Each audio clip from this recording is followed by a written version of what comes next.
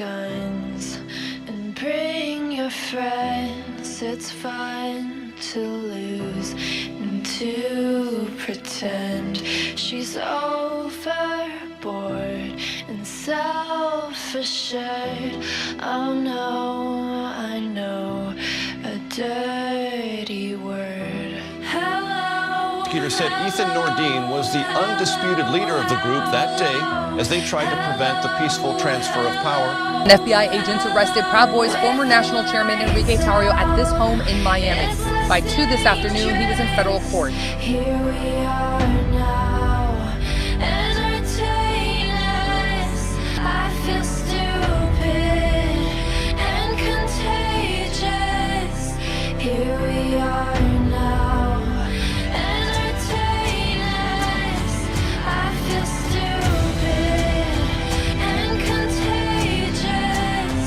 Here we are now, entertain us.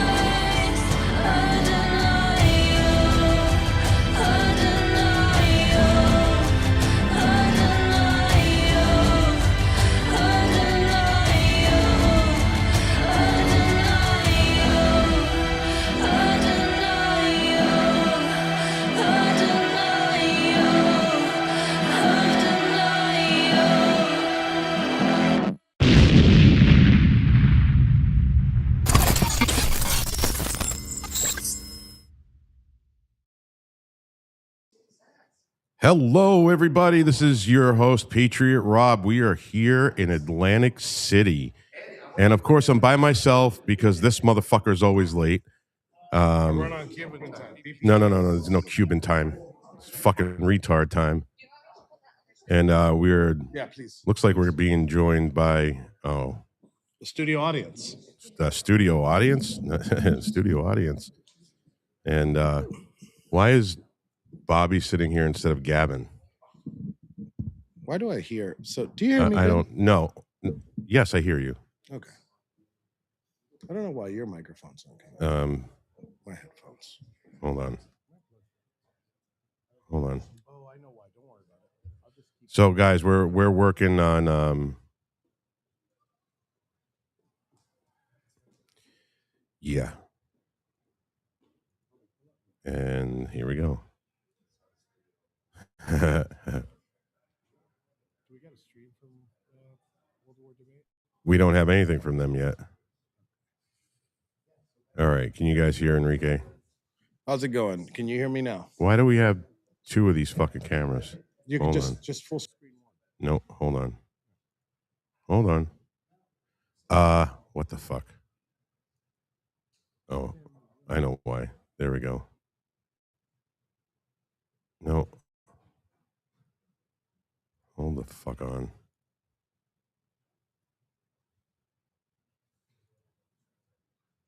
You know, we had this shit fucking. Yes, I own a suit. Of course I do. Are they probably talking about me? No, it said, Rob, do you own a suit? Has hell frozen over? Yeah, I think so. I think it did. What's Is that the back of the... my dick is pointing at the ground.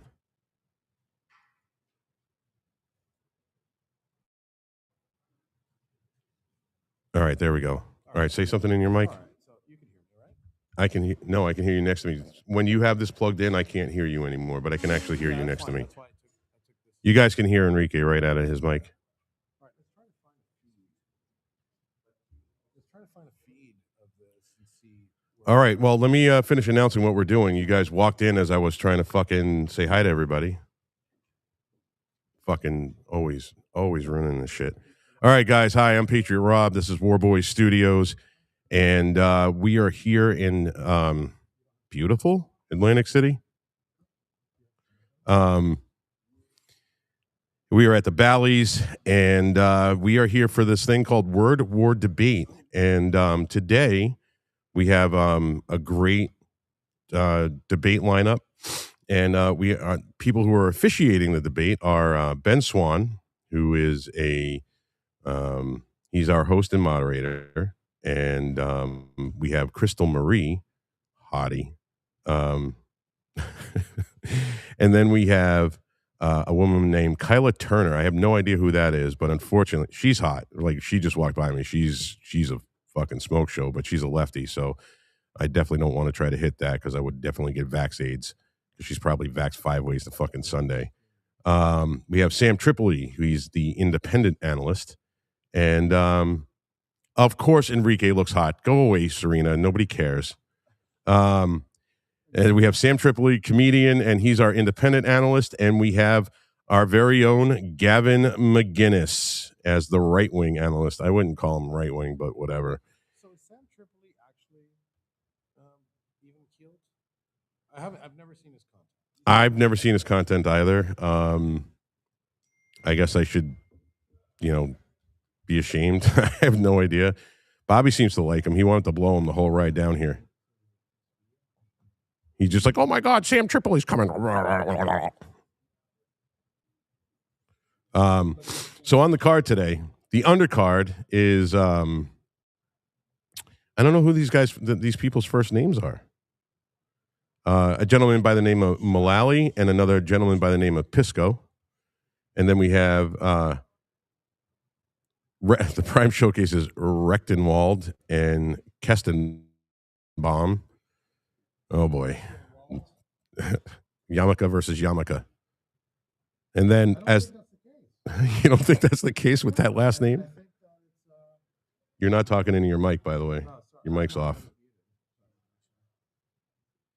I don't think that's the case. I think, if I'm not mistaken, their debate is about either foreign policy or Who, Rechtenwald and Kestenbaum? or what they're talking about is what's birthright citizenship. Oh, The ability okay. to, one's voting and saying that yes, birthright citizenship is a thing, but coincidentally, the right winger is like against it, which isn't a surprise. I don't. And then the main event is Anna Kasparian. You can't hear Enrique? It was working. Yeah, it was working a minute ago. Hey, listen, this is a no mic for Enrique. All right, hold on.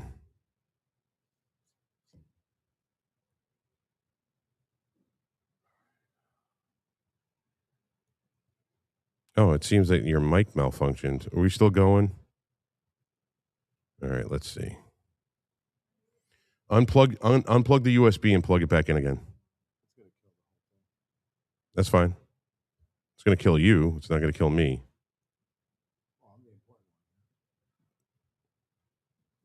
So you think? I'm the better dressed. I hope people could hear that. What are you fucking on crack? Yeah, according to a 25-year-old girl. Alexander, my tie is Alexander McQueen. All right. It's a little. Oh shit! Here comes Patty, and then so the main event. Let me get through this, and then we can try to find a stream. The main event is Anna Kasparian and Pearly Things, H. Pearl Davis, and they're going to be debating feminism. And Pearl likes to call out supposed trad women that don't act like trad women, that act like whores and thoughts, and run through the Republican Party with their snatches like it's going out of style, like they got a fucking job. And she likes fucking calling them out. And I can't wait to hear this. All right, how's my audio? Can somebody in the comments Go down into the mic real quick. No, I'm not disconnected. I'm using this to watch. Talk into the mic. I can talk into the mic. But Okay, it's not recognizing the mic. Hold on. Yeah, because I disconnected. When you disconnect it, you got to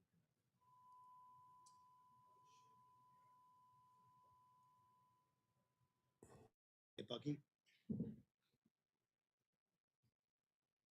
We're Say something. testing 1 2 1 2 1 2 1 2. Check. Now it's coming through mine. All right, hold on. Yeah.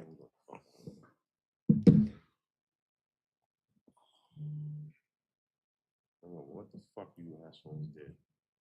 Oh well, we did. Yeah, absolutely. All right. Yeah, Didn't, dude. This was perfectly fine. I'm the fucking customer service for EV Mux here in the studio. That's like my main job. I don't even get on camera enough. All right, hold on.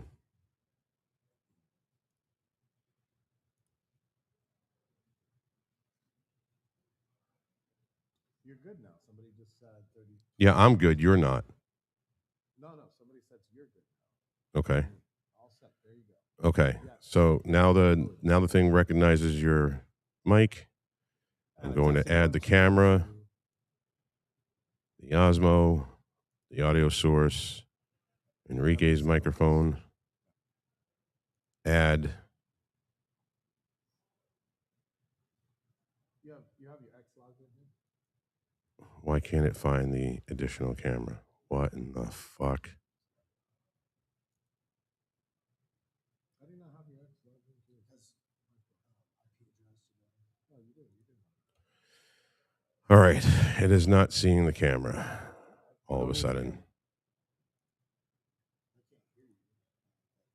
Yeah, we're not going to be able to hear each other. Okay. All right, hold on. My mic is on the second. Okay. That's why I have.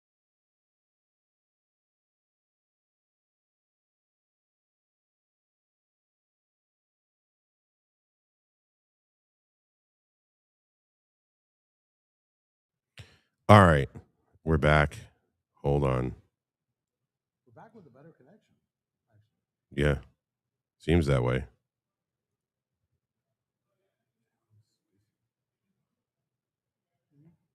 Good. Do you have your camera plugged in yet? No, negative. I'm not even worried about it. We couldn't access the additional camera. Ugh. All right. Listen, you're going to have to, dude, you're going to have to plug your camera in or we're going to go dark for a minute. Yeah, but then we don't have audio. Just go dark. Go. Do it. Just tell everybody, give them a second. All right, guys, give me a second to come back. We're going to go dark and then we're going to try to find, we weren't having issues before we left. We should have never left and came back. All right, I'll be back.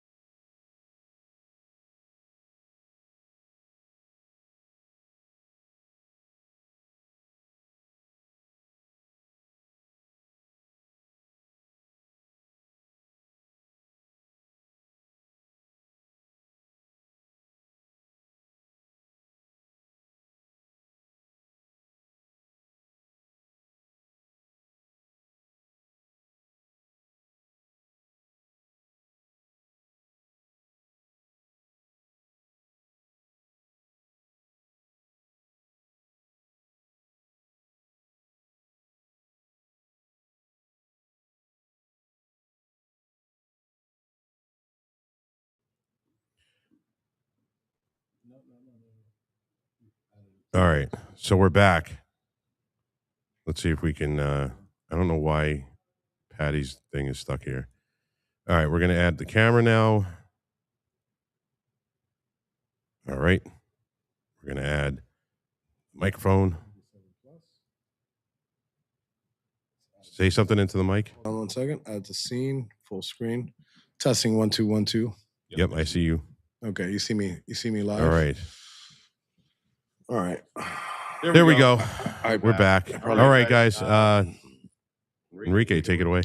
So I guess I'll start from the top. We're here at this event. It's called Word War Debate. It's a fucking tongue twister, but it's a really good. It's a really cool cause. What we have is on our maid card, we have Pearl. As some of you may know, she goes ahead and demolishes women that say that they're trad wives, and I think. For me, and after this, I think we should say what our favorites are.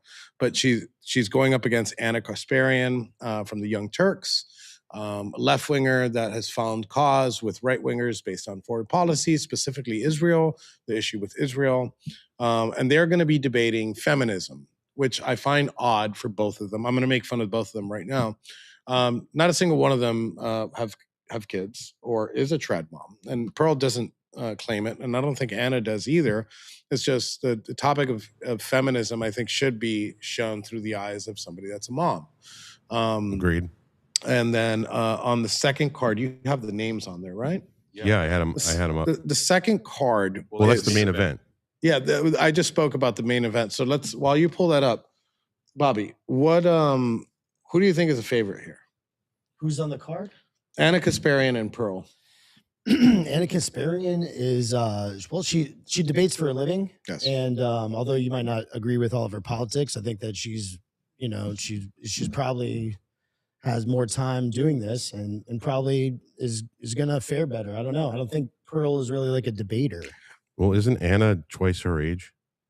Okay. Possibly. Yeah, that's true. But That's you true, also too. That's see, true. I think you're That going to actually get, matters. I think you're going to get a Nick Fuentes versus Pierce Morgan effect on that one. I think Pearl's just going to fucking mop the floor with her. No, you're wrong. Yeah. I think when we're talking about facts, I think Anna will bring the facts, but debates aren't always about facts. Well, we're in Atlantic City, so we could always bet on this.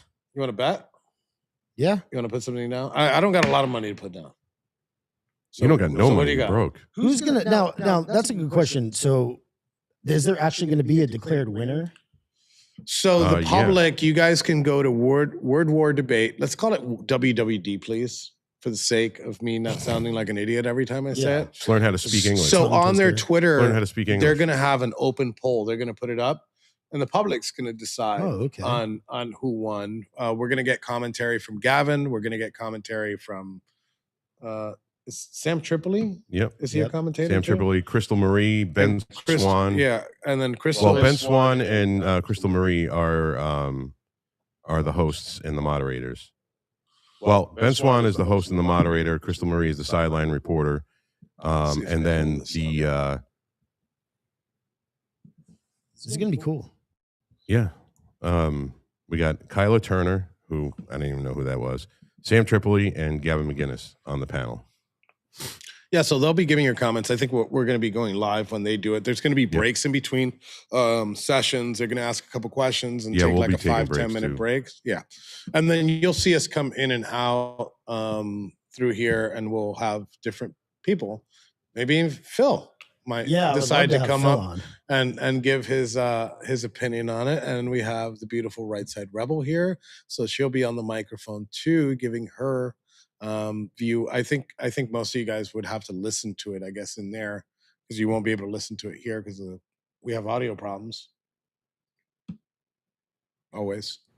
So I think we'll be coming in and out, but I think we're going to cover the entire debate, and we'll be multi-streaming it. And I think at that time we can take our breaks. And we're going to test something here where I'm going to go into the crowd on those First breaks, time and I'm going to go live. We're testing something. Yeah, we're gonna test don't get something it live. twisted. This is the first time we've ever done this, and we're doing it while we're live. We're gonna Bill O'Reilly this bitch, and we're gonna I'm gonna Fuck go it, over there. let's I'm do gonna it get live. the handheld, and we're gonna ask the opinion of the people that are here at the event on what they think who they think won and their opinions on some of the topics that were discussed. You got a handheld Well, we're mic? being told that the Yeah, I got a video hand- quality isn't good. It's blurry. Yeah, it is blurry, and I can see it here. But look, I can't see it.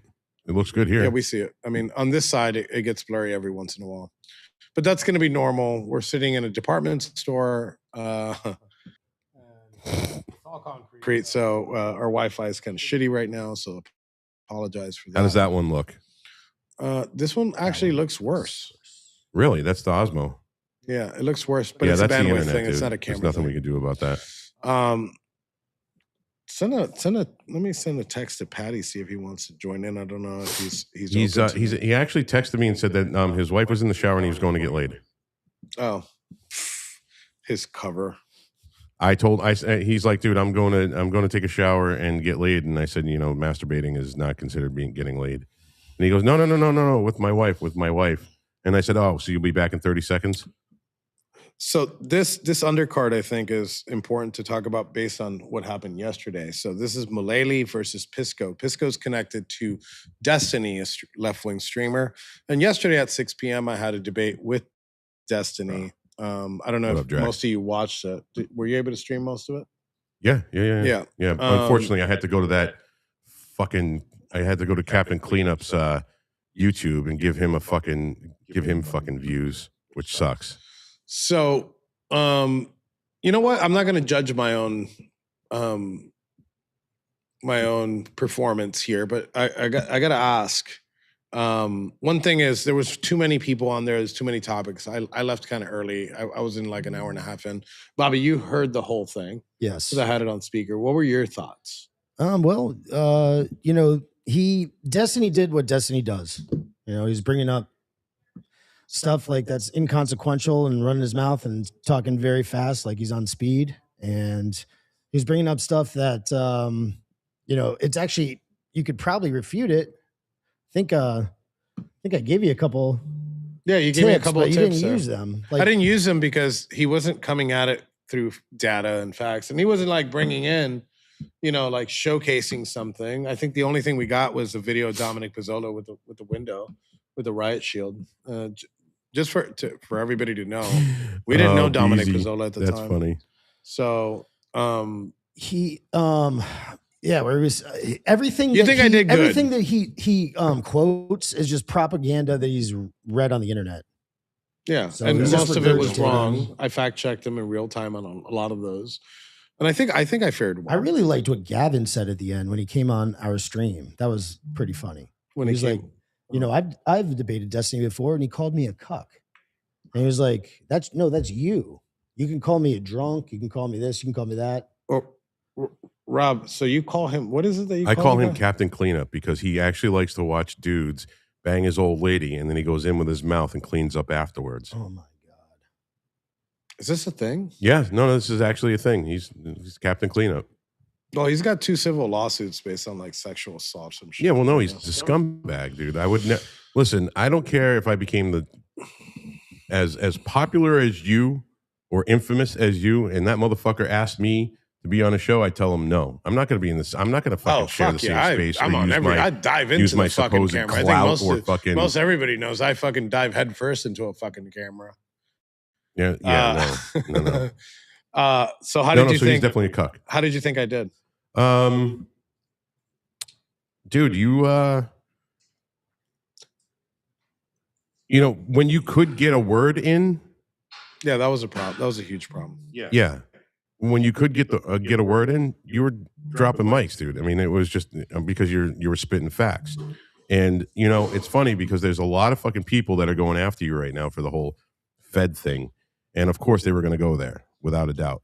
And I think I killed that one off. Pretty you fucking dude, you did. You absolutely did. And that's where I was going with that. You absolutely fucking, and they were like, they were literally silent for a minute. It was like the first time in the whole entire show that Destiny was fucking silent. And because you were like, you're goddamn right I did. Yeah. I put fucking 30-something motherfuckers in prison for fucking child trafficking, and I do it again. Go fuck yourself. What do you got to say now? Yeah, that's it. You just take That was that a mic power drop, away dude. from him, and that's it. Like I've never sat there and like denied it. Yeah, and then where he got you to like kind of be affirmative, like, oh yeah, I mean, I do believe that the election was stolen. Yeah. So that's where I found the debate all fucked up. Like we both know where each other sits as far as the debate he sits on between dildos. whether whether the election was No, stolen or legitimately, not. Like it's not that's even already corrupt. it's old, it's boring. I say the election stolen. You say it's not. We ask each other for evidence. We argue. It's all bullshit. I don't care. Like that. Nobody gives a fuck about that. I think that portion of the debate, nobody really cared about it because everybody's already picked a side, right? Mhm. I think it comes through with the substance of what happened on that day. And then, well, he brought up I guess your parlor message Yeah. that you had said, and so to basically show that you were happy for what was happening. Yes, and I've never said I wasn't happy with what But the happened. whole thing was it planned? That's what I wanted to get into. I wanted to get into if this whole thing was planned. Oh, Jesus Christ. Are you putting that up on the screen? Oh, I am absolutely putting this Look up at this on guy. the This is the screen. guy who I debated This, yesterday. ladies and gentlemen, is Captain Cleanup. Da, da, da, da. He looks like Look he's at this cleans up. bird-chested motherfucker with his fucking pepperoni nipples and no fucking hair. Oh, I thought He we looks had- like a fucking hairless cat that got fucking raped by a hairless chicken. Who did he send that to? And No, he put this on his ex. He was trying to flex. he put that. Yes, dude, he put that This himself. isn't AI. No, this is not. Dude, But he I didn't grabbed take- You know that what he screen. needs to do? Listen, I grabbed that screen capture a year ago because I was going to put a fucking dildo in his mouth. So let me. He needs to use the same So he AI. didn't. Even if he posted this, check this out. Even if he posted this wasn't. He didn't take this picture to put it on Twitter. He took this picture to send like a chick, Exactly. right? Yeah. It was on Twitter. No, I get that it's on Twitter, but one doesn't take a picture like that to put on Twitter. No. What you do is like, oh, that was in his camera roll. He had sent that to like some chick, Look, right? Yeah. And that like, is what- the very epitome of specimen of man right there. Hey- Look at that, ladies and gentlemen. Hey, this guy. You women, your fucking panties are dropping right now. You guys are sliding all over the fucking floor, aren't you? Well, to his credit, he did bang Lauren Southern, What? right? I mean that's like a. I mean, it's not it's not climbing this high mountain, right? It's not this giant feat. But I think that what we have here is an actual picture that he sent to like some fucking chick. Yeah, and try to get actually, laid. that he sent that picture to a fucking underage girl.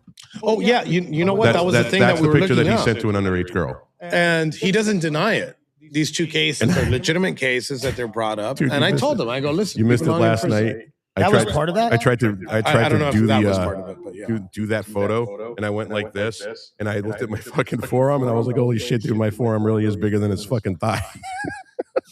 What he needs to do is run that through the AI program that Gavin used the other night. Oh my god! Yeah, at least do that, and then maybe some chick will want to hang. But All right, everybody, all right. Well, one last time. let's see what this tree says. This again. All jokes aside, he sent this picture to an underage girl, knowing that she was an underage girl, and the text messages are out there. He is legitimate fucking scum. I would never, camera or not, clout or not, fucking raising my profile or not, I would never in a million years ever entertain this fucking goddamn scumbag. You know what? I don't often say this, but this is somebody who needs to be choked to fucking death. This is Rumble. You go after fucking children, you deserve the fucking wood chipper. Period.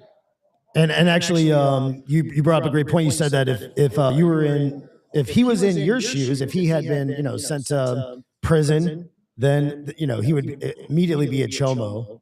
Yeah. Oh yeah, no, he would have enjoyed it though.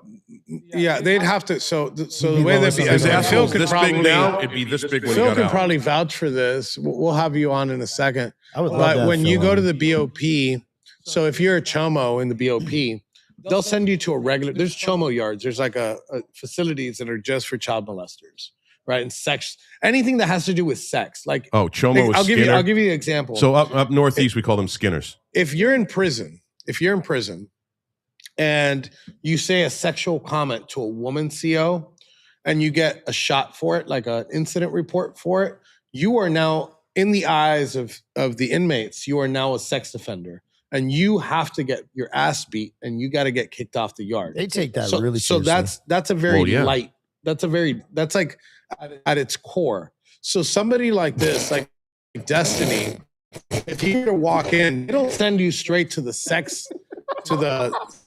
offenders, where the sex offenders go. What? I can't see anything. Oh wait, here it's loading. I'm watching you. You're right in front of me. You're making comments here. Oh shit. That's So good. That's good. let me tell you how this works. They're going to send Destiny if he gets caught for these are civil cases, by the way. I want to be clear, but these are criminal things that he's doing. If he goes to prison for this, they're not sending him straight to the sex offender yard. They're going to send him to the regular yard to get his licks in, right? And most of the time, you get sent to the hospital. It isn't like a small ass beat. This isn't like the dude giving you a second degree really hard. No, they'll try to stab you. They will beat the shit out of you, and they will airlift you out of that fucking place, which happens all the time. Whoa. Those airlifts, they'll put you the COs will put you in orange shoes. When you walk out of R&D, when you're going to your unit, they'll put you in orange shoes on purpose, right? So the inmates are looking through the window. They're like, "Oh, who's this new guy? Oh, he's got orange shoes on." Wow. And like everybody wants a piece of it, right? Because it's like whoever gets to him first Gets all his shit. not only gets his shit, but gets to beat his ass. But also, as Phil told me, they basically, that's their chance to get a new mat, right? Yes. Yep. Yeah.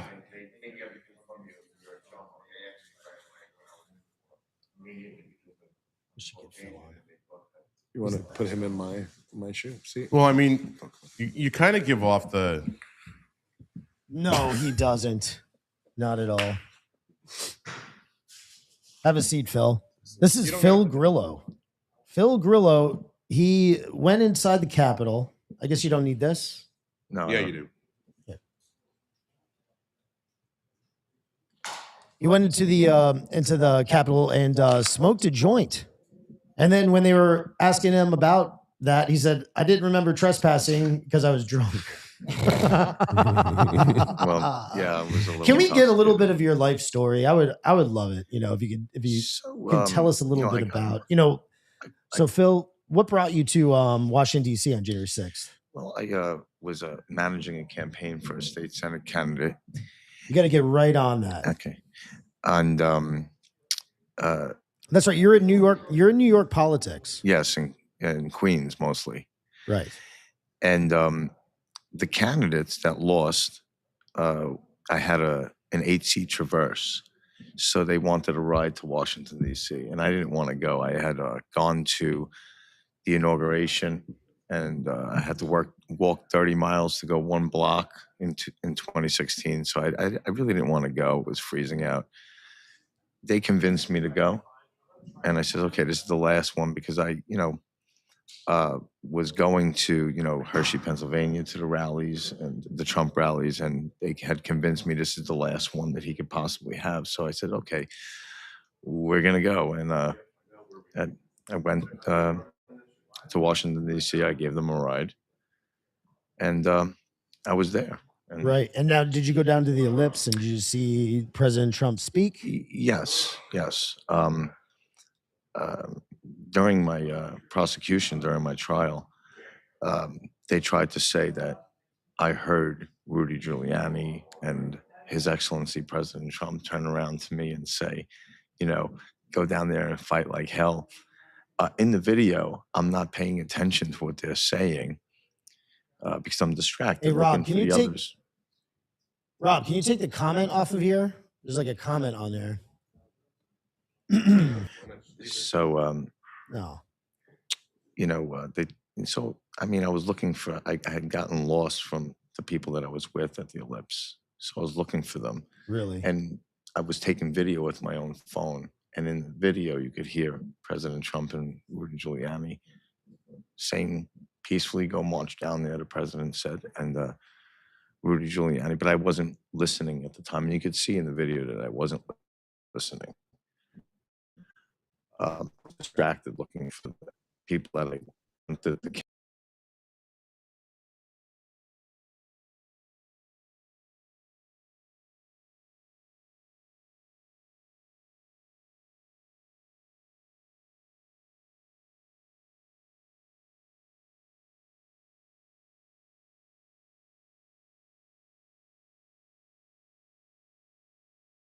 we didn't have any reservation. I thought it was going to be. So now I don't see anything on here. Is that still good? Is our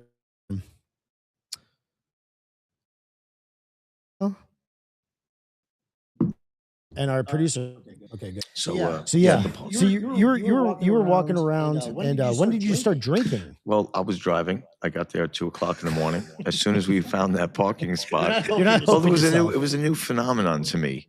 These seltzers, Okay. Okay. like White Claws or whatever. I Right. never drank those before, but Right. on the campaign, it seemed that everyone was drinking these. The candidate had liked them, so they brought about 3 cases of these things and left them in my car. And as soon as we stopped, I had one, and then one turned into. I think I had there was by the time 11 o'clock came around, I was still drinking them from 2 in the morning to 11 o'clock in the morning, and I was, having a good time. The parking lot turned into a party with people from all over the country, patriots from all over the country with their Trump flags, and we had a party. It was And that's great. really what it was, wasn't it? It really was. It really was a celebration of everyone being together so that we could go ahead and protest. Nobody was going there. I mean, nobody's going there to stop anything. Oh, absolutely not. That's a conspiracy theory by the left. That was, Absolutely. what People, because I was there as well, and what I thought of it was, hey, this was a great president. We all loved him. He's about to, get kicked out of office for something that they stole the election from him. And this is one more time to go to hear him speak, to give him support, and to party. Yeah, That's what I thought. and going down there, I was truly heartbroken that this was going on, and I was convinced that And I can't hear your audio level, so I don't I know was. how loud Can, you are. can you hear me now? I don't know. I have this actually. We don't even probably need, but I was convinced that Vice President Pence would at least send it back to the states that were in question for review and not just certify those states. I always thought that was it sounded like so far fetched to me, even though it's happened before. I think like in 1876 or something like that, they did it before. Well, the main theory in my head was, if you believe that President Biden got more African American votes than President Obama, I have a bridge to sell you in New York City. Yeah. That sounds So I mean, insane. and when I say that to people, they kind of, they kind of, stop in their tracks when they're talking about the election. Right. So all right, so you're drinking these seltzers. I'm drinking the seltzers, and I was, I mean, we were. At some point, you get up to the you hear We you hear were- Trump speak. Everybody came back. The people that I stayed with, they stayed in the hotel. I stayed out in the car the whole entire time. I had the music blasting. I was interacting with everybody from the whole country. Oh, so you were just like in the parking lot. In the parking lot across the street from the Renaissance Hotel, and Oh wow. so on the way, so at 11 o'clock in the morning, I said to them, go, I'm staying here, like, oh, we came all this way and this, that, you got to come with us. And I dragged my intoxicated self. I just, I put on my Knights of Columbus jacket. I'm in the Knights of Columbus of 4th degree. I am I'm as very well. proud of that. And for the reason why I wore is because they canceled the life march Mhm. because of COVID.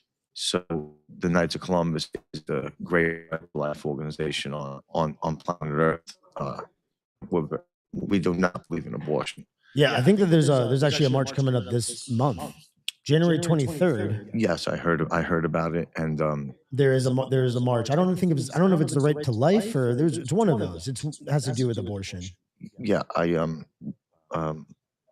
it was nice to see that President Trump had showed up to one of these events. It was really great to see during his first term. Oh, he did. I didn't even- I believe he did. Yes, I think he did. Yes. Oh, was it Mike Pence and him? That makes sense. Pence would make sense. I believe so. And so from that point, we had I had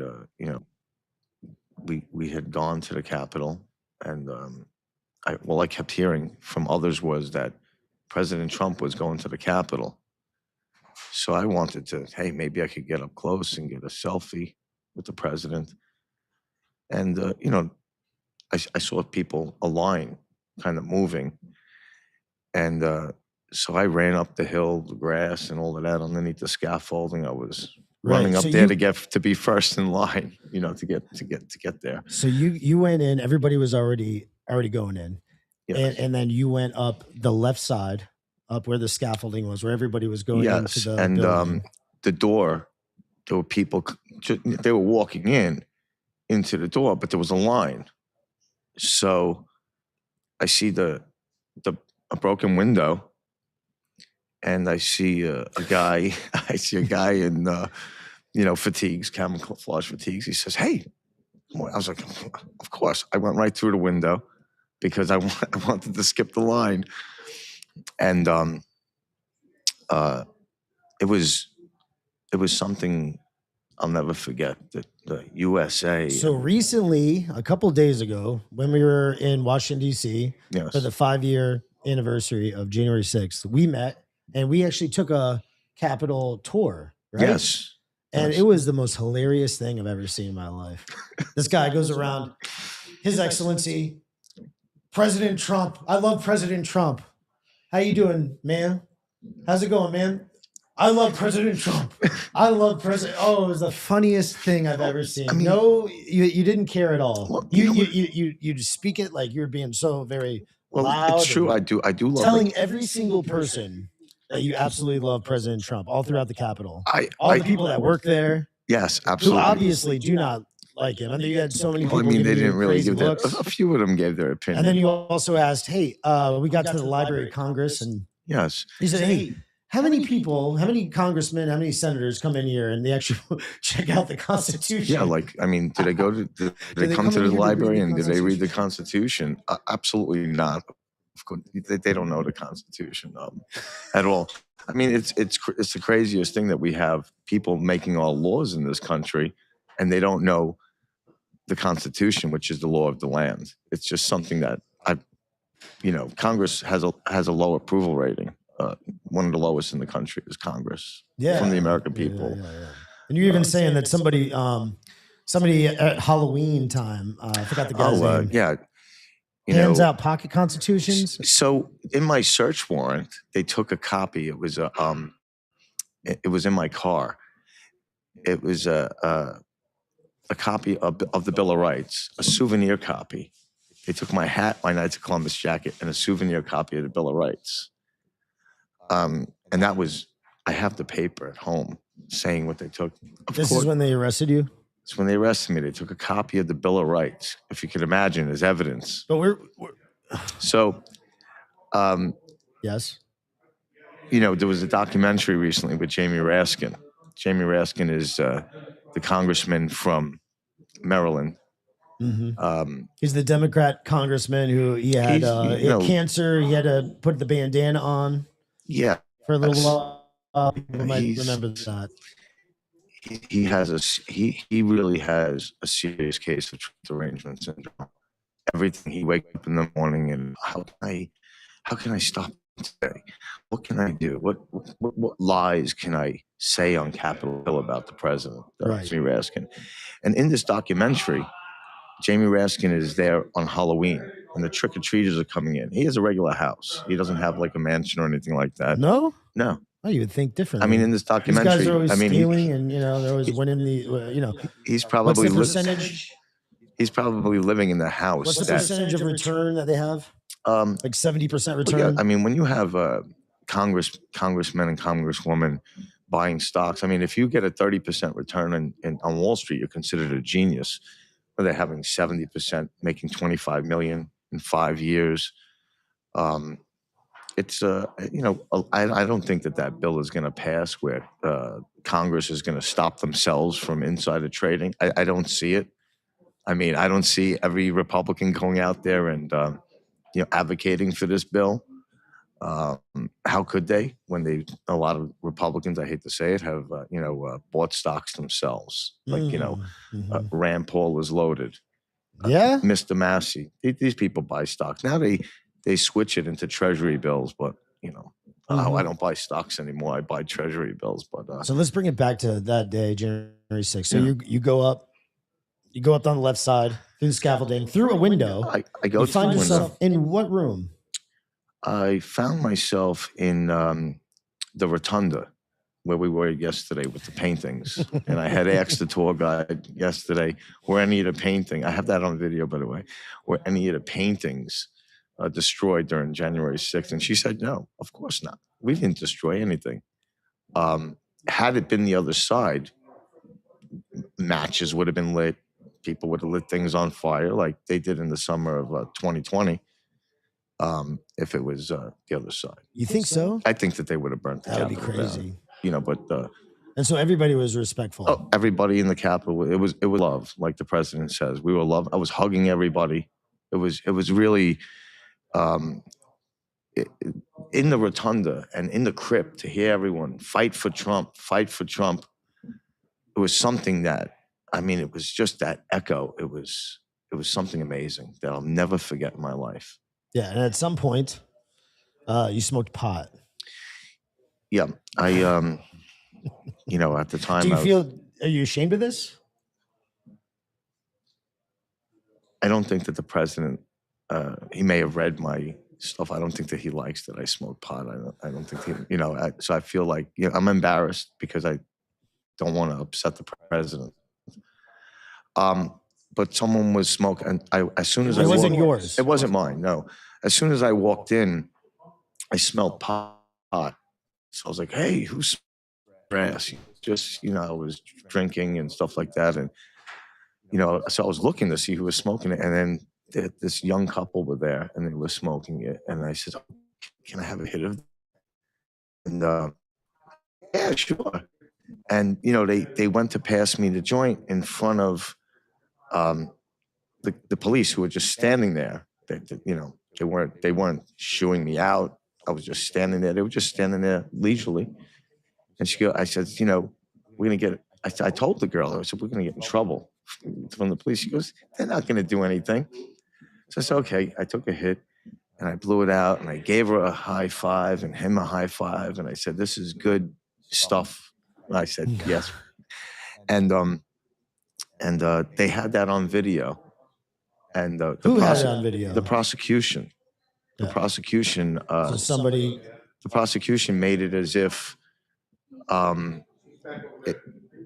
it was the worst thing that possibly could have happened is that I smoked marijuana inside the Capitol. Although smoking marijuana is legal in Washington D.C., it's not legal to smoke In the government buildings. right, and they made a big deal about it. And so my defense was, hey, this is what Mr. Grillo was doing. He was smoking pot in the Capitol. He wasn't trying to obstruct the official proceeding, which I got found guilty of. And at trial, I thought that because most of the jury, in my opinion, looked as if that they partook in smoking marijuana, that this was a good thing for my defense. It turns out that it wasn't. Well, you don't know if that was Well, no, I what don't actually know. did it. No, the jury in Washington D.C. was rigged. All I wanted was fairness. How about your attorney? My attorneys were Your great. attorney was They were good? great. They were public defenders from Brooklyn, and they came with me to Washington D.C. and they stayed with me. You sure they were on the up and up? Because I got the suspicion when I was dealing with Enrique and stuff like that that some of these guys didn't really have They you know, your were back's fully. Bernie Sanders type supporters. They weren't Hillary Clinton supporters, and they said not. Their job. They told me right away, "Hey, our job is to keep you out of prison." They really did a good job. There was no evidence of me obstructing an official proceeding that I was found guilty of, and by a jury. So during the jury picking the jury, all of the potential jurors are in the courtroom. We had potential jurors that were not on the jury going in and saying that I was a traitor and that I was a terrorist and we're all guilty and that we should all die in front of other people who were actually on my jury. And I thought that that was not fair at all. I didn't think that that was fair at all because I felt as if the jury pool became tainted.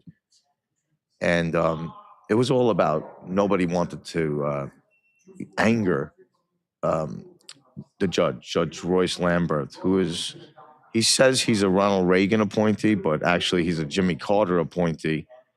And while Ronald Reagan was President Reagan was president-elect, he had Wow, he's been in there a long time. he's the longest serving. He actually fell asleep Real quick, while I was Bobby, on the can stand. I interject real quick? Yes, guys, I just need to make an announcement. The debates start at 4:00. The doors were open at 2:00. We are we're running what we normally do is our news brief beforehand, and we're obviously getting interviews. It's great to talk to Phil. It's great to hear a perspective from somebody else about J6 other than Enrique's. Yes, So, absolutely. And I think that Phil has a really interesting, compelling story. He really does. Enrique was talking about the Chomo stuff and everything like that. Once we get into when you actually get arrested, you do have like a very, like, what I noticed when we were hanging out this weekend, you formed a bond with all these guys, all these J6 guys. They are some of the greatest Americans you're ever going to meet. Everybody. I mean, people are speaking. They have like a country accent and stuff. They don't seem to be in the same scope as you are. They don't seem like people that you would actually vibe with on the regular. I don't care where you are from in the United States. But you love America. I love you. Yeah. I mean, you're a patriot and you love America. And you support these guys. I support Like them. you I were love getting them. money right out of your pocket. I know. I was. And I know you probably don't. You're probably humble. You don't want me to tell this, but this guy was giving money right out of his pocket to these guys. These guys come with no money. They don't have no way to get there, and Phil was supporting them. Well, when we got out of prison, I was very fortunate, and I landed a good job for a restoration company, and I didn't have, nobody Googled my name, and it was because I was a J6er that I got the job in the first place. Oh, really? Yes. The guy who hired me loved it, and He did. yes, he hired me for it, and I got lucky. But a lot of J6ers got out of prison and went home to nothing, and they still don't have anything. And then when they go to get a job, the employer does a Google search and says, "Oh my God, you were January 6th," and we're That's not going happened to a lot of guys. we're not like gonna hire Joe you, so- Biggs and stuff, and it's happened to a lot of people. But I never had any pushback when it came to that. I really never met people that didn't like me because of that. I mean, I think that a lot of people don't really assume that you were there. Well, They probably assume that you weren't even there. They would never even think it. Well, I mean, people would Google, but a lot of my brother and sister J6ers are really having a hard time. We're having a hard time mentally. We're having a hard time financially and spiritually.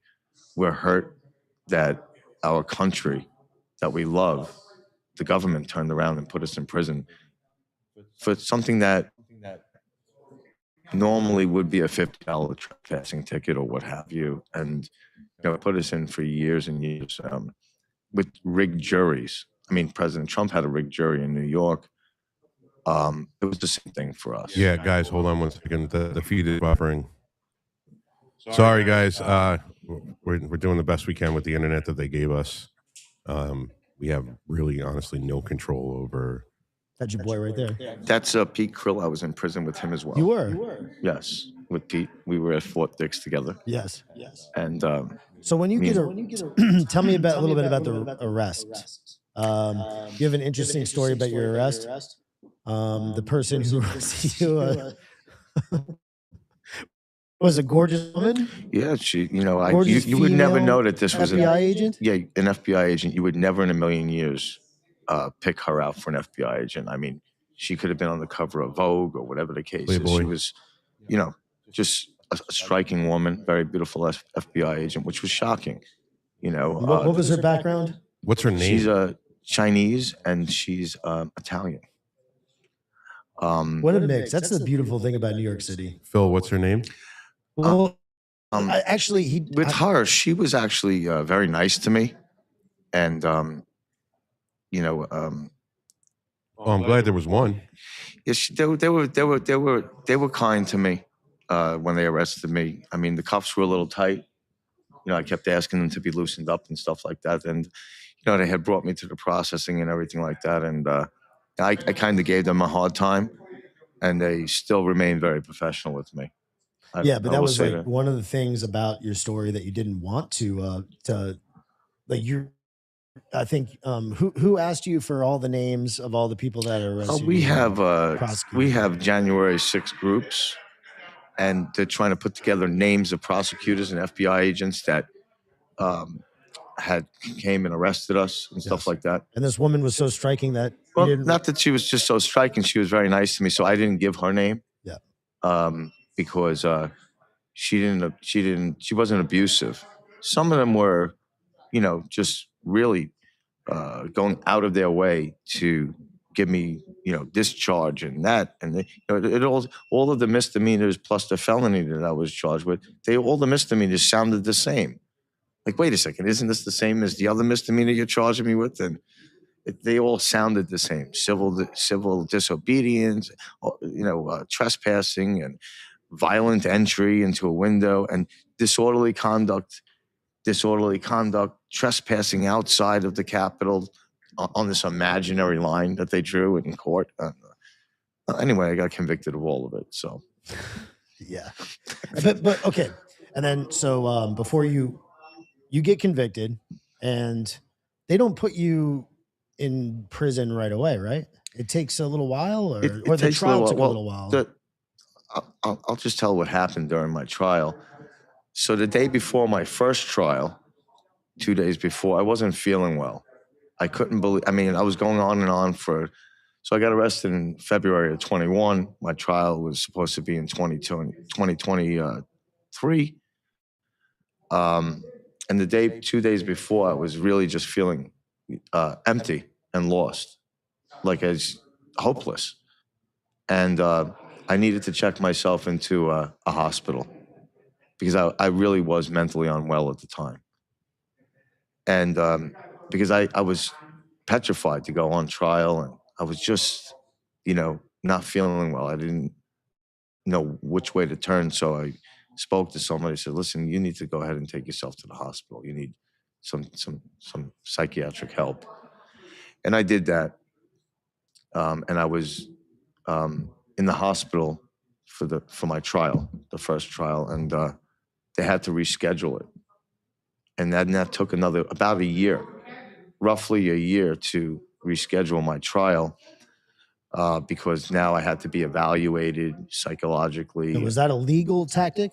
No, it wasn't. It just turned out that it did turn into a delay in the trial and in sentencing, and that. So now we're fast forward. We're in 2024, and my trial is in 2023, and my trial is there. I get convicted of everything: the 1512, the obstruction of an official proceeding, and all of the misdemeanors that they charged me with. And my trial lasted 9 days, and the day that my trial ended was the day that it's called Fisher versus the United States. He took the case of the 1512, the obstruction of an official proceeding. He took that to the Supreme Court, and the Supreme Court took it. They were going to hear it that day. And I showed it to my lawyer. And he said, wow, what's going on? I had just got convicted of it that day. And that was the same day it hit the, and You had just gotten convicted of this. yes, and that was And this is the day that goes to the Supreme Court. well, the Supreme Court agreed to hear it, to make a decision on it, whether we should have been, whether we were overcharged, if this was the charge for us, because it was meant for executives in Enron who were destroying paperwork and stuff like that to obstruct a proceeding that was used against them. Right. So they tried to use that with me, using the word otherwise obstructing. They said that I opened the door from the inside. I went inside the Capitol 5 different times, in and out 5 different times, and I wanted to get out. So I was pushed into the door. I didn't open the door, but they made it look like I opened the door, and everybody came in. And then I stayed in for a while, and we were partying and fight for Trump, and Wait a second. You went into the window. yes, I went And into then the opened the window. door? I went out, went into another entrance, went into, because it was getting hot. I had my thermals on. I had all sorts of hats, and so I would go outside. Yeah. So, to warm up. Right. And then so you get convicted of that, and then that's going to the Supreme Court, right? Yes, that's going to the Supreme Court. So my lawyers had made a motion to delay sentencing until after the Supreme Court decision, because I was just convicted. I mean, because they were talking about 12 years in prison because of the obstruction of an official Well, proceeding. that would make me have a mental breakdown. Yeah, too. I was. No, well, actually, I knew back then His Excellency President Trump wasn't even on the ballot in the running for the Republican primary yet. He didn't announce that he was running for re-election. I knew he was coming back. I said, everything's going to be fine.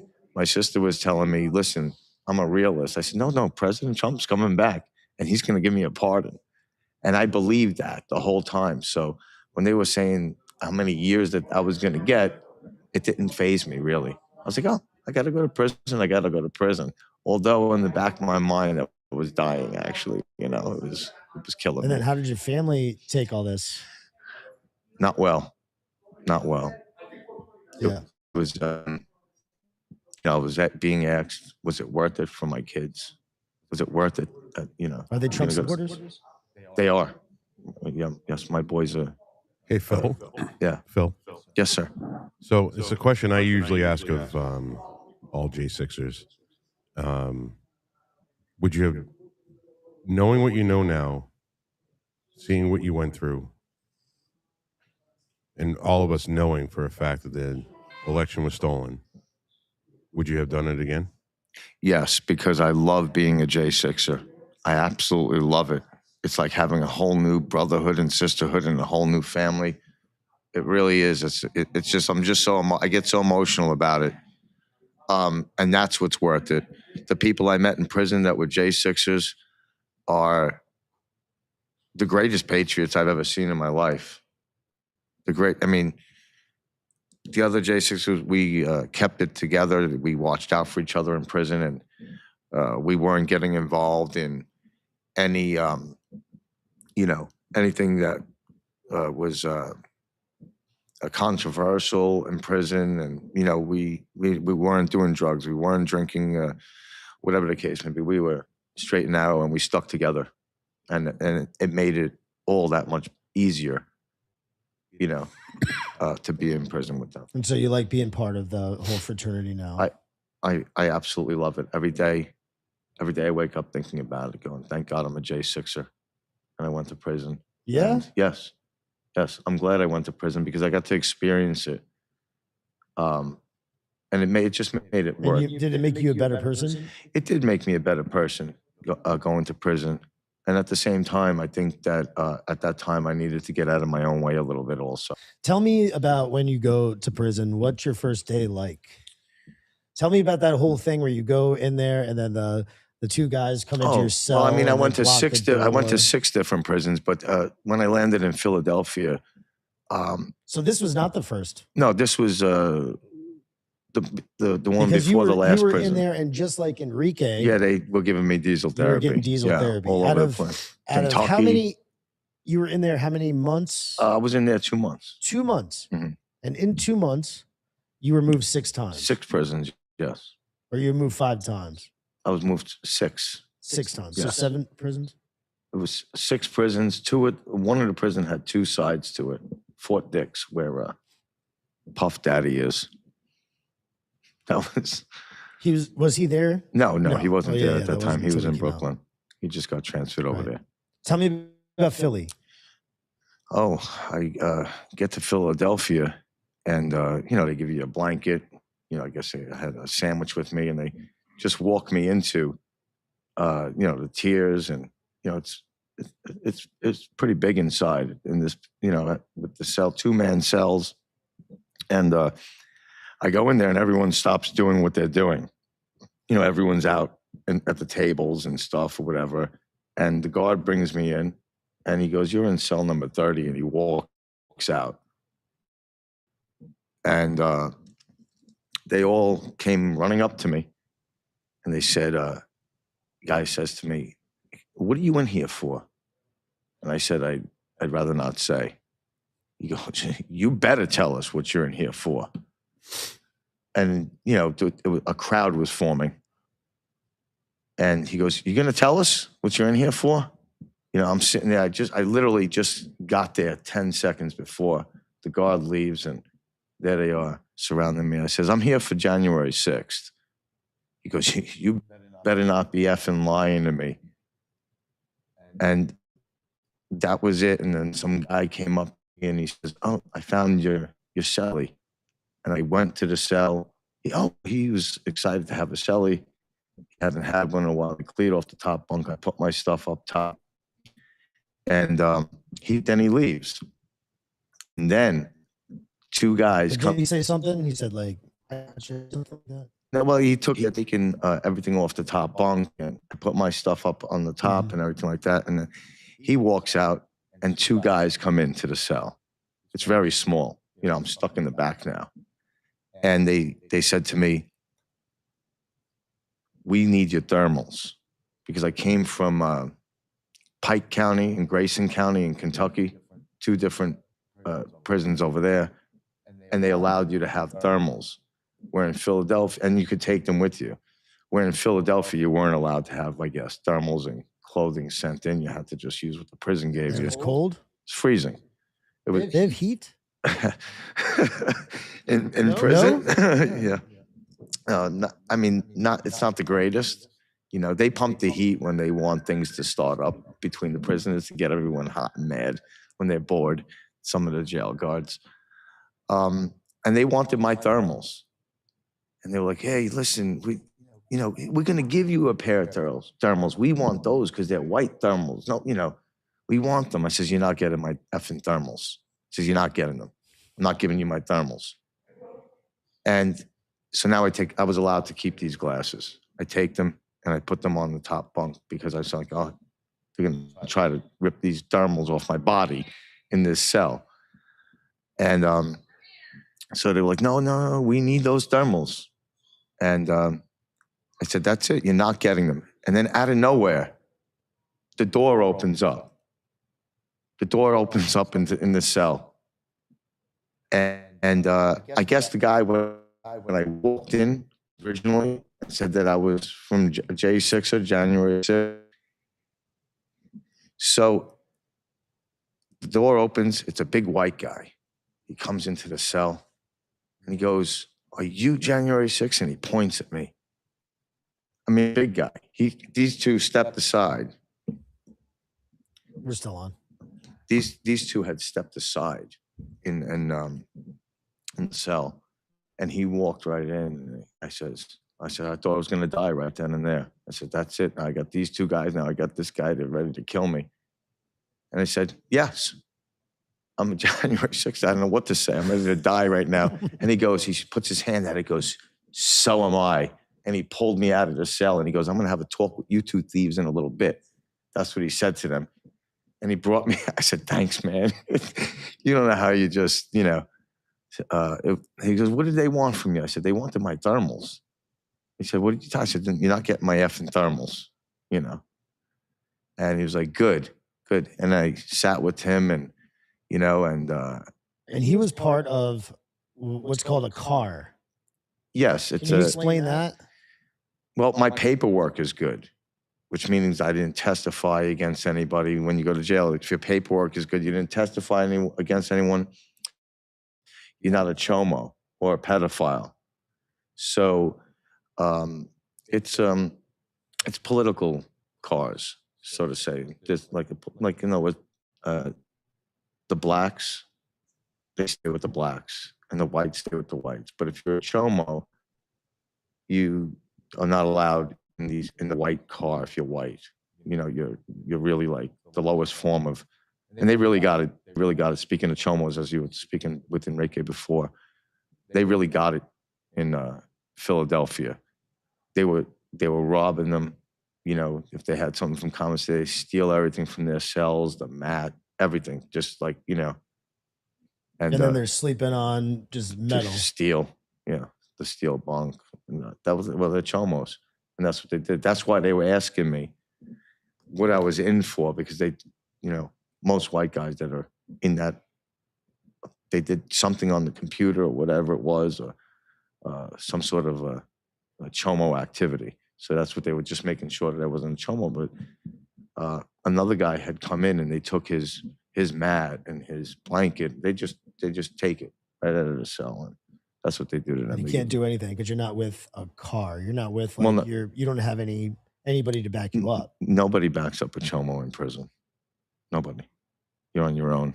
Yeah. I don't even know why that's horrible. Those guys, they might as well, it'd be better to be killed. I mean, you're treated horribly, right? Yes, they are treated horribly. Yeah. They certainly are. Well, it's definitely a great story. I know you have a lot more to talk about. It's where's Enrique and Rob at? We do gotta. Oh, he's taking in. Can't even see what's over there. Rob's supposed to be doing the producing. But Phil, thank you for you. So you brought me down here. We drove down here to, now we're in Atlantic City. So we were in Washington D.C. at first, and then now we took a trip on the way back up the Eastern Seaboard. You know, you live in Queens and I'm in Connecticut, and I hitched a ride with you. Thank you, sir, Absolutely. for giving me that ride. Appreciate it. And now we find ourselves here for this word war debate. It's the first of its kind. This is the first filming. They're gonna film the first episode. I guess they have a lot. It's basically like UFC. You know, it's kind of like the UFC. They have different fight cards and different debates that are going to happen. It's a pretty interesting concept, you know. And so we're in this like abandoned mall. One of my buddies is here, Buns. He lives close. He said he was here not too long ago, and it was still going. They still had everybody. They had still the stores here and everything like that. I wonder if Buns would jump on. You think he'd grab Buns? Maybe Buns will jump on. Yeah, look at all kinds of people walking by. Beautiful people, crazy looking people. No? Do you want to? Okay. Jump on there. You done? I'll talk to you soon. Thank you so Thank much. you very much. Thank you. Thank you, Phil. Appreciate you. Come on. Come on through, Buns. Yeah. I don't think you really would need that, but can you make sure that you talk into there, talk into the mic, like get your face close What we to talk it. about? Huh? I'm gonna ask you a question right now. Okay, go ahead. Because you were telling me you probably can't even hear me, right? I hear you. Oh, you do? Oh, okay. So where are we right now? We're in this like abandoned mall. So when I was young, this mall was full. And And speaking of the the mic, third floor was a McDonald's. The last time I was here, every store was full. I walk through here now and I'm like, there's nothing here. It's basically an abandoned Ocean One Mall. Yeah. And so, but this had a lot of life to it at one point, right? The most life in Atlantic City at that time. Yeah. And Atlantic City, it's like almost like a ghost town too, kind of, right? Well, Or during is it this time of always- year, in the wintertime, yes, it's more ghosts.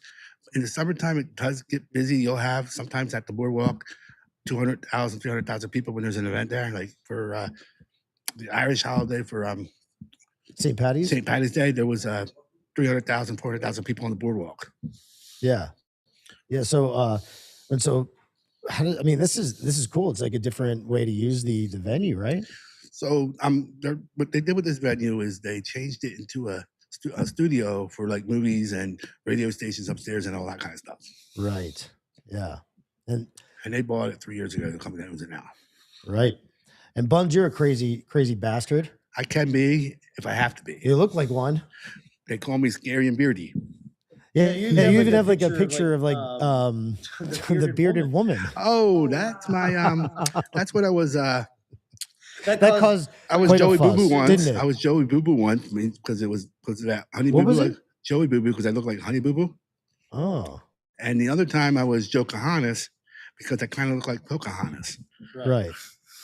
And that got you in a lot of trouble, right? When you were trying to be part of some kind of fraternal organization when that I- emerged. I kind of showed it right away, and some people thought I was weird, but I was like, I did that for Halloween, dude. I even went to church like that. With at church, when I went to church that one weekend, there was 15,000 people there.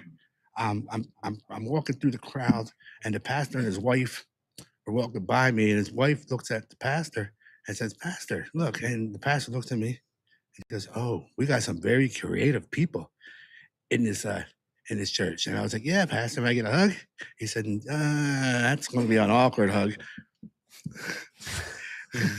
But saying that, I got about with the church members and all that stuff. I got about 150 pictures taken with me, and then the next year, some of the people that were one of the small groups I was in is like they weren't getting any pictures with the outfit they were wearing, so they said, "You can't do that again this year." Yeah. And Buns, we met down in Florida. Is that right? We actually met. First time me and you met was December 12th, 2020 Oh, really? in DC. That's right. And you weren't even a part of it. I was You weren't affiliated. I with was anything. that basically I was becoming like I was basically coming. I wasn't even vetting yet now. Yeah. Yeah. And then At first- so like so okay. You became like a fanboy kind of this Proud Boys. I mean, I drove DC that day with 3 Proud Boys. Right, but you Yeah. wanted to be a part of it. Yeah, I did Why? because well, why? Because I just wanted to be with like-minded people, and I wanted to be doing what I had to do to protect patriots and stuff like that. Right. And so it's so funny, man. And here's the You're- funny you're thing a about it hell- all. My first vetting meet was actually Joe Biden's inauguration day. So it had to be January 20th, 2020. So my first vetting meet will be 5 years on the 20th of this month, of this Yeah, because it kind of coincides with January 6th. well, January 6th, was I there that day? Yes, I was. What were you doing on December 12th? December 12th, I was just there with one of the guys. Yeah. And I was with the Patriot group in Florida doing Similar different- things? yeah, and doing different like rallies and stuff like that. And he's like, "You want to go to DC this day?" And then of course, when I saw the tweet like 2 days before that, where Trump said, "COVID's going to be wild," and I was like, "Yeah, why not? I'll drive with you." And I just was there and did what I had to do that day and protect the Patriots, even though I wasn't with the group yet to protect the Patriots yet. And then they brought you in. They brought me in, and they said, "You're one of the most loyal people that we've had," even though it's what just happens. And now I'm here. And you're like me, you're kind of like going back and forth between up north and Florida. So I grew up here in Jersey. I moved to Florida for 14 years. Became a Proud Boy in Enrique's actual zone, but not his chapter. And then 3 years later in 2023, I decided to move back to my family decided to move back to Jersey, and then I joined the local Proud Boys in this area. Right. And you guys got a lot of land. It's kind of similar lifestyle, right? It's like So in Loxahatchee, Florida, when I lived there, I had 1.57 acres, but basically they couldn't build behind me. They couldn't build to the left of me because of a canal. But the property I have now here, we have an acre, but then we have 80 acres of produce farmland behind us, so that will never be built on. So basically, yeah, it looks like we have 100 acres, but we only have 1 acre. But basically, yeah, we basically have the run of 100 acres. yeah, and South Jersey is pretty beautiful. Very beautiful, depending on where you're at. You have there's a lot of places that have a lot of land, and it kind of reminds me almost like Florida, minus the weather, minus getting cold. Well, yeah, I mean the But it coldness. doesn't get cold like up in Connecticut and New York. I It's mean, actually a they'll lot get more days. I mild. mean, the coldest it's been so far this year here is 13 degrees. It was, but yeah, I mean, Florida is basically coldest I seen Florida when I was there was 29 degrees, and I'm not going to say what happened that day. No, you can't. I mean, that was the first day I went to a nudist colony. It was 29 degrees. Oh my God, buns.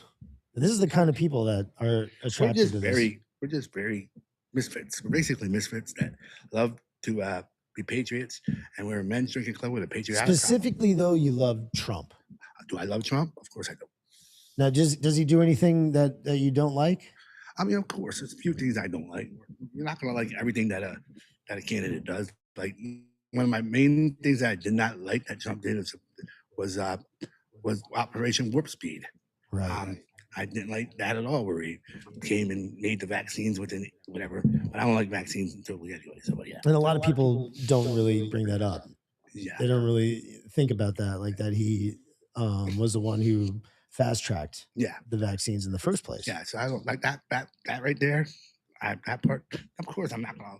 I mean, I like about 7 to 8, maybe 8 out of 10 things that he does.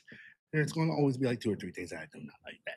And like if I went to the other side, I don't like anything they do. So Well, the last guy, Phil, if I had him on here, I know he calls Trump his excellency.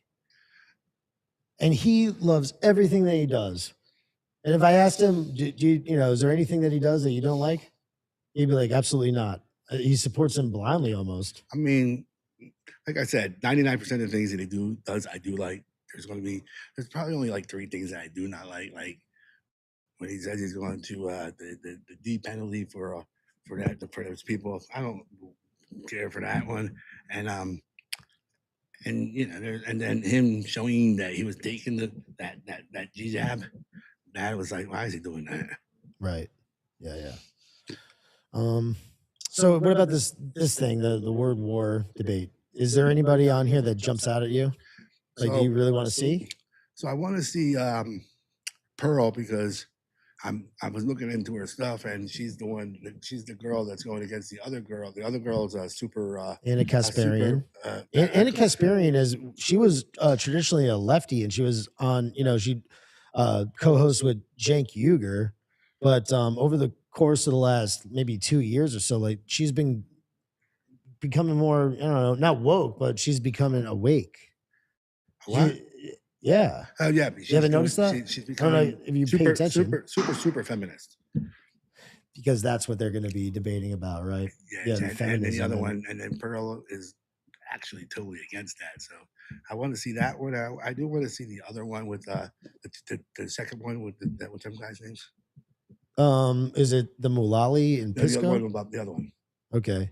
The Rechtenwald and Kastenbaum. Yeah, because you have the guy So that's going to be Israel. that's not that the one guy the one guy's going to be pro like basically Zionist, and the other one's going to be Right. anti. Kestenbaum spoke at the RNC, I think. And that's the one that's pro-Israel. Right. Well, you would, of course, Kestenbaum. Yeah. So, I mean, on that, And I've heard Rechtenwald speak on a podcast before, yeah. and I really liked what he had to say. I mean, you ever Yeah. seen him before? I've never really seen them before, but I did see the video they made for their word today, Oh yeah.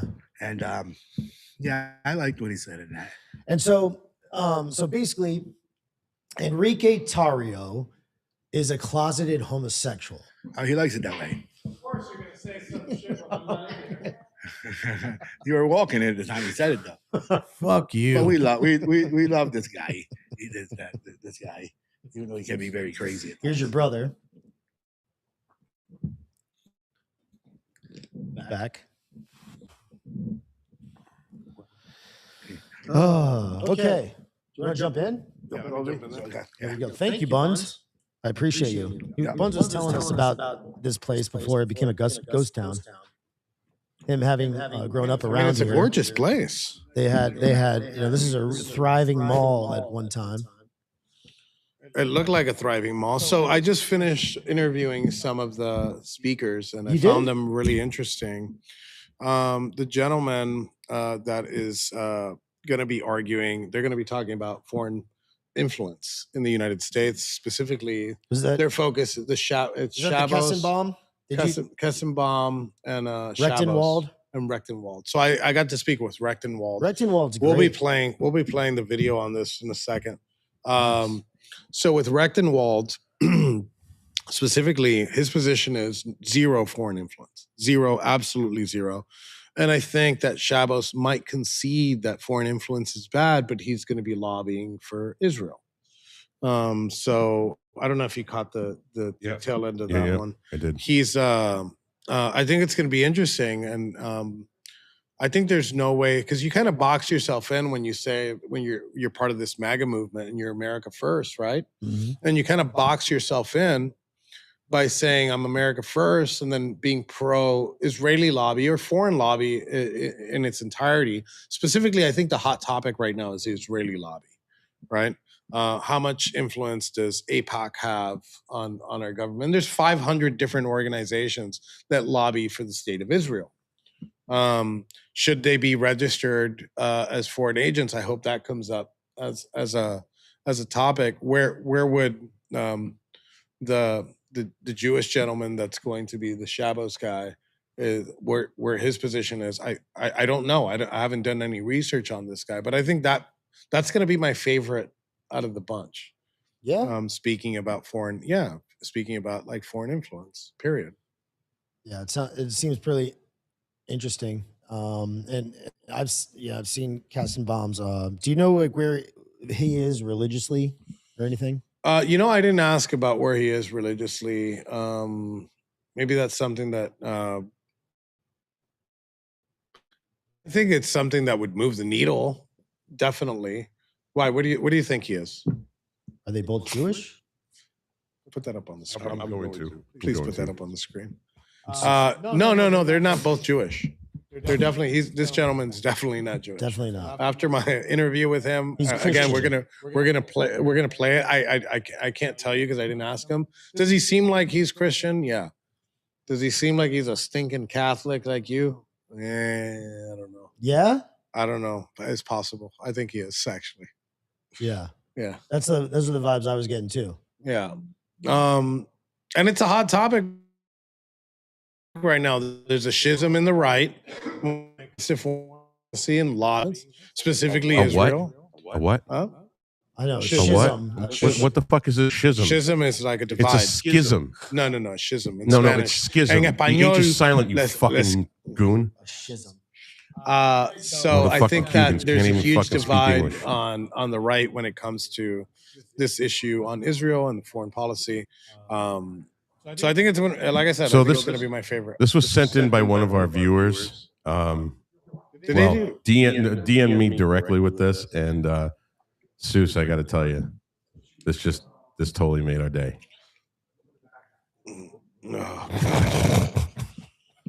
I think you should post that and ask Rock to do something with it. Oh, that's the Oh my god, Destiny. that is fucking no, hilarious. but that is the thing on X that it's been causing a lot of stir recently with Ashley Sinclair, Yes. apparently, right? Or If you go ahead and did you see go, what she said? what she say? Did you see what she said? No. She said, she basically said that 1776 was a mistake, and Oh, yeah, she I saw takes that. fucking I saw that. Great Britain's side with it. What? Yeah. Go over to Great Britain, white woman. See how that works out for you when you got fucking a ton of fucking camel jockey fucking goat fuckers raping your ass. Okay. I mean, listen, Go ahead, white woman. I went to London, and I thought it was all like kind of like hyped up or whatever. And no, it's not. It's not like you walk down the streets of London, and it's just drugs and excuse my language, street shitters everywhere, every fucking corner. You import the There's third no- world, you get the third world. And that's what they got in London. It looks like Baghdad. Yeah. You But know, like New York too.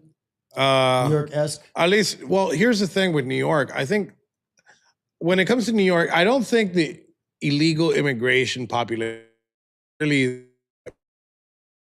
New York.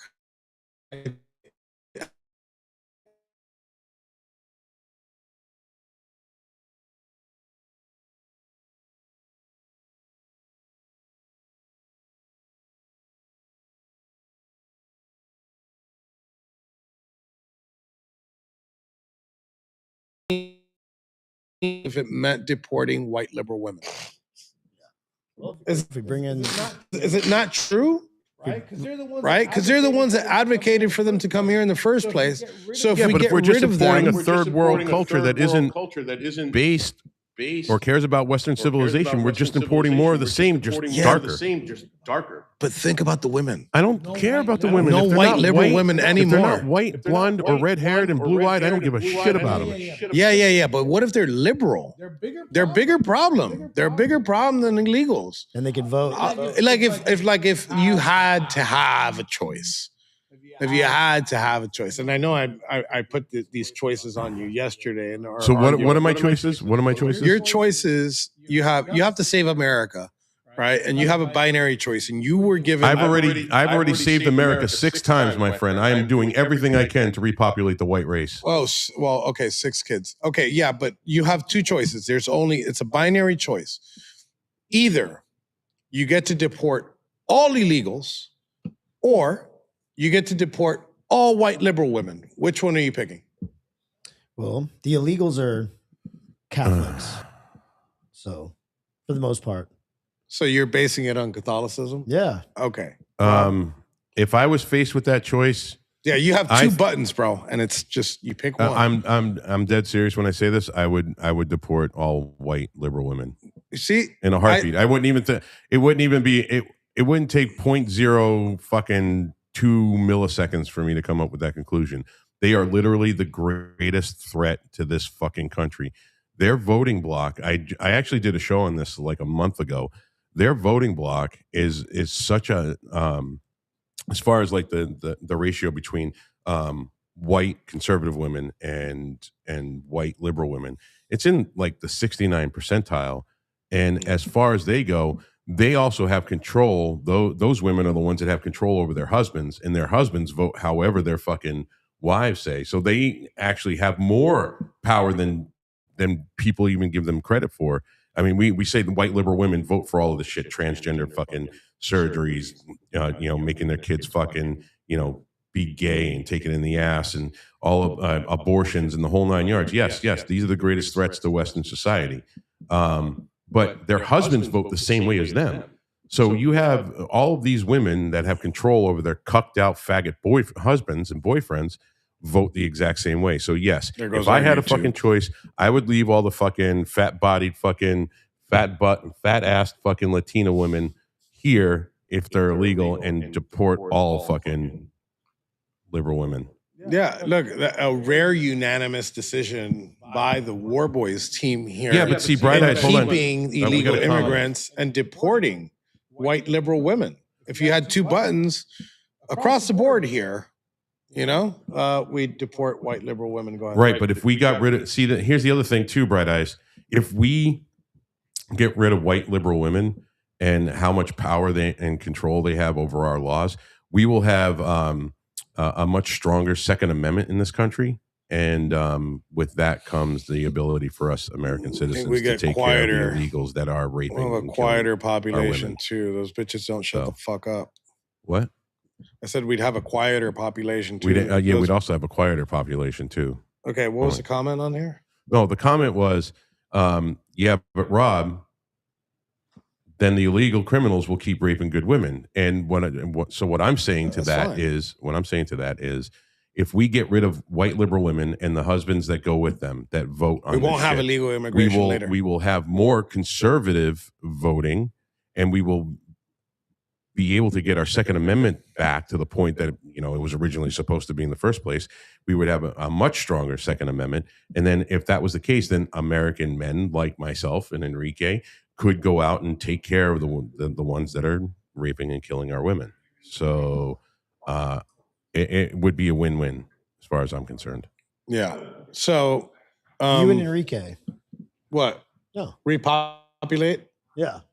Look, I'm dying for fucking Trump to go ahead No. and I'm take talking over. about dudes like killing criminals. That's what Oh I'm yeah, talking about. yeah. Oh, okay. I thought you were talking No. about I'm talking about getting dudes a whole killing bunch of criminals. women. Speaking to that, we also talked about Venezuela because he had that gentleman that's going to be arguing against foreign lobbies, specifically Israel. He also talked about going into Venezuela, and there we had a disagreement. I want American supremacy on the Western Hemisphere, right? I don't care about what happens on the other side of the globe. I think that the United States should colonize all of South America and include Canada up there. The hat, we need a hat. America needs a hat.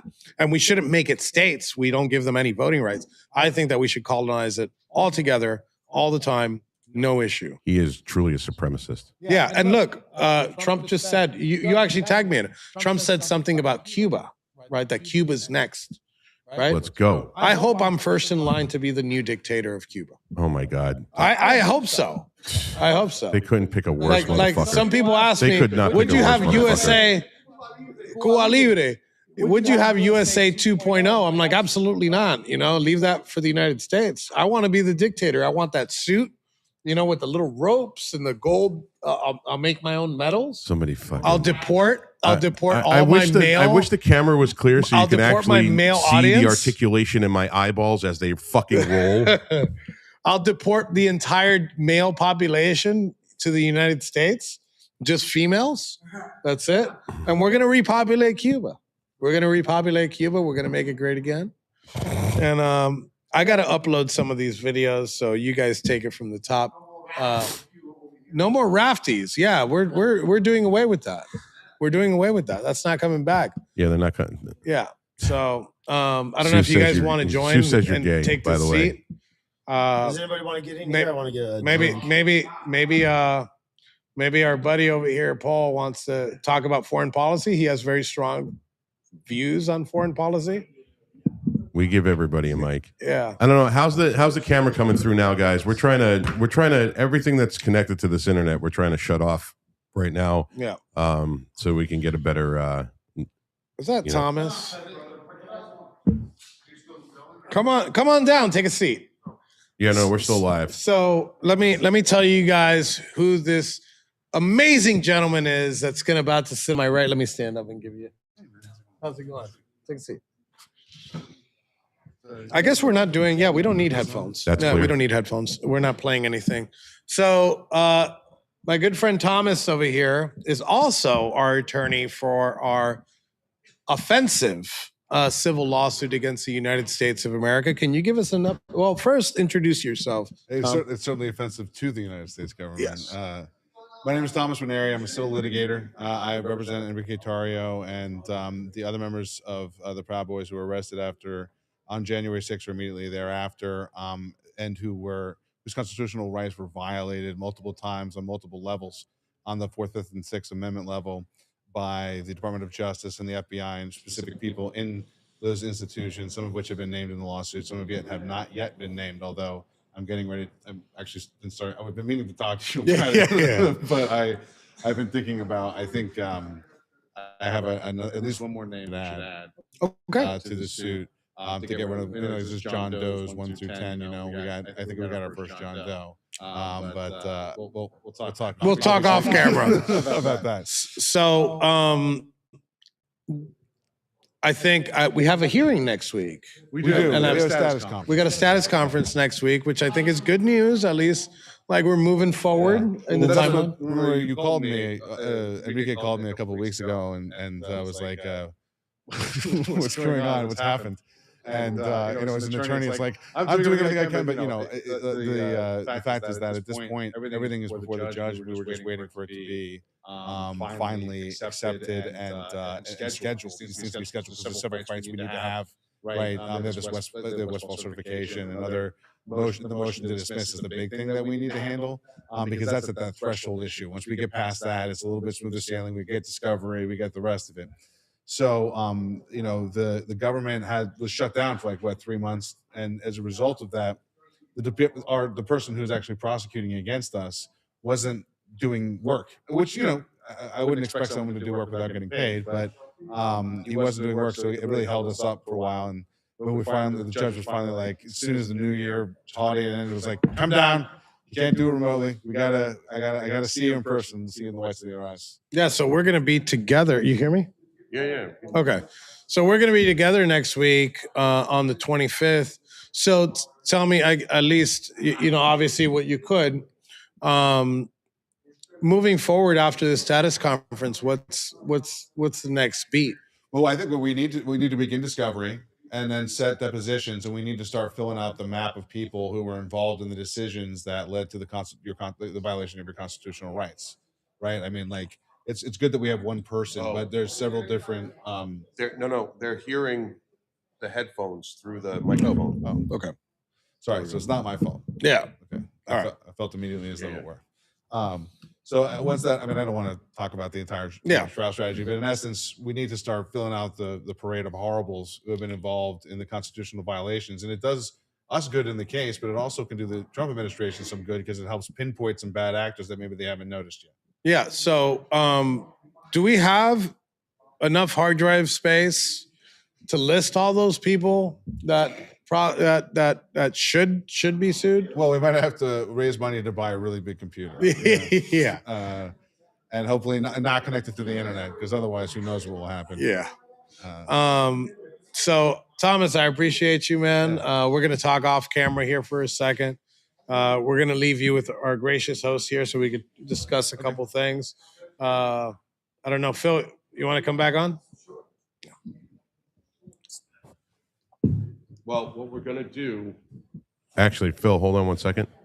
So, guys, what we're going to do right now is we're going to. I'm going to mute all the mics. Is that mic muted? It's muted now. Okay. It's red. You guys have been with me for quite a while doing this. And the big joke is that Rob is had nothing but fucking audio issues. And listen, having a recording studio for music is wildly different than this shit. All right, so I'm learning as I go along, and I've been trying real hard, and I finally got it all worked out.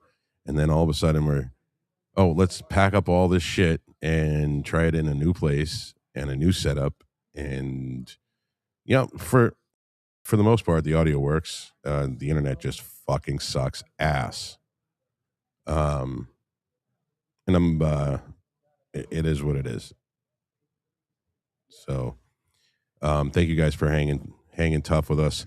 So what I'm going to do right now, we are going to take a break, but what we're going to do is we're going to rerun some of the Enrique's interview from yesterday.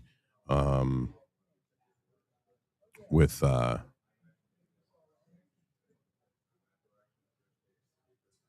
Destiny. I got to try real hard to listen. I try. I just, you guys know my default is faggot. And I use it so much, it kind of loses its power. So I got to come up with some new words that are just as vile. But yeah, I mean, this dude's a fucking cocksmoke. He fucking, he fucking licks fucking other dudes' dingleberries. And he's got no intrinsic value as a human being. Let's just put it like that. There's nothing that this dude contributes to society, humanity, and it's people like him that should, culled from the herd. If his parents were forced to take an IQ test and a biological exam and a genetic exam, and from those results, I assume that it would say that it would produce something like destiny, and they wouldn't be allowed to procreate. Yes, I'm that fucking serious about it. There's a song from a band called Exodus, one of my favorite thrash bands of all time. The song's called "Cull the Herd." You go listen to it if you like metal. If you don't like metal, go read the lyrics. I love that shit. So with that, I am going to share this screen and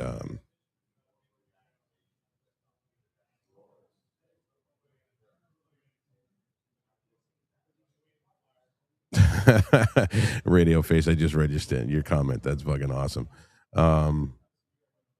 No, I don't hate you guys. I love you guys. I do.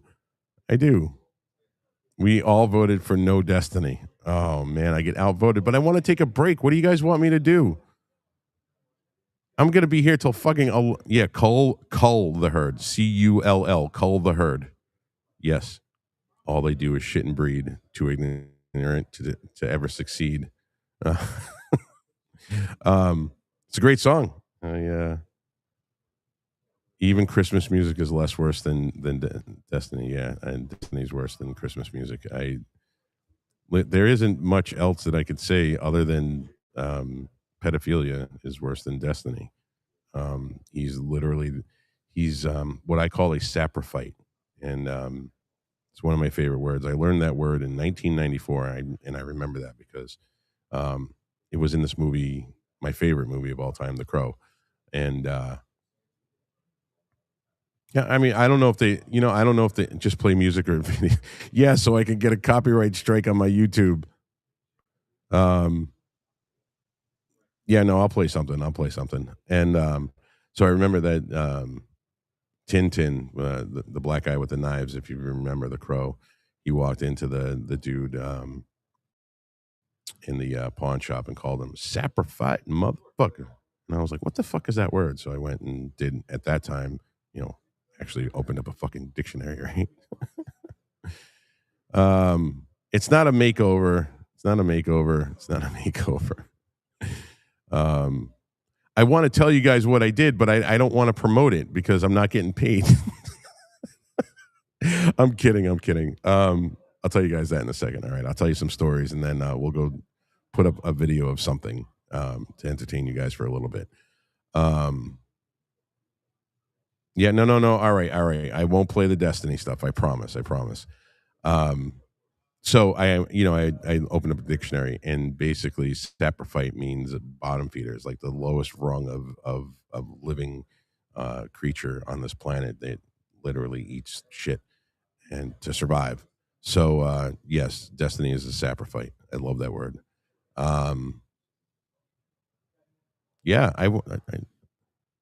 Yeah, yeah. I don't know how these YouTubers get away with it. But the guys that do reactions to songs and shit, and they maybe get copyright strikes or they get demonetized. But I always thought, and I'm a musician, and I'm very much into IP. I am all yes, yep. I'm very much into IP. Intellectual property is something that's near and dear to me because I've been writing music for 30 years, and I wouldn't want anybody to steal my shit. So, but at the same time, if there's a huge YouTuber who's got like a million more, a million followers or 2 million followers, and they want to play my music, and they get like 500,000 views, it's 500,000 people that are watching my music that would potentially go and spend 99 cents on iTunes on my song. Like, that's free promotion. I don't know what the fuck is wrong with these record companies. Still are within, they're in like 1980s and 1990s brain model of what music should be. They have not come out of the fucking Stone Age when it comes to that shit. I would, if I owned a record company, I'd be like, this dude's got fucking 10 million fucking viewers. Yeah, you know what? We're not going to give him a copyright strike. And yeah, you know what? He just sent us like 1 million people just downloaded one of our acts songs, and we just made a shit ton of money.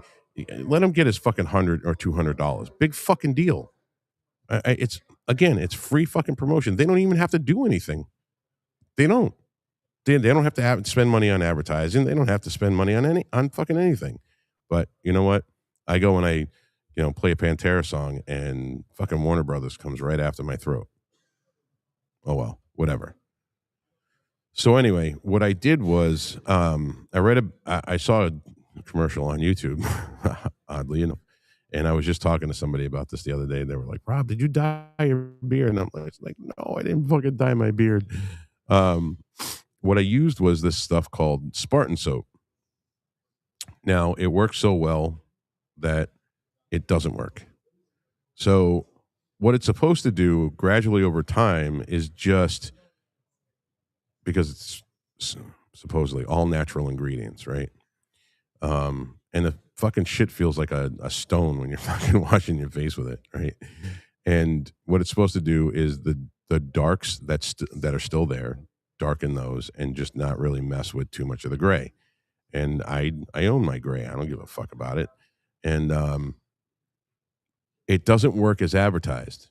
So it's supposed to like lightly, bring stuff back naturally. And also there's been a huge difference in me being carnivore for the last 2.5 years now. That actually does start to bring your color back. And I could tell in my hair, if you look at my hair from what it was in 23 to what it is now, there's a huge difference. So the Spartan soap stuff, I was like, all right, you know what? Fuck it. I'll give it a try. And I go in there and I use it one time, and it's like, oh, all your gray's gone. And I was like, motherfucker. And I'm in the fucking shower for the last, since I got down to DC, I'm in the shower fucking trying to scrub this shit the fuck out of my. Yeah, it's a soap. It's a round bar of soap. It's called Spartan soap. Look it up. And it's like a little gray and with black like flecks in it and shit. And that's what I used on my beard, and it just went poof, black. And I was like, oh, that's not okay. So yeah, there you go. No, I would never fucking. There was only one time in my life I ever dyed my beard, and it was when Dimebag died. When Dimebag got shot in 2004, I had my goatee was like down in here, and I dyed it all red because of him, and I wore it like that for probably a year. Seuss. She's like, I don't like your fucking. Seuss is like, I don't like your black beard. We're getting a divorce. I didn't even know we were married, but okay, if that's the case, then absolutely. Yeah, I get bees. I think it does have pigment in it. It's supposed to be all natural ingredients, and that's what I read before I bought it. And I mean, listen, it works amazing. Obviously, look at my fucking beard. It looks great, but it doesn't work the way I wanted it to work. I didn't want to get rid of all of my fucking gray. I'm not a fan of that. So my choice is just wait till it fucking fades out or shave it off and start again. And I don't know if I want to do that either. There. And I hope that's fucking entertainment for you guys. I mean, it really does work. No, it wasn't Grecian formula. I'm not that fucking old. My grandfather used to use that shit. Yeah, I got a room full of fucking people that are watching me right now, and they're like, "What the fuck are you talking about, Rob?" Listen, I'm not talking about politics yet. There's going to be fucking 7-8 hours of fucking politics.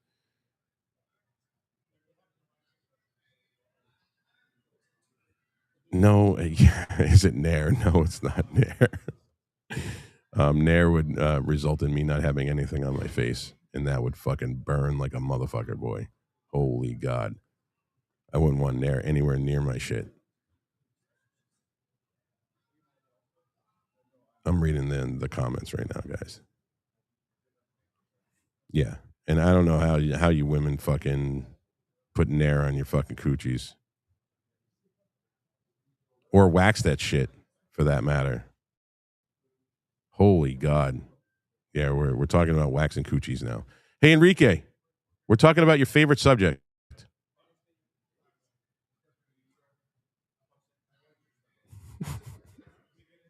We should put Nair in Destiny's shampoo.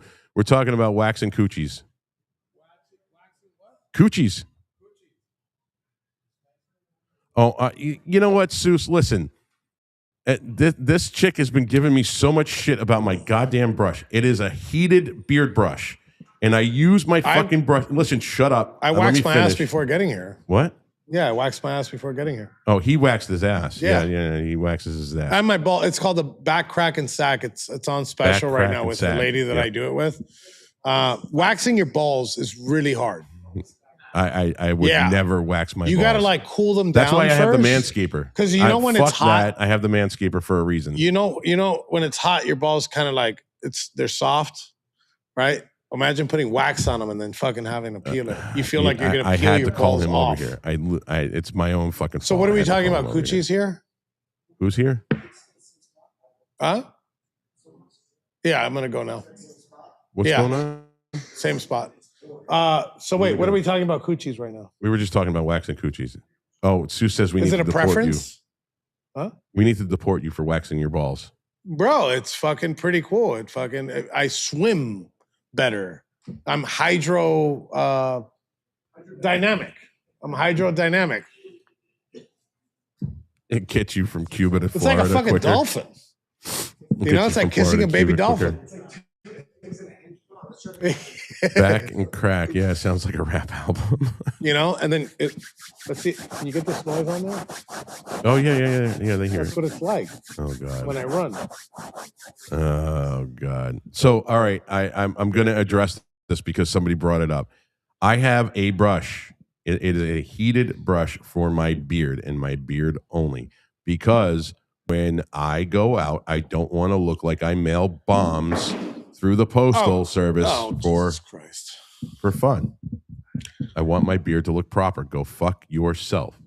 I hope that there is a War Boys host that encases your beard brush because you don't have it, right? No, it disappeared. ended up fucking disappearing from the fucking hotel room. That's weird. Super. I don't know who would do that. I don't know who would do that and then put it on. I have a feeling like I know who the, did the it. wall. I have a feeling I know of who their did it. their War Boys studio. I mean, we're all about trophies here. Oh yeah, there's. We're all about trophies here. Turn it so that people can see what's written on it. Does it say it? Can you see it? Oh yeah, we can see it. So it Look at says that. "fuck the Proud Super Boys." Apparently, the Proud Boys fucked you. Took your megaphone. I don't bet you she's condone. watching I this don't seething condone right any now. acts of violence that happen against Patricia, but this is You what what? happens when Wait, you wait, fuck say that around again? and find. I don't condone any acts of violence against Patricia Why not? because I just can't. I don't. I've never condoned violence. I've been a peaceful person, except that one time at Gavin's event where these fake Proud Boys decided to show up. We're not going to talk about that. Yeah. I said I was going to save that in the chamber just in case they kept talking shit. But Patricia, thank you so much. Thank you so much. We really enjoyed the trophy. Yep. And I really, really enjoyed the day without you screaming all over the place, which I know you love doing. It's great. Thank Connection lost. you. Did we? Yep. On what? On this one? No, that's Pat. No, that's Where's the that connection? shouldn't even be there. Don't worry about that. Where's our connection? We don't have fucking internet. What? What are you guys laughing at? Oh yeah, that Oh, sign there's a was perfect fucking picture. epic, dude. There's a perfect picture of it where She's Barry's screaming in the fucking microphone. So Barry has this big sign, "Scream if you want to fuck the Proud Boys," and then she has a sign, "Fuck the Proud Boys," right next to it. It should actually. I think Barry took it home. We might auction it off for charity. Oh yeah. We might auction it off for charity. And what would the charity be? My Lamborghini. Yeah, that's what I thought. I need one. Actually, I just need a fucking car right now. So it's not even. Where's your Tesla? I don't have a Tesla. I don't have one. I'm driving around. I'm driving around a rent-a-car. You. Thank God you can't see under the table. Oh yeah, I'm getting head right now. What? I'm busting Enrique's balls because he's got this little fucking Tesla truck. It's about this fucking big, and he's like, and he looks like the kid from like Oliver. Please, sir, may I have some more? He like sits there and fucking drools over Listen, this fucking ugly ass goddamn thing all the time. And trust me, I know he doesn't have a fucking car because I've been driving him around for a fucking week. So I'm gonna tell you right now, I'm dead ass broke, but we're working to see if we sue the government. I'm sure if the government decides that they want to come to the table and settle, and we're not going to settle for pennies. If we decide to settle, I'm not going to be able to tell you guys that I won the settlement, but I will tell you there will be signs. Yep, there will be signs of a settlement. You know, my skin color doesn't let me just hide all this shit. It'll probably be like gold teeth, right? Like a nice set of grills. What else? We'd be going to slot machines from the fucking driveway to the fucking house. Yeah. There'll probably be like some sort of like 24-inch wheels or bigger on my new vehicle. Some type of like fucking leopard or something sitting in the passenger seat. Thank God you guys are on that side. Yeah, you definitely don't want to see. Thank God you guys are on that side dropping N-bombs and not on this side. How's our YouTube, by the way? Is it still alive? Yeah, it's still live. I mean, dude, we've actually really been doing pretty good. No, but yeah, 24s are the small. That's like the base. You got to go like 28s, 30s. Our studio audience is egging them on right now. Hell yeah. Hell yeah. There'll be a fucking Popeye's chicken inside the mansion. Popeye's chicken inside the mansion. Bro, I wouldn't have money. Hey, listen. Dude, I would kill for any kind of chicken right now. I'm fucking starving, bro. Listen, the government settles. Hey, the government settles for tens of millions of dollars, and it'll probably last about 3 months. Listen, you know what I do, and it'd be horrible that I do it. I'm a big fan of the Grand National. It's like one of my dream cars. I got a G-Body at home. You got a G-Body? I got an 86 Monte Carlo. With that Targa? I'll show you later. Oh, dude, I love those things. I got standard stain. I got factory wheel. Pinto, yeah, absolutely. You'd be fucking cruising around in a Pinto. I mean, I'm bullshitting here with all the shit that I'd buy, but regardless, I would buy a Grand National as pristine as possible. Yep. And I got it. Right now, if you look for another G-Body, if you look at the Type 2, Type. Yeah, the T-Type. T-Type. It's underrated from the Grand National. Uh-huh. It's a little faster, but right now those shits are not hard. They're not. People are holding on to them. Yeah. Yeah, I have a horror story with the Grand National. My crackhead neighbor had one that he bought off another crackhead for a deal. I'm talking about this thing was pristine.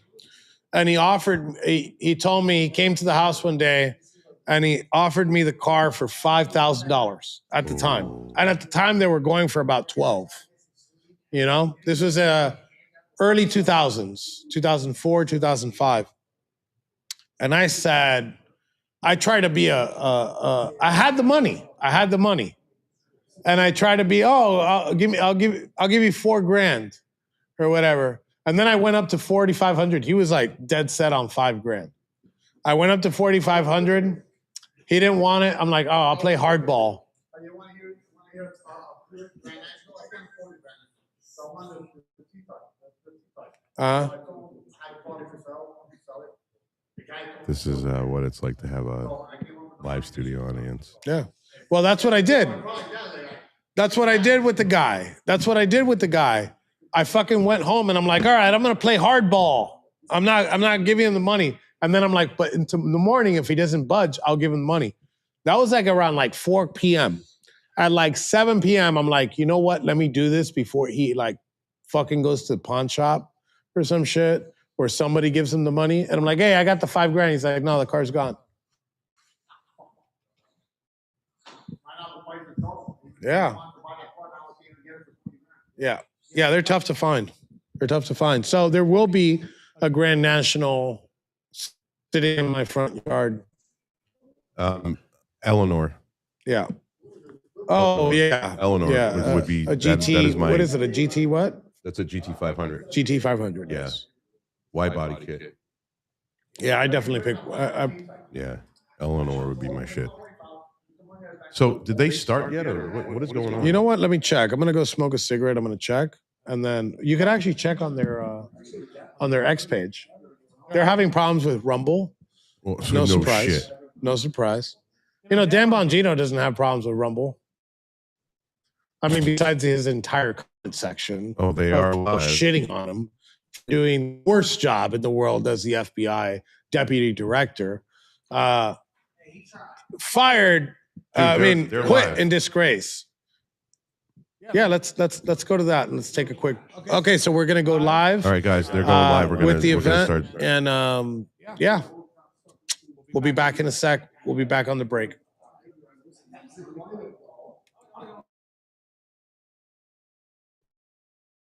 Specific tension and Take- thought and opinion of but I gave you peace. Correct. No, take those two off the screen. Yeah, I gave Correct you or in my not? opening. I just want to recall so that you and the audience remembers. I cited the Supreme Court. I cited the people who wrote this, and then I cited overwhelming historic evidence, which I'm happy to provide. I'm not saying that Black's himself is dispositive. I'm So saying the- it's good so evidence, Black's and Law it's particularly Dictionary- good evidence because he's an authoritative source that you yourself referenced. So Black's Law Dictionary, from an originalist perspective, isn't relevant insofar as Black's specific intentions with respect to a word. It's because the words of the dictionary, as they're understood by the public, is what controls. That's what the judicial philosophy is about. And of course, you're citing the Supreme Court in Elk versus Watkins. That's a decision that supports my position. That's a decision that supports the English common law as the root of what the 14th Amendment means. And that's what's brought in by Watkins. So we're going to now test your theory. So what is your assertion about what the term subject to the jurisdiction thereof means? This is the fourth time I'm answering. I'm asking it. Answer It it. requires complete jurisdiction, and I know that because Wait. when What you does that look- mean? When you look at what the people who wrote this phrase said, here's Senator Lyman Trumbull, and Keisco asked for originalism. This is the cleanest piece of originalist evidence you will ever see. He said, and remember, we're talking about the phrase subject to the jurisdiction thereof, and my argument, it means What complete does it mean? jurisdiction. What does subject to the jurisdiction thereof You mean? gotta let me answer the question. I'm just trying to frame this. My point is, subject to the jurisdiction thereof means the complete jurisdiction. And here is what Senator Trumbull, who helped write the 14th Amendment, here's what he said. Subject to the jurisdiction thereof means subject to the complete jurisdiction thereof.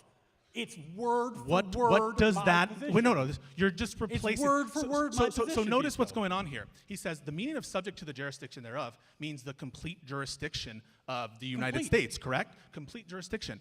I'm asking you what that means. What is complete jurisdiction in that context mean? Political allegiance. Political allegiance. To give the history lesson. Let's get personalities. Let me answer the You just heard him question. say. Hold on. Let him answer it first. Political allegiance was not like an empty term back then. Remember, Pisco reminded you there was just a civil war. Now, one of the things that happened in the Civil War is that there was a draft in 1863. And in the draft, they had to figure out who could be drafted to fight. They had an odd situation because there were foreigners living in America permanently. They had been here a long time. But when draft day came, all of a sudden, they're not American, they're French, and they don't want to fight.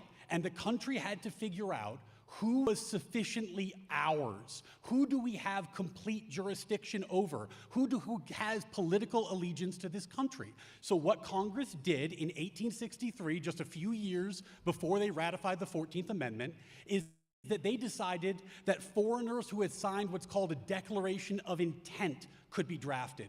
Why? Because in the Declaration of Intent, the foreigners said that they forswore their foreign allegiances and that they wanted to be U.S. citizens. And by doing that, we now had complete jurisdiction over them because they had accepted political allegiance in this country. You haven't explained the concept I of just explained the concept. So just to be clear, you didn't. What you just said are things that people in this situation could do to suffice political allegiance, but you haven't explained the concept of political allegiance. It sounds like what you're suggesting is political allegiance is some sort of commitment in favor of the government of the United States. Is that correct? Yeah, there are things in our government that require political allegiance. For example, you cannot be charged with treason unless you owe the government allegiance. That makes sense, because if you don't owe the government allegiance, you can't be treasonous against the government. Similarly, you can't be drafted unless you owe the government political allegiance,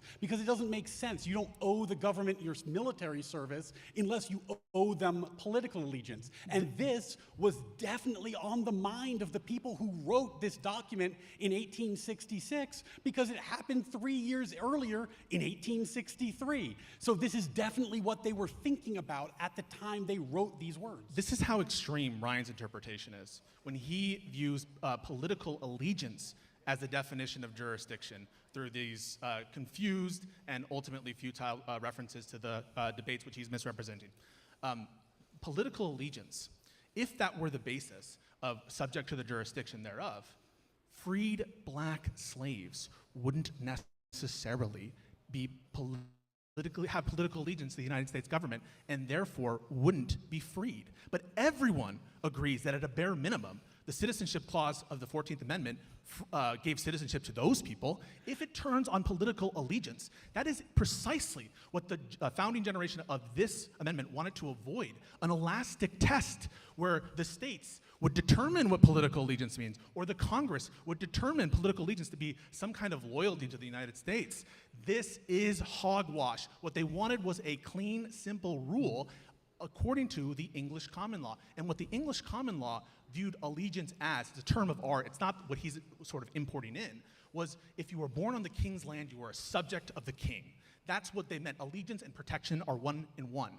And it implies a duty to obey the king's laws. Now, who is absent that duty and that protection?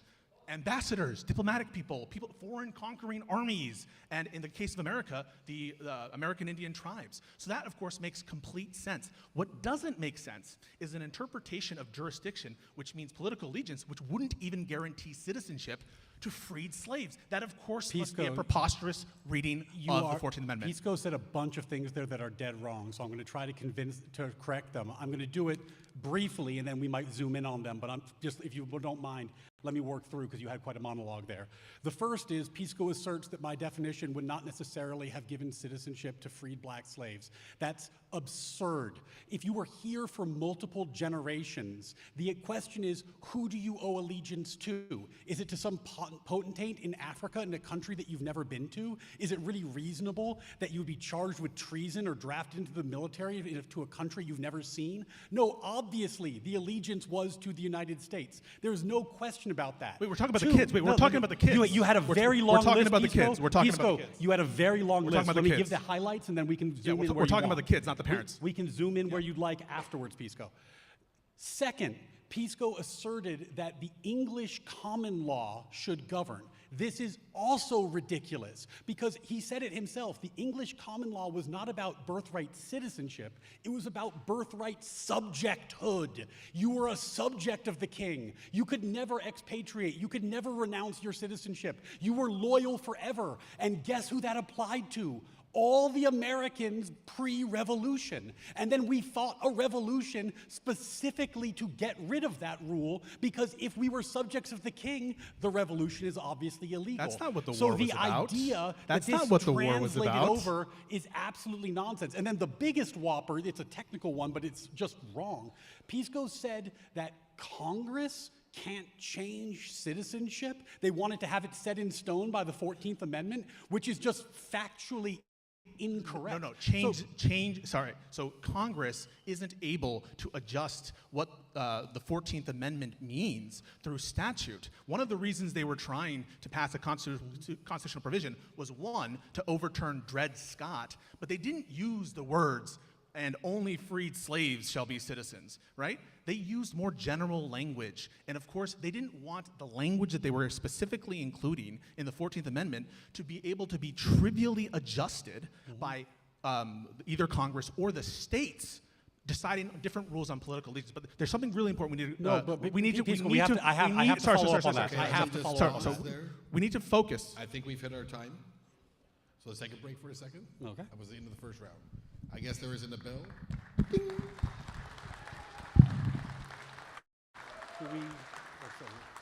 Yeah, well, no, you guys can stay up here for a minute.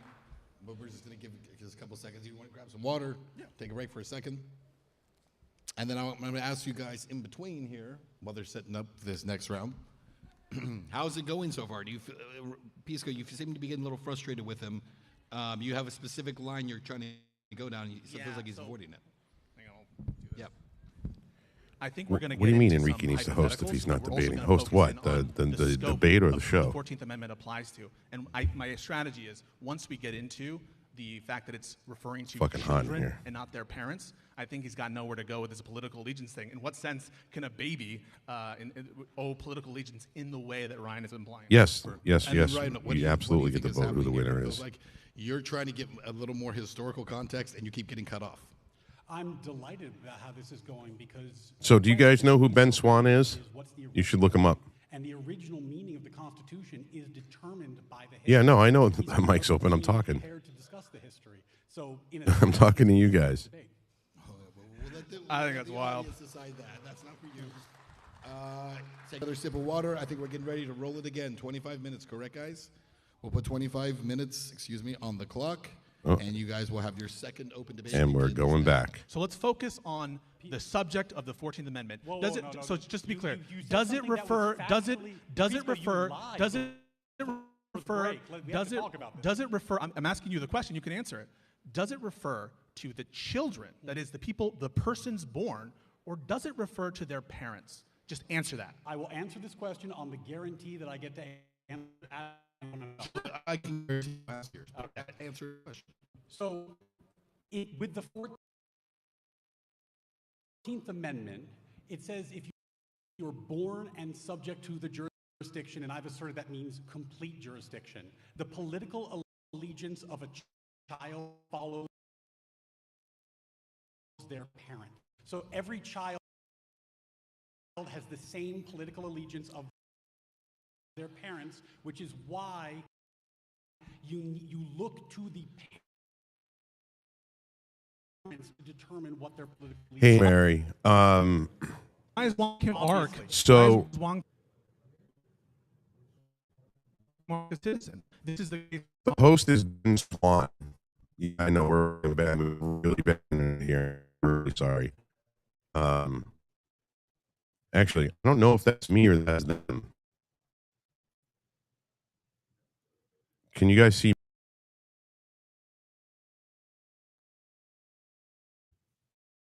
Am I personally rugged?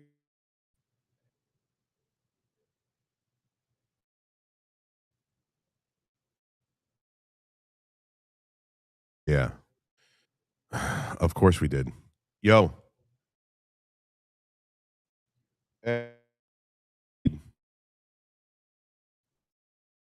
Their feed.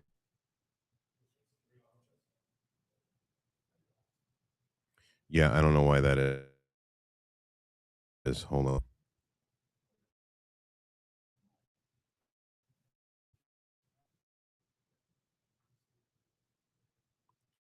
Yes, the internet here is horrible. I am sorry, guys. We didn't expect this to happen. Um, I mean, we have our own little internet thing here.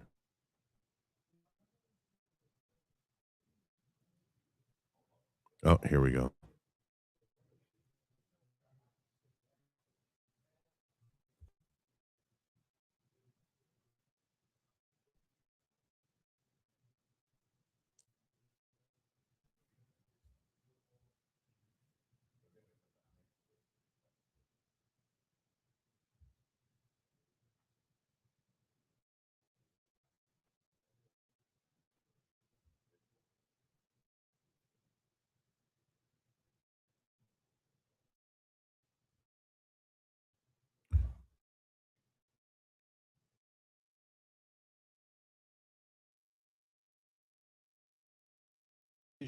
It only held one single question. If someone is here who legally and permanently, despite not being a citizen, does their children get citizenship? And President Trump knew about this, his lawyers told him, and anticipated it. And if you look at President Trump's January 2025 executive order that limited birthright citizenship, he put it on all fours with Wong Kim Ark. He said the only people who will not get birthright citizenship going forward, who used to get it, are in situations where the mother is here illegally or temporarily, and father does not have it. Here illegally. So Wong Kim Ark held exactly that. It's not a problem. So if you hear legally, you're not jurisdiction in the United States. You're not subject to the complete jurisdiction. Okay. So here's after Thomas Jefferson's administration, was it illegal to import slaves into the country? Was it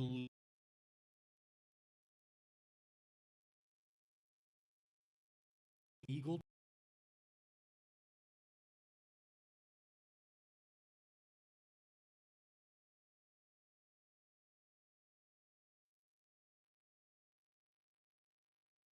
And notwithstanding they making it illegal to import slaves into the country, people still did it. And so my question for you, Ryan, is the following. For people who were brought into this country illegally against the United States law in violation of the international slave laws that ban During the break, I'll show you guys what they gave us for internet, slaves into this and then you'll be like, oh, are their we understand. or no? Obviously, yes. But they came here illegally. They came here illegally. No, they were taken here illegally. What PISCO's conflating are people today who cross the border So illegally on the guy that's purpose. speaking right now, his last name's Mullally, and then the liberal, the obvious liberal, because you can tell just by looking at him. The conflation there is obvious, and the ramifications of the conflation are obvious. Pisco? Pisco is his name? If you don't mind. Earlier, you said, if I, and I don't, I'm And he looks paraphrasing, very I don't beta. write down the exact quote, but you said something along the lines of, Congress didn't want to leave the issue open. They didn't want future Congresses to muck around. Yeah, it seems like AOL dial-up. When I show you guys what this is, you're going to laugh. Of course, under You're going Article to find 1, it fucking humorous. Congress has the naturalization authority to make additional rules of citizenship. But with respect to the specific birthright citizenship issue that they were trying to correct after Dred Scott led to a fucking, excuse my French, civil war in this country. Oh, he dropped an F-bomb. Oh boy, everybody's going to lose their mind now. Or by Congress. And in 1868, were Indians qualifying for birthright citizens? They were not qualified for birthright citizenship under the Constitution because of their specific constitutional status and the fact that they're considered their own little islands of sovereignty. It's a sort of a peculiarity of American law that the English common law didn't have to deal with. Because they lack political allegiance to the United States, maybe? Because they're not subject to the jurisdiction of the United States. They're not subject to They're the not- complete jurisdiction of the United States. No. Could you charge them with a crime if they robbed a bank? Of course. So could you charge them with a crime if they assaulted someone? Of course. But you could not draft them. They were not subject to the complete allegiance of the United States. he's conceding the point. It's not a concession. Elk versus Watkins fits with Wong Kim Ark. The case that he's citing about American Indians is because they are, in fact, treated differently, much the same as, like, for example, diplomats are in different kinds of ways. They're their own sovereign islands in the United States. It's a peculiarity of American jurisprudence, but it proves the point. It proves the point that subject to the jurisdiction in general means subject to the laws, the authority of the United States. And what he's told you is, and you're going to answer this question, that Congress, if it wanted to, could create a test for political allegiance and thereby change the meaning of the 14th Amendment. Yes? I mean, could they or not? Could they or not? Could they? They already have. What Pisco told you is that Indians did not get birthright citizenship in 1868 because they were their own sovereigns. They did not have because they're complete not political subject to the jurisdiction. But then, in 1924, Congress passed a law that made it so that they did get birthright citizenship. And now they are completely subject to American jurisdiction. They do have complete allegiance, and now they get birthright citizenship. So not only can Congress do this, Congress already has. Why would Congress do Yeah, I that just turned the gain up in the on all the 1860s? stuff. Why would Congress make a constitutional provision, the Citizenship Clause, that could be so trivially adjusted by just passing a law that says, oh, now we consider these people to be political? Do you understand how much abuse could be done if all of a sudden Democrats get in charge of the United States government? They say anyone who supported January 6th, we're construing them as not having political allegiance to the United States, and therefore their kids don't get birthright citizenship, putting aside the fact that the 14th Amendment applies to children, not to their parents. Why would they do that? They just fought a civil war to settle an issue. They didn't want to have future generations question the war that they just fought and the question of membership into a club. So of course, the American Indian exception proves the rule. It proves the rule that being subject to the jurisdiction of the United States means being subject to the power and legal authority of the United States, which of course the children of such people are. And if you take his interpretation, there's no limiting principle there. Even lawful permanent residents, right? They don't innately they're not subject to the political allegiance in the way that he's suggesting. And so it doesn't have any limiting principle. It means whatever Congress says political allegiance means. And that can't be what the Civil War generation wanted to do to settle this important question and just limit for whatever Congress or whatever state governments want to define political allegiance to be. That isn't what they meant. Pisco just took a very long time to say he couldn't possibly imagine how Congress could do something that I just proved that Congress did. So I don't really care whether Pisco can imagine how they can do it because the historical record proves that it actually happened. And Pisco, if we're doing hypotheticals, let me ask you. No. You just talk for like 10 minutes, brother. Let me ask you this. If America tomorrow Ben looks like he's totally checked out. We no longer honor diplomatic immunity. Absolutely. We no longer care if diplomats are immune. We're going to prosecute them to the fullest extent of the law every single time. On your definition, would that change birthright citizenship? It wouldn't change birthright citizenship. You're adjusting one of the exceptions of subject to the jurisdiction thereof, but those are in the exceptions, right? You're not changing it for the vast swaths of Pisco people. only has two exceptions, ambassadors and Indians. They've both changed.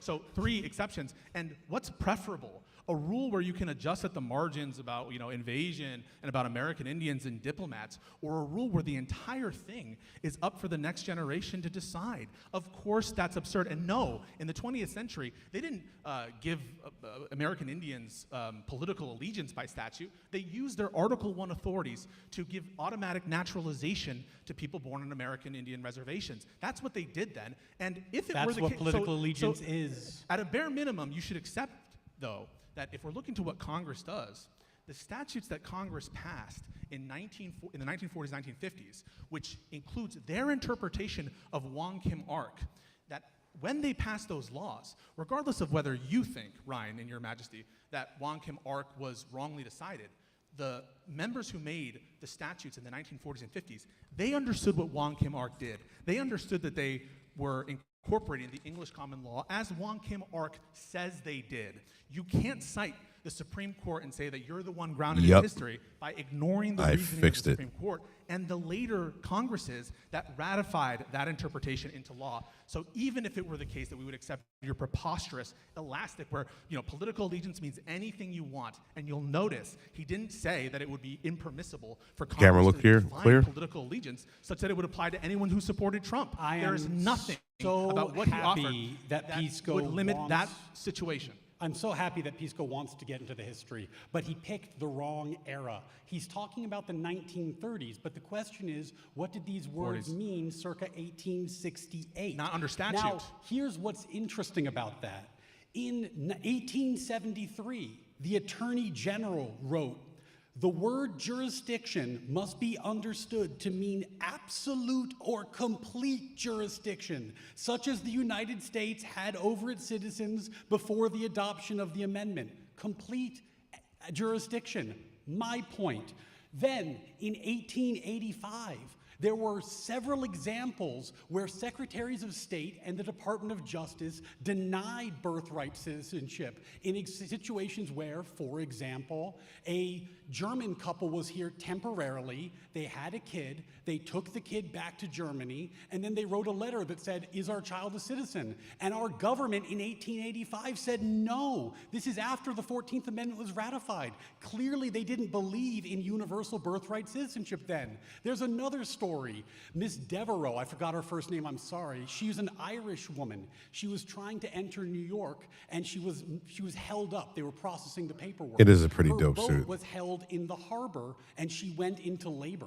Because the people there were not monsters, they took her to a hospital in New York where she gave birth. Her child had birthright citizenship, according to Pisco. It's going to But be did hard the for me to government keep think sitting here so? like this the whole No. show. The government It's so said that funny, she Ryan. had to go back to Ireland. Her kid was not a citizen because she was only here temporarily, and she had to take the kid with her. So clearly, in 1800s, where Pisco does not want to talk about because he's doing 1930s, this was not the understanding of these words. And as while Pisco wanted to throw my originalism in my face, what I'm actually interested in is the original meaning of these words, which is why I'm talking about evidence from that Very time period. sneaky tactics here from Ryan. So he pretends that I'm unmoored from the 1860s. No, we can talk about the 1860s all you want. When I was referencing an alternative argument, which is the 20th century enactment of laws incorporating then understanding of the Supreme Court precedent of Wong Kim Ark,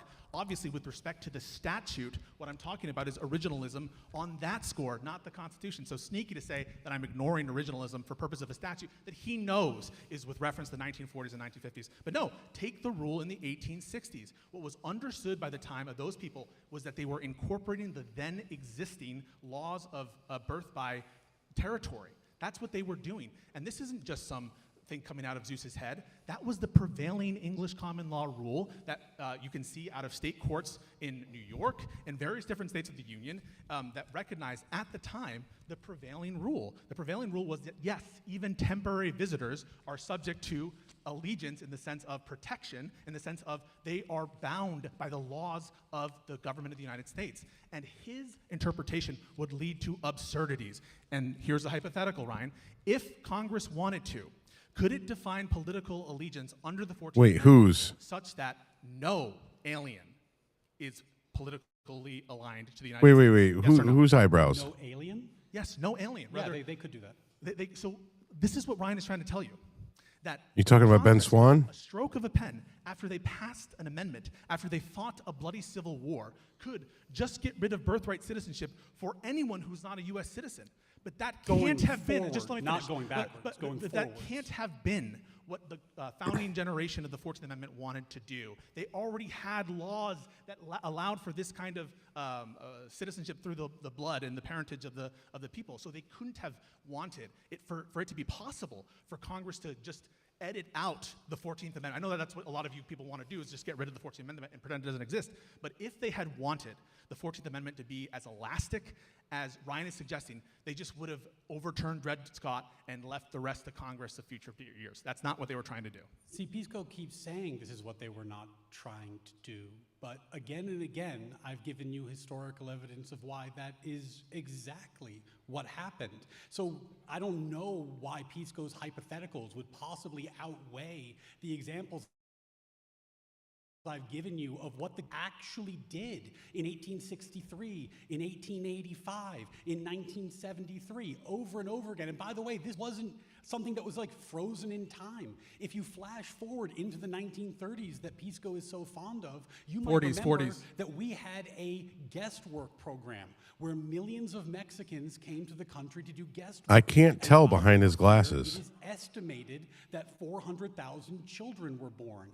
After that program, Well, I mean, ended, the Great Depression, there was a mass he's a lefty dude. repatriation, which was largely voluntary, but Lefty did include male. many deportations. Not really a and dude. Not a single claim. So he probably for gets them birthright fucking, citizenship of those children in I don't know, Europe what's that thing with the because string? It wasn't thought that they had It's in the part of my soap. He'll definitely get his unibrow back because If we're going by government practice, you have to agree that the overwhelming government practice throughout the entirety of since the 14th Amendment has been to grant birthright citizenship precisely in the way I suggest. That is the overwhelming practice, correct? what is it with like male leftists looking all the same? Is the answer yes? Big fat cheeks, no fucking discernible like jawline whatsoever. Everything going forward. Like, I'm citing it because I'm asking what is the original meaning of this provision. So I'm trying to give you examples of what the government believed at this time. I'm so salty about the soap. What the government God was damn it. doing in 1970 or 1983 has very little So in the to do with that 1860s question, whereas what they were doing in 1873 is highly probative. Yes, agreed. Let's put together two parts of what Ryan said. Gay. Ryan said that it's possible for Congress to withdraw citizenship, birthright citizenship through political allegiance of any alien. He said this. Going forward. Oh, look at how effeminate he You're is. Tell saying me that he does not suck dick. It would have been possible for earlier Congresses to get rid of. There's citizenship nothing you could say to birthright convince me citizenship of any otherwise. alien. You did say that. No, I said going He goes down forward. on You said dudes, that. not I Is said there chicks. something yes, special about the going year forward. 2026 that going forward only means from 26 onward? Where's that coming from? The reason this matters, and this is very in the weeds legally, so I hope. All right, so just put it past But us. no. The reason you said it, so I'm going to explain it.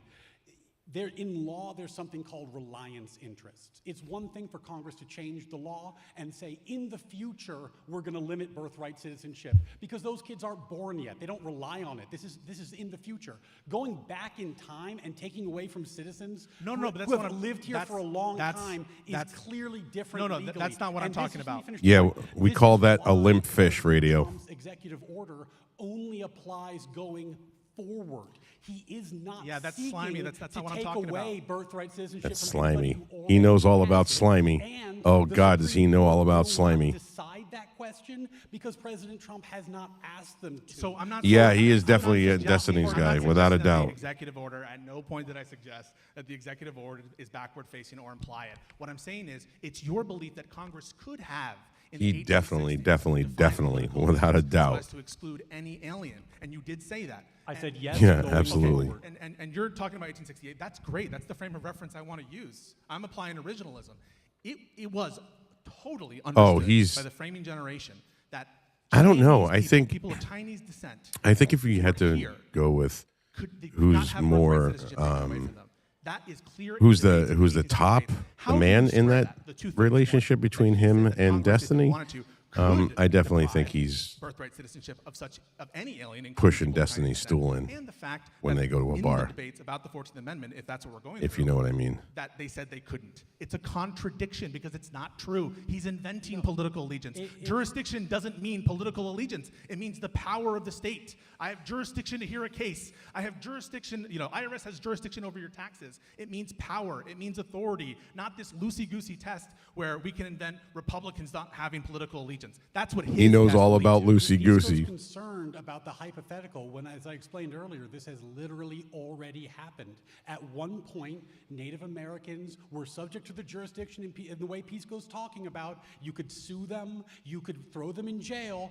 Loosey goosey is just code for prolapsed anus. Birthright citizens because they did not have sufficient political allegiance. And then in I mean, what'd you guys 1924, expect? Congress, in its wisdom, changed that, and now they do have political I'm allegiance offering because narrative on Congress this. made a change. And as I pointed out earlier, I may not if look you like me, change but I the definitely rules gonna about stay who the fuck I that would am. change their birthright citizenship status as well. It's clear Congress can change these things. Pisco just doesn't like that they can, but I'm not sure why that's Here's the relevant kicker. because they've already done it. Here's the kicker. Do all U.S. citizens have political allegiance to the United States? Yes. Why? By virtue of what? Pisco, you and I think many people in the audience will remember this experience. Answer the question. You turned 18, and if you're a gentleman, you received a selective service card. You had to register for the draft. And if you didn't, you could be thrown in jail. But Ryan, why did you have that obligation? Because you owe complete wait. political allegiance Wait a second. to the United So States. this could not be it's more obvious. absurd. It's absurd. So listen to what he just said, right? He says, complete jurisdiction by which means political allegiance for all U.S. citizenship is given by virtue of your signing up for the draft card. But It's here, evidence of it. putting aside that there's no evidence whatsoever, no writings in the text that support this kind of intuition that political allegiance turns on your draftability, whatever. It's all nonsense. It's all ahistorical. It excludes. Whoa. Wait, no, I gave you the evidence earlier. Excuse me. Do you not Excuse me, remember? wait. So it excludes women who don't have to sign up for the draft, and by virtue of this could be denied political allegiance by your own test, and the fact that your reading completely warps the 14th Amendment. The 14th Amendment applies to babies. Subject to larger the iced jurisdiction. coffee. Political allegiance applies to babies. So Yep. of course it's ridiculous on your own view Black to think with a that turbo political shot. allegiance by dint of U.S. citizenship is granted through the draft cards if you're saying that babies are the ones who have political Thank allegiance. you. And of course, they haven't signed any political- draft selected service cards. The political allegiance of babies obviously follows their parents. I have two beautiful girls. When they were born, their political Politician. allegiance was my political allegiance because they were babies. To think that this is a complicated legal question is to get lost in the weeds of like the deep type of. So then why did you autistic say legal this thing about thinking draft? that overcomplicates Wait. things So that are then- not? So why did you say this thing? complicated? So why did you say that? I asked you the question, and why did you say this about the draft card? If all you meant to say was political allegiance tracks the parents, you didn't say that. Because it's you said obvious evidence. Yeah, Ben you Swan said- is a pretty you said base dude. Draft. And He's- now this is a walk back because he realizes that the mess he made for himself, that when he said draft card, he's excluding half the population. This is why. and he's excluding this is why I babies. said draft card, Pisco. If you want to ask. Well, a question. Mary, it goes to 11 o'clock Earlier, and you tonight. seem to have just forgot that I said this. so when I was explaining the there's going to concept be of a. complete I allegiance think this to might be the major last round. I mentioned that in 1863 there were foreigners in the country, and the country had to decide could they be drafted. That was the You know, example that was on the mind. I have of the to tell you Congress guys. people 3 years later. And what did they decide? They decided that only foreigners who had signed a declaration of Yeah, intent yeah. So we're and going to be said here a that they very owed long complete political fucking time. allegiance to this country could be drafted. So the idea that 3 years later, the same I have Congress people really would honestly find this never heard a idea liberal puzzling is laughable. that I could, Obviously, they knew what complete political allegiance was. debate They It didn't mean just draft passed cards. the without law wanting to 3 bang my years head ago. So it against the didn't ground. mean you signing up for the or the draft, table or my and that's desk. the answer that you provided, that you're walking back. You're walking back because you know it's garbage. If signing up for the draft was all it took for political allegiance, where It's are the an writings in the example of 14th allegiance. Amendment? Most in the leftists 1860s I've that ever state this? listened They're to, saying like this Chinese dude, people, even they're temporary insufferable. people who are here are citizens. So, they didn't say that yeah. Congress can take that away. That Of course, it's absurd. is time. This isn't me. This isn't me. Good job. Really well done. All right. Closing. Pisco, you're first. It's 2028. President Gavin Newsom has just been elected. Gavin Newsom comes in with a commanding majority in the Congress. They have filibuster proof or senators willing to get rid of the filibuster. The first acts they do in Congress is they say, we're going to incorporate Section 3 of the 14th Amendment. They're going to call everyone who was there on January 6th an insurrectionist. They're going to say anyone who supports people who are there on January 6th have no political allegiance to the United States. Oh, listen to this faggot. Oh, my God. Are you fucking kidding me? Executive order and this is why I always say, everybody, that we have taken the high road for too long, because they can just sit here and say stuff like this and just get away with it. On Ryan's view, this would be not just constitutional, but normal. They could do this, that Congress could just adjust your God-given right to citizenship as given to you, I guess, by the 14th Amendment. But surely that wasn't what the framers of the 14th Amendment wanted. They couldn't have done that with the expectation that even citizens could be deprived of their political allegiance by a mere act of Congress. They wanted to settle the issue, and all the history supports that. If you actually look in the debates in the 1860s, the ratifying amendments, some of the statements are conflicting with each other. Even Ryan's going to have to grant that. But they say, yes, even temporary people who are here for short periods of time are subject to the jurisdiction of the United States. Of course, babies, remember, the operative subject of the 14th Amendment Citizenship Clause are not their parents. It's babies, right? There's no textual argument against that. All persons born, right? Parents, at the moment their child are born, aren't born too, right? It's their kids. Yeah, and that they plan on doing again. That's the thing. They plan on doing this again. Authorities of the government. All the Supreme Court case law supports it too. Elk versus Watkins, the case that he cites, yes, it carves out a special area for the American Indians. That makes complete sense. American Indians were in some sense considered foreign nations. They had this quasi-sovereign role in the United States, a peculiarity of American history and constitutional jurisprudence. But the English common law was predominant in Elk versus Watkins and Wong Kim Ark. Ryan's playing this trick on you. He's pretending that he wants to keep the result of Wong Kim Ark just because he can make some face-saving maneuver that trumps executive orders in compliance with it. But the important thing of a Supreme Court ruling is not just the people who are affected and what their factual circumstances are, but the reasoning of the Supreme Court. And that rested foundationally on the English rule that the Americans imported. Yes, the rules of subjecthood, the rules of the king. They imported, you can say Oh, Mary. they didn't want to do that. You have no evidence to back that They're up. not going to That's arrest what they were anybody. doing. They were trying They're to going to correct a get rid of mistake. 77 million of us, or 80 million of us. They didn't And want then the why do you Civil think War there's to so many happen FEMA camps? ultimately. If they got their wish in their will, that's exactly what they would do with us. Has to do with who's a member of our community, who's a member of the club. What does it mean to be a nation? And they wanted an administratable rule that couldn't be destroyed with the flick of a pen. Ryan's view, Ryan's interpretation, gives you no protections. It gives you the protection of political whim. That's it. And thankfully, that is not what the framers of the 14th Amendment intended. That political allegiance and pure viewpoint Yes, discrimination there's a. dictate whether you're a citizen. Yeah, or not. these guys are done now, and then we're going to get commentary from Gavin and some leftist chick. 5 minutes. You're closing, right? In law, we have They're a doing their saying, closings right now. If you're right on the law, argue the law. If you're right on the facts, argue the facts. If you're right on neither, pound the table. Pisco's pounding the table right now. You notice how often he accuses me of something as if I have something to do with what the Supreme Court's going to do. But it's not up to me. It's up to the law and it's up to the justices. So none of that matters at all. You'll also notice that Pisco makes a lot of statements about what the history is, but he can't quote it and can't recite it for you. I can. Pisco Absolutely, makes Mary. a lot of arguments about the fact that Congress couldn't do something, even though I pointed out to him multiple times that they already did. His arguments just don't make sense. But it's more fundamental than that. Let me just explain to you how clear this history is.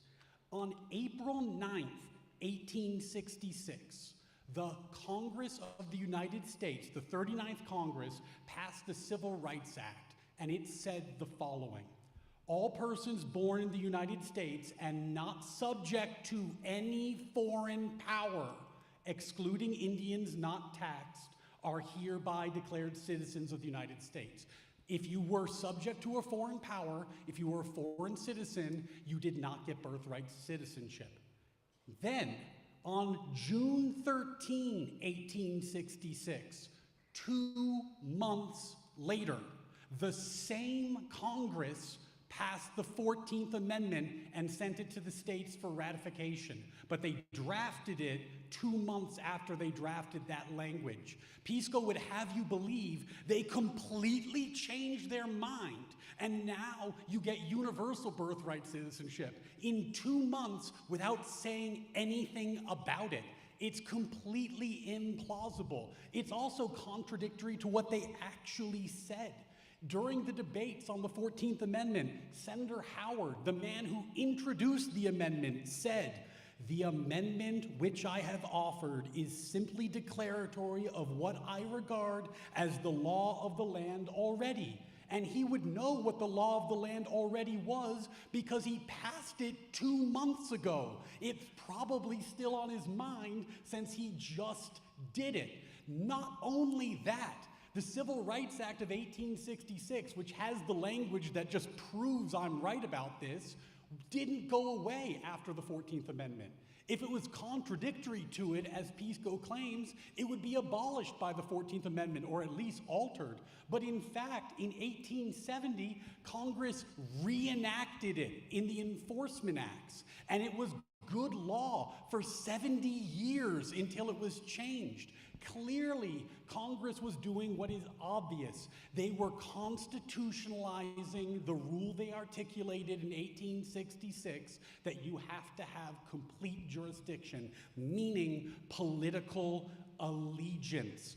This is totally clear on the evidence. It's totally clear on the scholarship of the era. In fact, Thomas Cooley, the leading constitutional scholar of his era in 1880, wrote that the 14th Amendment required full and complete jurisdiction to which citizens generally are subject, and not any qualified and partial jurisdiction such as may consist with allegiance to some other government. If you had allegiance to another government, you did not have complete allegiance to this country, and as a result, you did not qualify for birthright citizenship. That was a fact bomb, ladies and gentlemen. That was a fact bomb. Citizenship argument is an invention of the recent past, and I will obviously concede, because it's just true, that our government has been doing it for a long time. But that's not the question. The question is, are we constitutionally required to do it? And we are not. All right.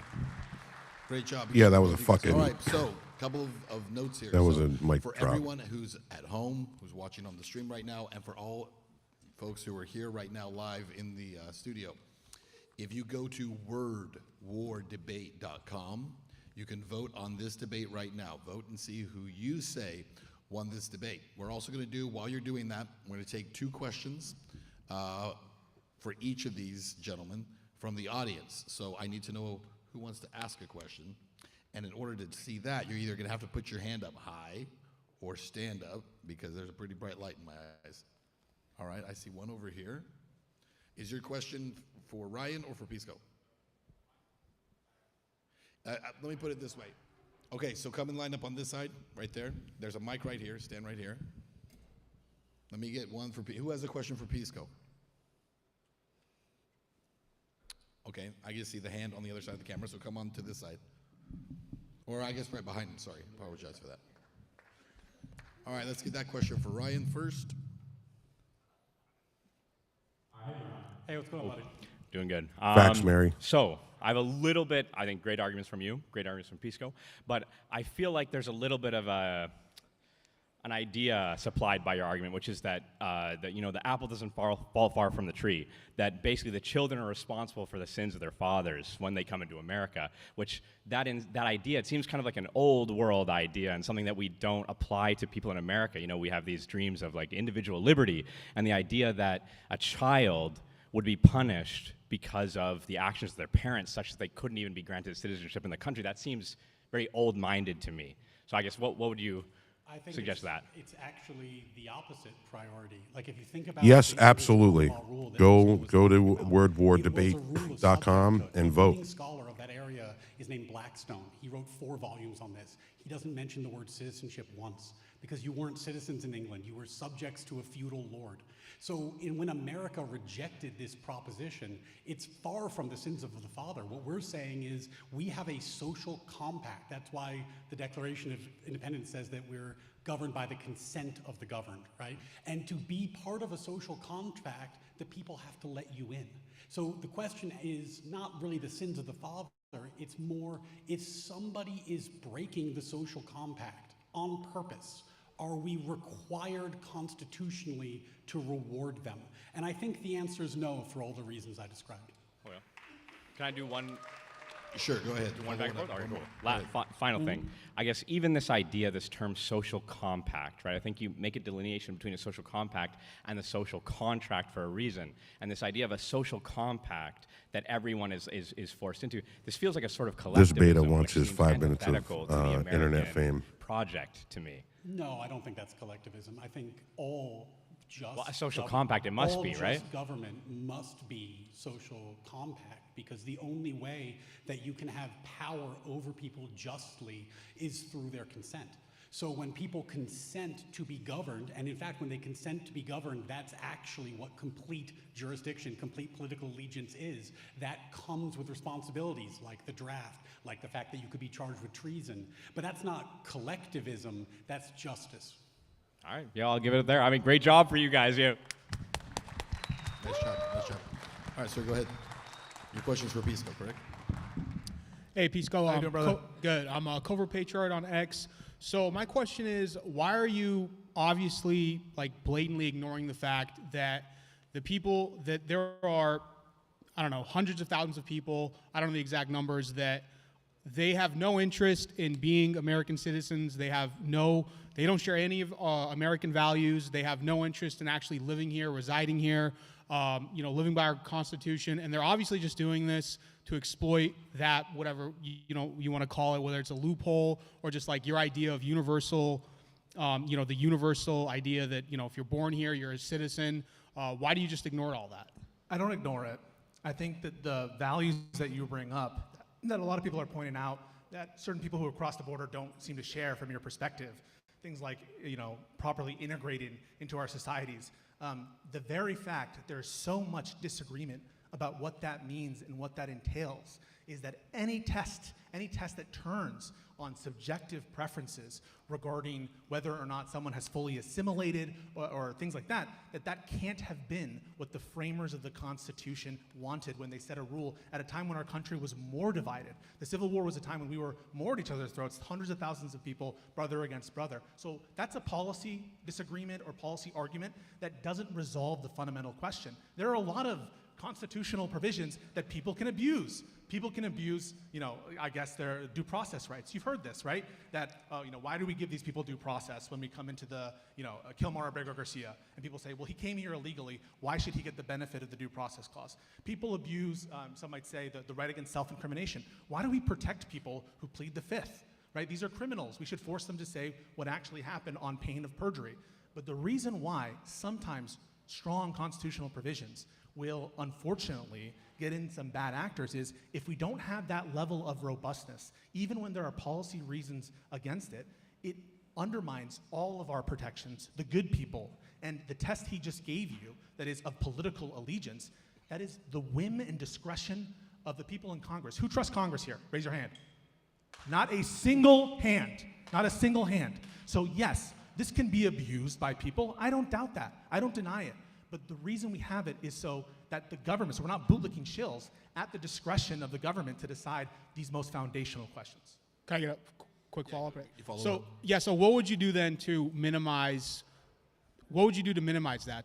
People that are just obviously exploiting it, that have no interest in living here and living as American? I think Trump has moved the needle in terms of conversations about border security. Even as a lib dem, fucking token lib, I'm not gonna deny that. And everyone at least says now, we need to have tight border security. It's, the situation under Joe Biden was untenable, these kinds of talking points. So with respect to people like overstaying, people abusing the system, the answer your political aisle has provided. Border security, border protection. But what you're not realizing sometimes when we have these different disagreements on areas of rights, whether it's the First Amendment, or you guys know the Second Amendment, when you start to make a little loophole for the Second Amendment, oh, no assault rifles. Well, what does that mean? Can they just define assault rifle to mean anything they want? Can they just define the Second Amendment that like arm just means whatever existed then? No. Yes, sometimes these rights will overprotect. The solution is, unfortunately, other policy decisions that don't infringe on the right. Can I ask Pisco a question? No. Oh. Thank you. All right, thanks. It's a good try, though. Good try. I have such a good one. So I actually have one question for each of you also, real quick. Ryan, you made a comment earlier. I just need you to clarify it. I was trying to understand it. You were talking about the difference between someone who comes here and someone who is taken here, and you were trying to make a distinction between that. I didn't understand the point. What was this point? So Pisco had made the argument that slaves who were illegally imported would be denied birthright citizenship under this rule in a hypothetical world where historically the dates lined up, which they don't. And the distinction that I drew there is that there is a difference in terms of analyzing the allegiance someone has to the country between a situation where the first act of that person is to violate our laws. If they cross the border illegally, and that's the first thing they do on purpose, that is somewhat different than someone being taken here against their will. And I don't think it's weird for the law to treat those situations differently. Just real quick, in that case, are you saying that the law would say if you're taken here, you get birthright citizenship? You get political allegiance. Yeah.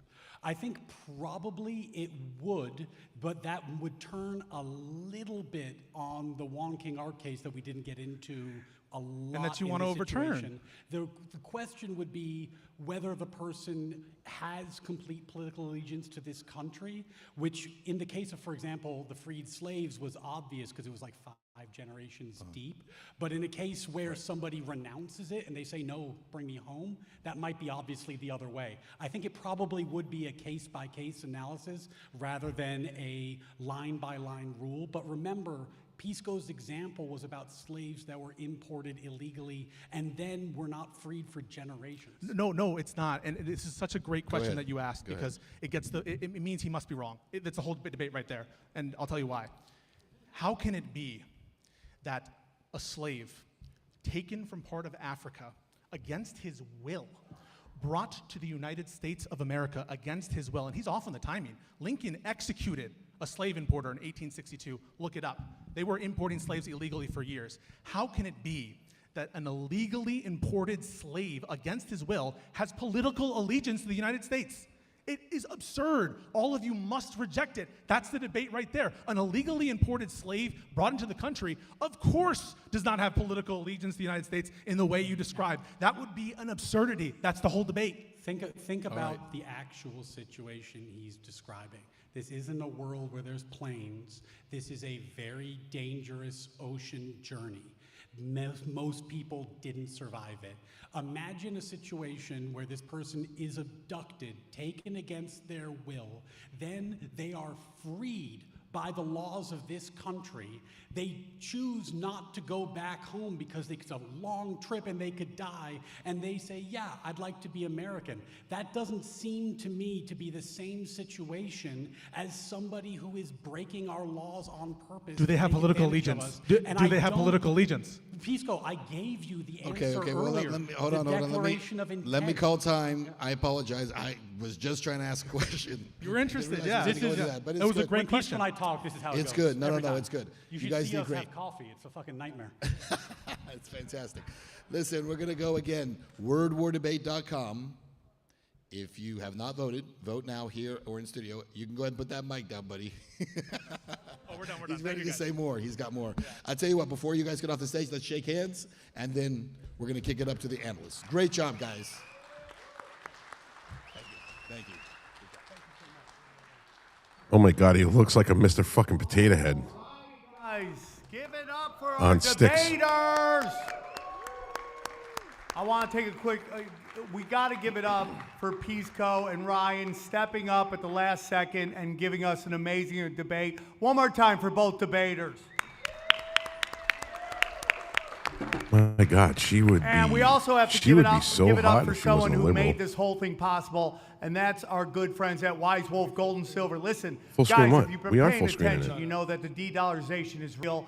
Fiat Here? is fake, and you don't want to be left holding the bag when the dollar collapses. Gold and silver have been I can't money see through that. all of recorded history and are an excellent way to protect yourself from inflation and geopolitical turmoil. That's why I trust my friends at Wise Wolf Gold and Silver for all things precious metals, okay? Is this guy just Veteran-owned plugging and right A+ now? rated by the Better Business Bureau. No Yeah, he is. No transaction Isn't- too big isn't he or supposed too to be small. giving You can commentary? even roll your 401k Dude, listen, and IRA into it sounds physical like he's gold and doing silver. commercials. And if you think you can't afford I mean- precious metals, think again. With the Wolfpack monthly membership program, you can get gold and silver delivered directly to your unless house it's- unless for as little if as he's just doing this $50 on a month. purpose. So what we need you right now is go to Before the comments. wordwardebate.gold at checkout and use the promo code WORD at checkout for free constitutional Do we have a silver. And remember, in a warboys.gold world account?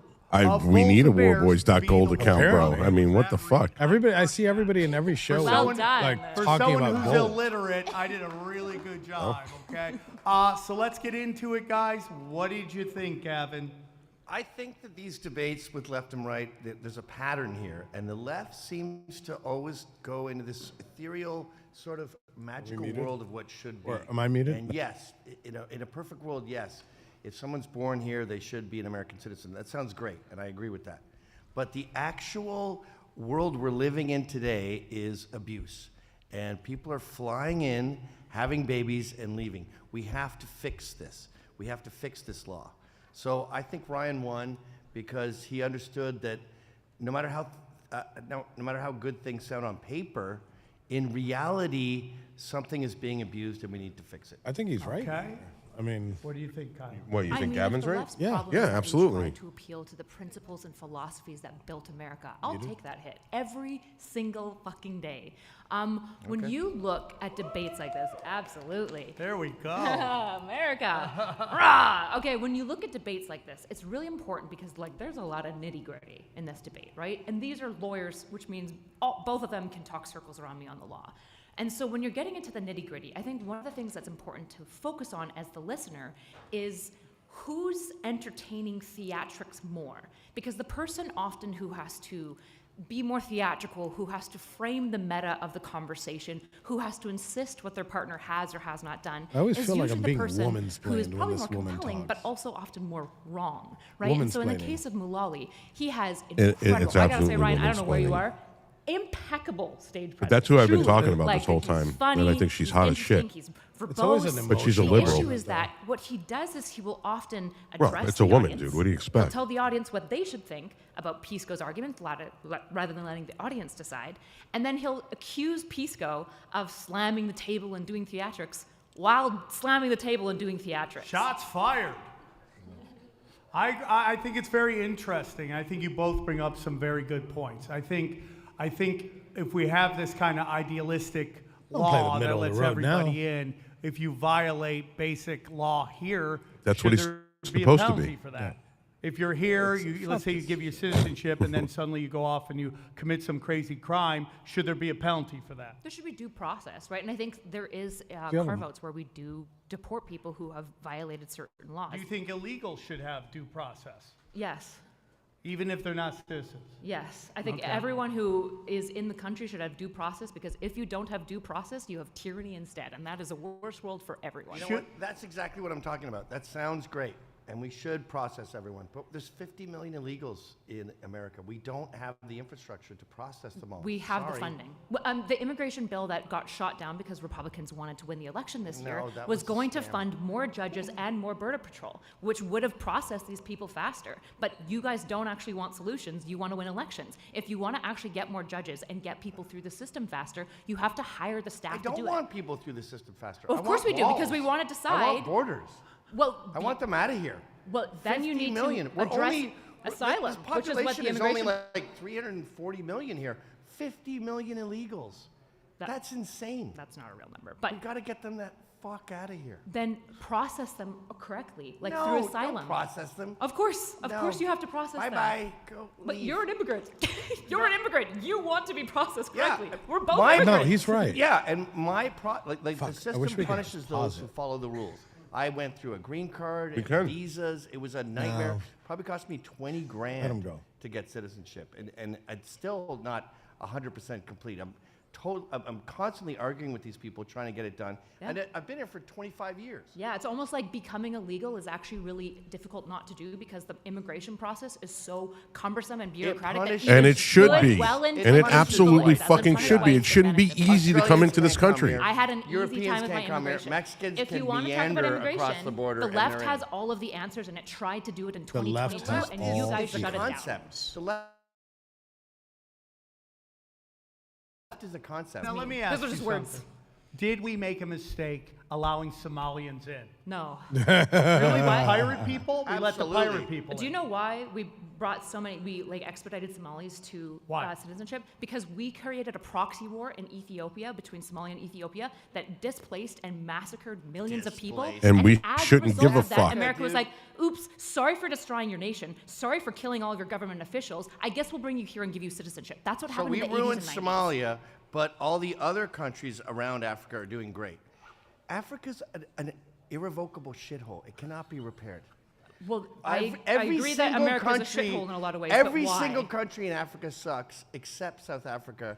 South pre-apartheid. Africa also kind of sucks, as most South Africans. They're It not should having a just be great sunk time. into the sea. Let's be honest. Let's just push it down. I would say, like, if you use a continent for proxy wars for like over 80 years, yeah, the place is going to be a shithole. Proxy wars? Come on. You think Somalia is meant to thrive? The average IQ there is 70. That's literally retarded. As somebody who studies and researches IQ, you don't know what you're talking about. That's not even how you utilize IQ. You don't utilize IQ across countries.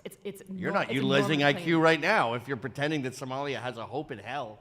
I imagine if we left them the fuck alone, they might actually erect a functional government eventually. You guys should be hearing Gavin. Holy shit. Yeah, It's stop this- doing proxy wars. It's True. this ethereal pie in the sky world where Somalia is thriving. Oh yeah, she wouldn't last. She wouldn't last 5 minutes in It's a Africa. commentating, like they're commenting, and it's three of them: a left winger, right winger, and Do we supposedly owe a them center. anything Yeah. to give them And he's just peaceful trashing her. passage? Decimate. All we do is provide infrastructure, medicine, roads. See, this sucks. They should Colonization have is 3 charity. cameras. And I would like a thank you from all the countries we colonized over the years. Well, 'cause unfortunately, we they cut improved off $1,000,000%. USAID, so And then we there's no leave and they go, thank look at Jamaica. that went on. Jamaica That went looked on. like fucking Manhattan when we were there. And then they got independence. And now what is it? Rebar, a boat on the side, pile of garbage next to a fucking pile of shit. Dude, we've done it with slaves. I don't even know what we're talking about. When did we own it? When did we get control of it? And when was Britain ran Jamaica's great Jamaica time? until 1969, and it was thriving. And now it's a hellhole. No. Look To- at to Haiti. look at Jamaica and think that it was thriving before 1969 is, I'm sorry, there's like, wasn't even proper due process for a lot of like Oh the my black God! citizens that lived Look at the postcards of Kingston. Proper in due 1960. process? If you were a What- white You will person in Jamaica, masturbate. it might have been okay, but I, also a little I spooky to go out on the masturbate street. to postcards of Jamaica in 1965. Okay. The architecture I will alone. not kink shame here. I will not kink shame. I will. So, Stunning paradise. so let's. I know, Gavin. You said you thought Ryan won. Are you going with Pisco?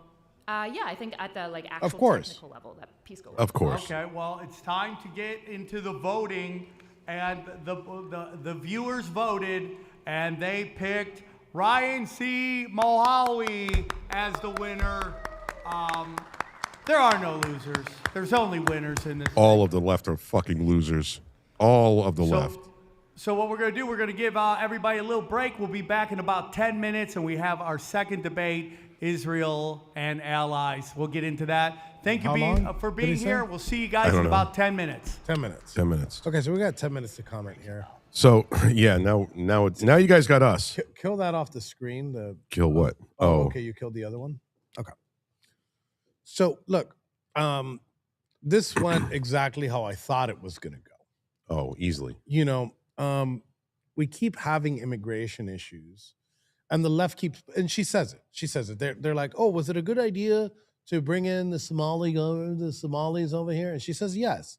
So it doesn't matter what left wing position, you know, they're always going to take it. Pisco takes it. what's this chick's name?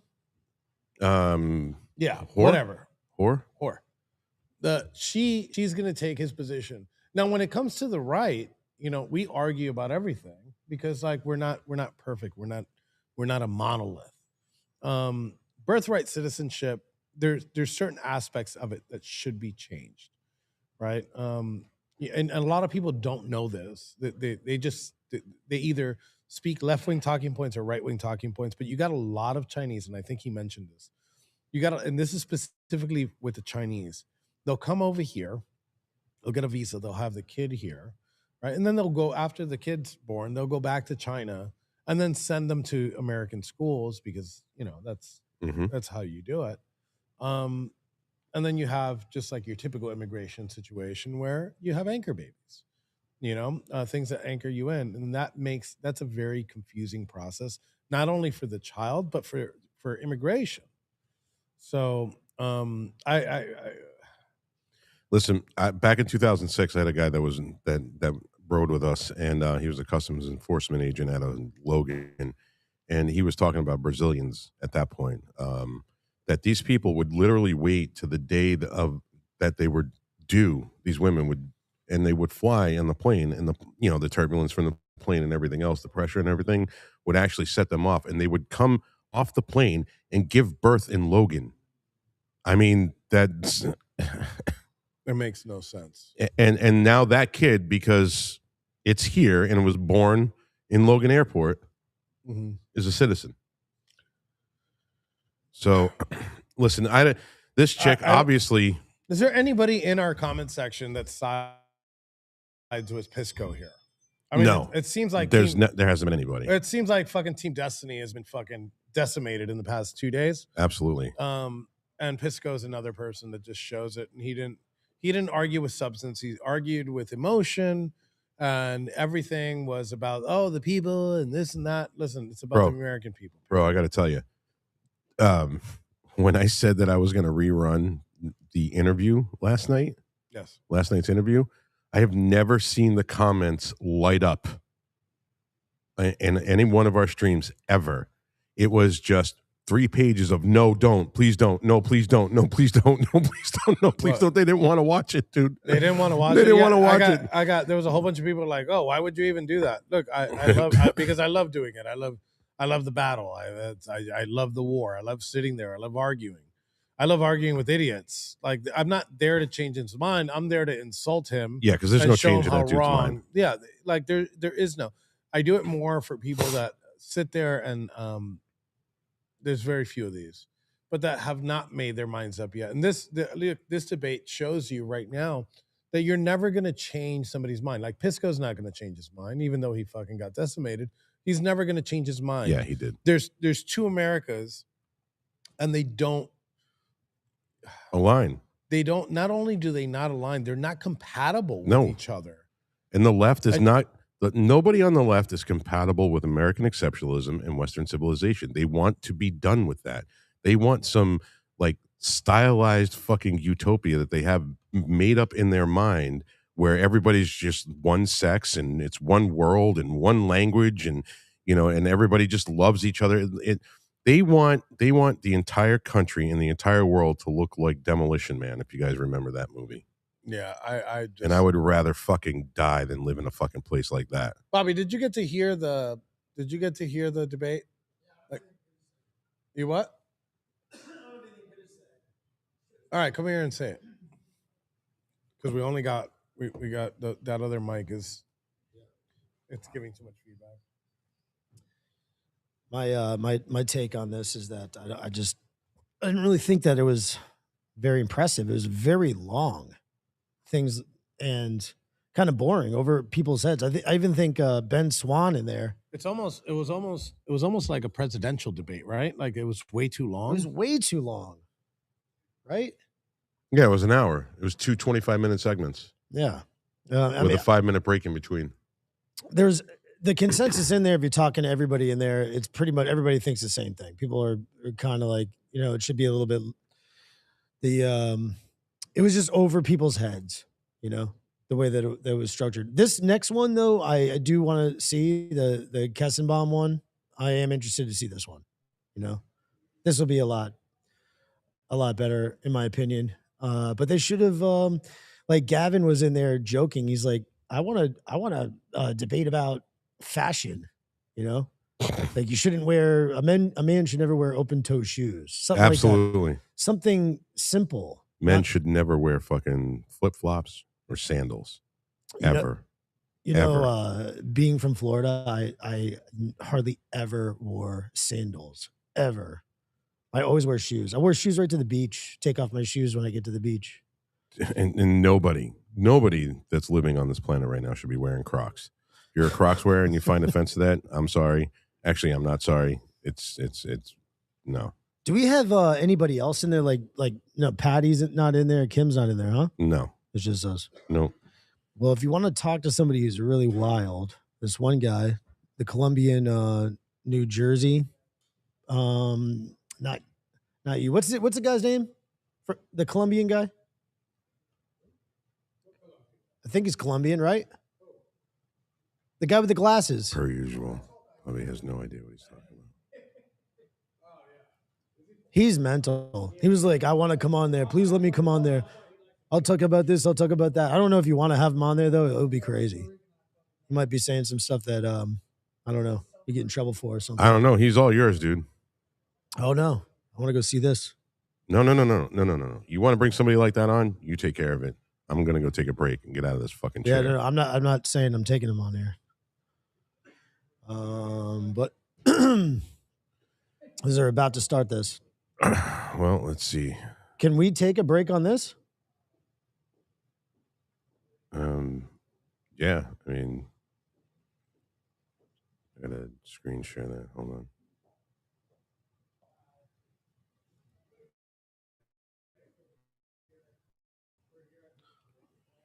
All right, guys, we're gonna take a 5-minute break. Stay with us. We'll be back. And thank you guys for watching.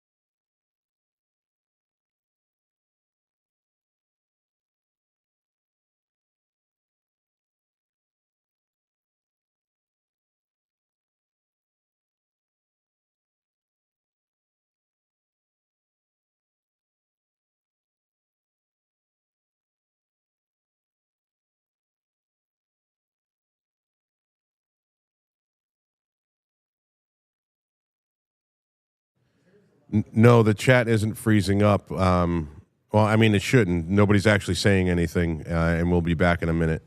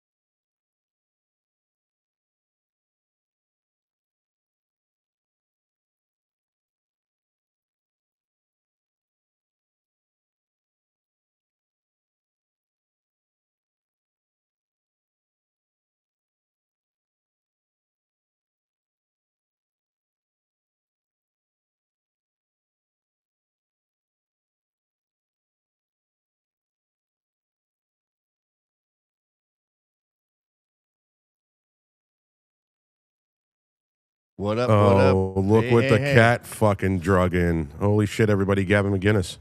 We got so wasted last night. We went to a strip club, and I forget who I was talking to. It might have been you. I forget who I was talking to, but we were like, I swear to God, I'm not lying.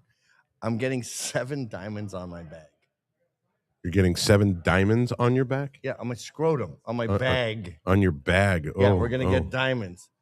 And the idea is like your wife goes down on you and she's like, "What the fuck?" And you're like, "What?" And she's like, "Do you have 7 diamonds on your bag?" And you're like, "Yeah." So Is there some specificity for 7? Is 7 just a number? I mean, Just- there's only so much real estate down there, so I think 7 would pretty much cover the whole area, right? Okay, yeah. And I would. And I don't know. I'm not an expert on scrotal piercing, but I imagine it's like a little loop. Not real diamonds, by the way, just like garbage. But wouldn't that be a funny? cubic zirconian on your cock. Yeah. ethical bag diamonds. Ethical bag. Ethical. That's the name of this episode. Ethical bag. Ethical diamonds. bag diamonds. I'm gonna have to go change the title. That'd be fucking hilarious. Like you're just like you're like at the gym, like, "What's up?" And your buddy's like, "What the fuck? Do you have diamonds on your bag?" You're like, "Yeah, what? Why?" I got a bunch of bags I'm into that diamonds on my bag. We're talking about Gavin getting 7 scrotum piercings with fake. Last night at 4 a.m., that seemed like a totally reasonable idea. Well, I'm sure at 4 o'clock, dude, at midnight, it was probably a reasonable idea. I'm for not you. that enthusiastic about it today. No. Just the thought of getting anything anywhere near my dick pierced is not. You know what was crazy though? We went to a strip club last night, Stilettos, I think it was called. I should have stayed awake. God damn Some it. of the nicest cunts I've ever seen. I thought my wife had like a rare cunt because she doesn't really have labia. So she's got a Ziploc bag? She's just got a razor slit. Yeah, it's a Ziploc bag. That's why I married her. It's much better than the busted ravioli. Totally. There was no busted ravioli. No last busted night. ravioli. Every last night. single stripper had a razor slit. Like, I was almost like a gynecologist. I was like, that is a very, very attractive cunt, and like 6 strippers, and they all had perfect cunts.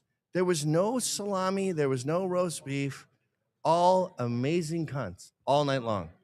Could you imagine being the hiring manager at that place and some chick? Maybe that's his thing.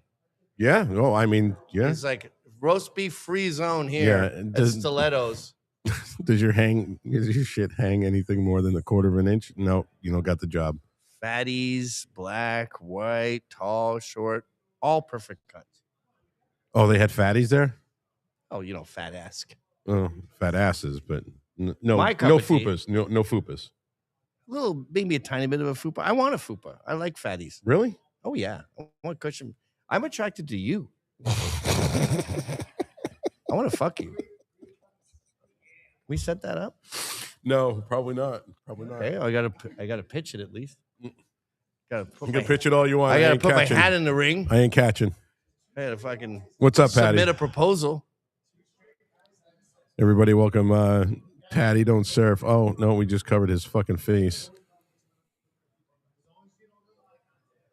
So Patty's the studio's resident Jessica Tarlov. Okay. Hold on, let me try to fuck carry. yourself. Jessica Tarlov. Trying so hard. You would be lucky to get with Jessica Tarlov. You would. She is ugly as fuck. Who's dude. Yeah, well, you know what? She's the lib on Fox. You would Oh, never yeah, ever. yeah. I know ever. her. The insufferable cunt. I've met her a few times. Yeah, She's yeah. an insufferable cunt. Yeah, she's not sexual. No. Thank you. See? She's kind of like when you look at her, you see how gays see women. Yeah, Like, exactly. oh, that's Yeah. what it's like. That's what it's like to have zero boner. Yeah. I get it now.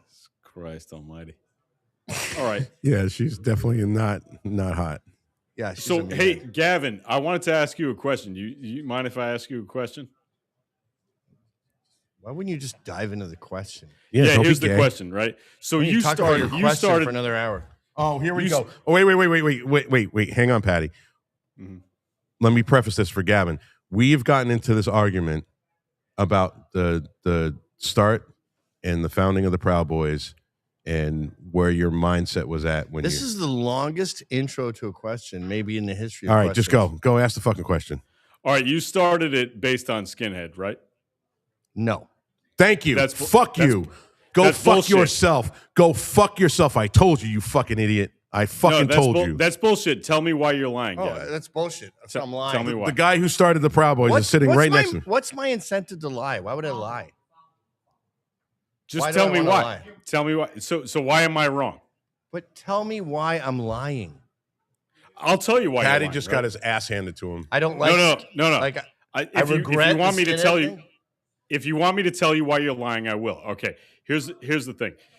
So what you did was, because you grew up in counterculture and all this stuff, you Shut understood. up. I think I've what argued with skinhead- you online before. This is ringing a bell. It was No. based on mods, dude. Mods. No, it's not based on Mods are mods because yeah. there We've is had. no. I've had this argument with you before in the past. Yeah, there is no such thing You have as your a mod. stupid hypothesis. There's no such thing as a mod. What the fuck are you talking There's no about? such thing as a mod who would show up to another guy's house when they're going out and be like, "Oh, we can wear the same fucking shirt." No, that would never happen, man. Because mods always want to be the ace face. You want to be the coolest guy.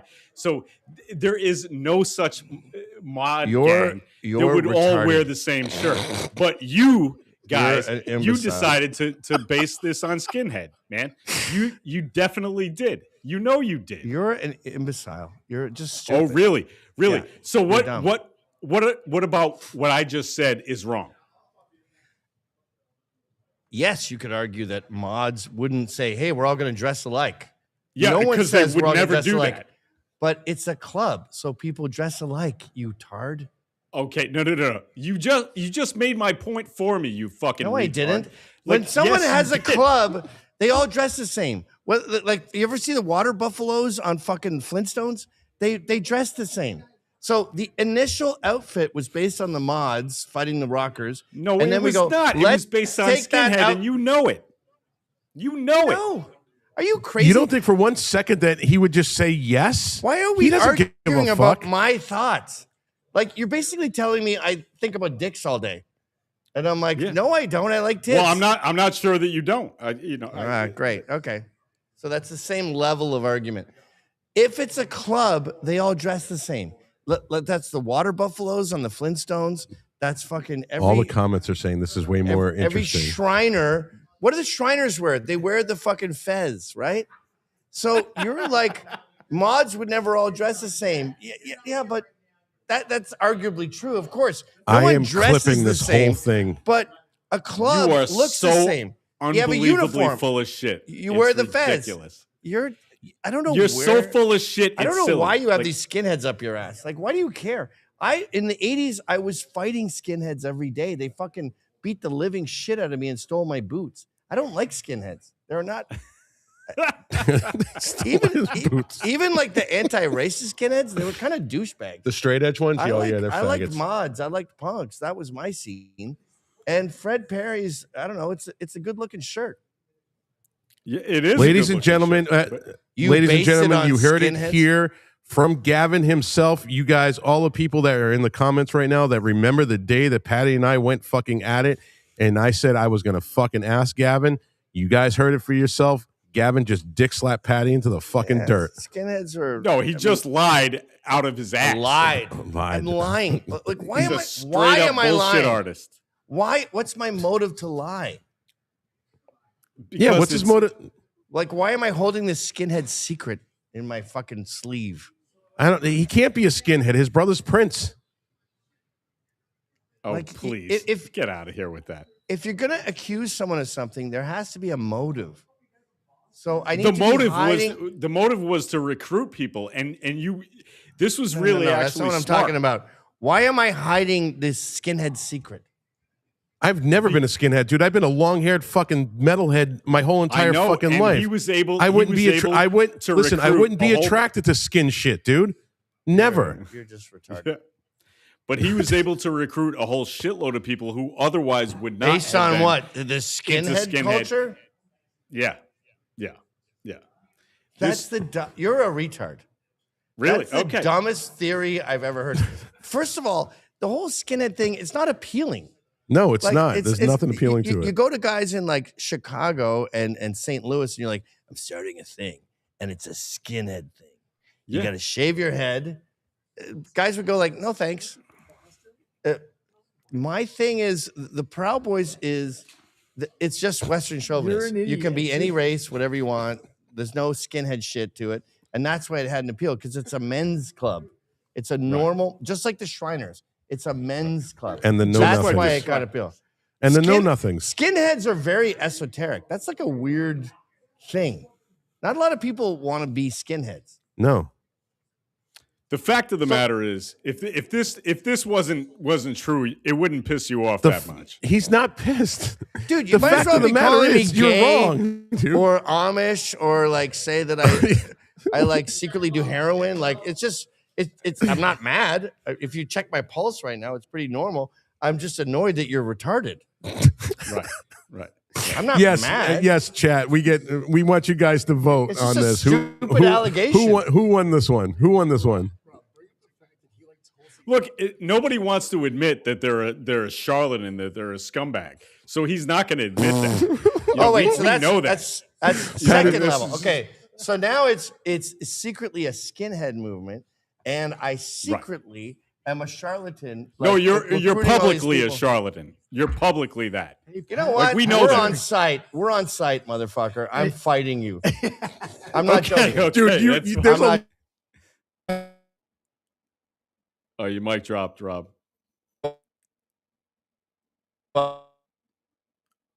Your mic's dropping. Oh, shit. Listen, there's a long Now list of I'm- people that I'm want to be. gen- I don't know. Great to meet you, motherfucker. Oh, all right, there we go. Now he's back. Yeah, no. Hey. Hold on a second. Wait. get. Ladies and gentlemen, Gavin McGinnis.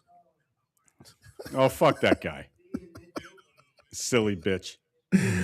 Oh my Look, God. if what I was saying was wrong, then he wouldn't have freaked out that way. He got to get up and run away because he's a punk bitch. Like that's just the way it is.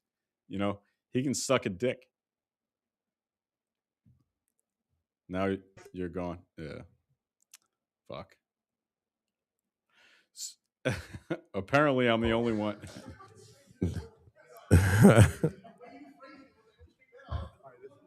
Let's turn this over to 420 Hawkeye, the janitor hour. You can talk right in that mic right there. Tell everybody who you are. All right, so I am Jersey 420, president of the South Jersey chapter. And I just want to go on record and say I am not a skinhead. No. You were way too dark for being a Yeah, skinhead. it's just way. Way too fucking dark, kid. Way too dark. Way too dark. But hey, you know. Like, I mean, you're bald, but Yeah, I am bald. Shit, maybe I could be a skinhead. I don't know. You would be I did have to another shave my head what? this Black morning. face of white supremacy. Well, no, I'm actually Cuban. Yeah. Well, I mean, Yeah, I guess we could just say black. Cubans, niggas, pretty much same thing. Supremacy. You have Latinos in the house. You have a bunch of Spanish speaking. Dude, you set him off. I did. I'm gonna smack you for that. I did. And I'll see you long before he does. Holy shit. This is awesome. The PB quota for Patty, what was at issue on the show, and everybody that watched that show is in here right now in the comments, okay? What was at issue, I told you that Gavin would never, one, say that he started this on skinhead culture, two, because he didn't, and He did. three, He did. no, but he didn't. No, he didn't. And what was at issue was you said that he would absolutely, your words were, whether you believe him or not, you said his words were, yes, he will tell all of us that he started it on skinhead culture. You need to acquiesce right now. Rob was right. Fucking say it. No, personally, he You owe will you owe me that much. You owe me No. that much. Okay, publicly, yeah, you're right. But personally, he will admit it. About all the Latinos in the Personally, dude, I just spent fucking 12 hours with this fucking guy.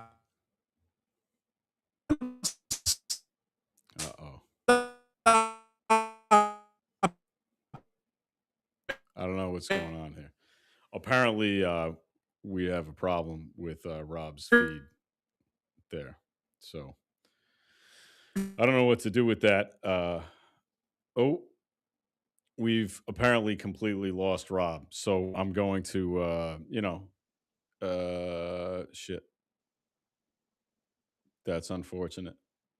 Maybe he's coming back right now. There he is. You see them coming into the show? There she is. Oh, well. Oh, no, I think.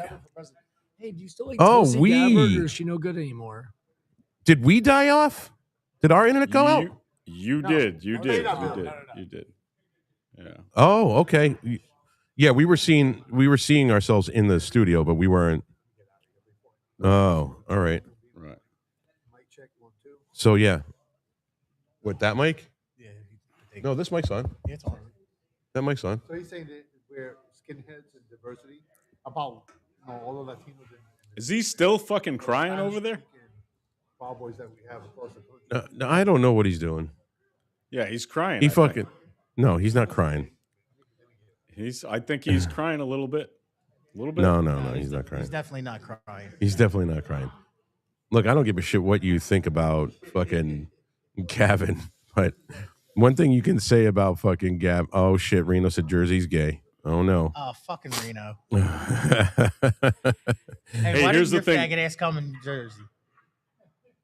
Oh my god. Gavin does not give a fuck enough to lie about something like that. He's got no reason to. He doesn't give a fuck.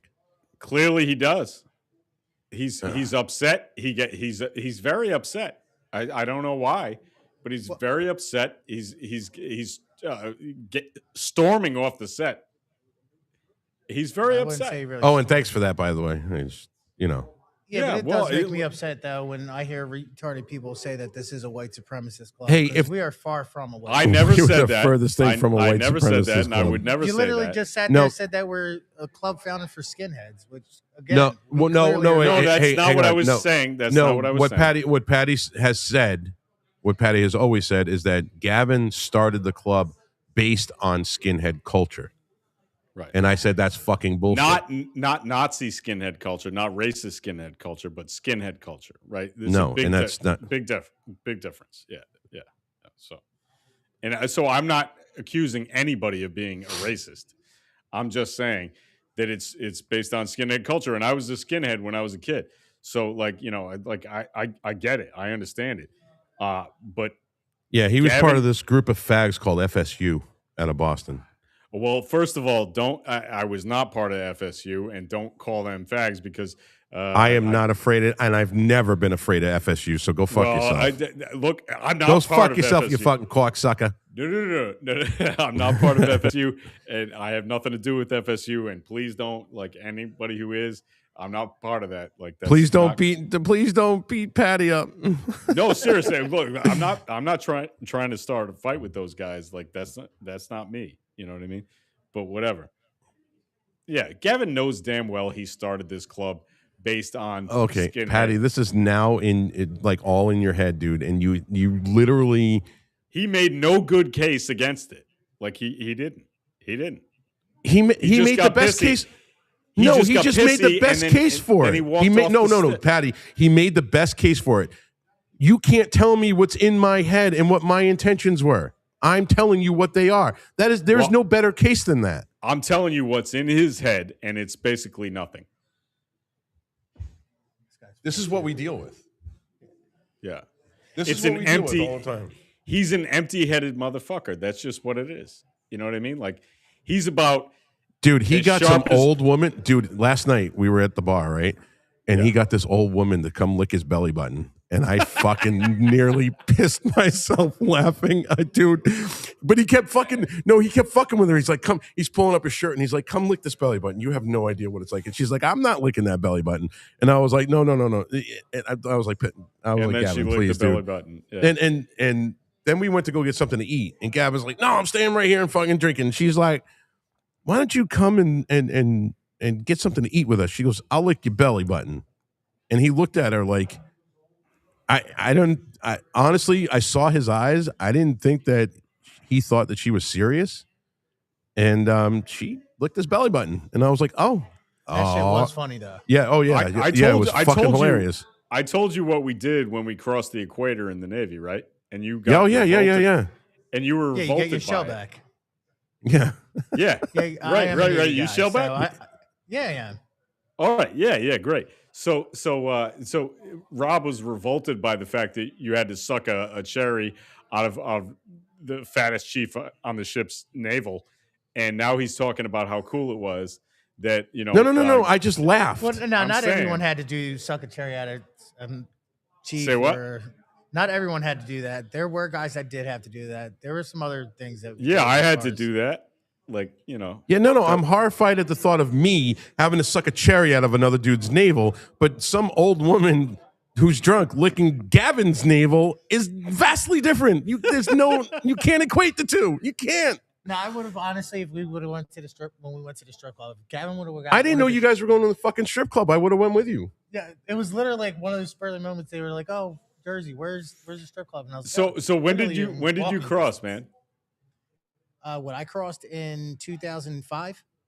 Okay. All right. Yeah. Cool. What ship was it? That was on the Lincoln at that time.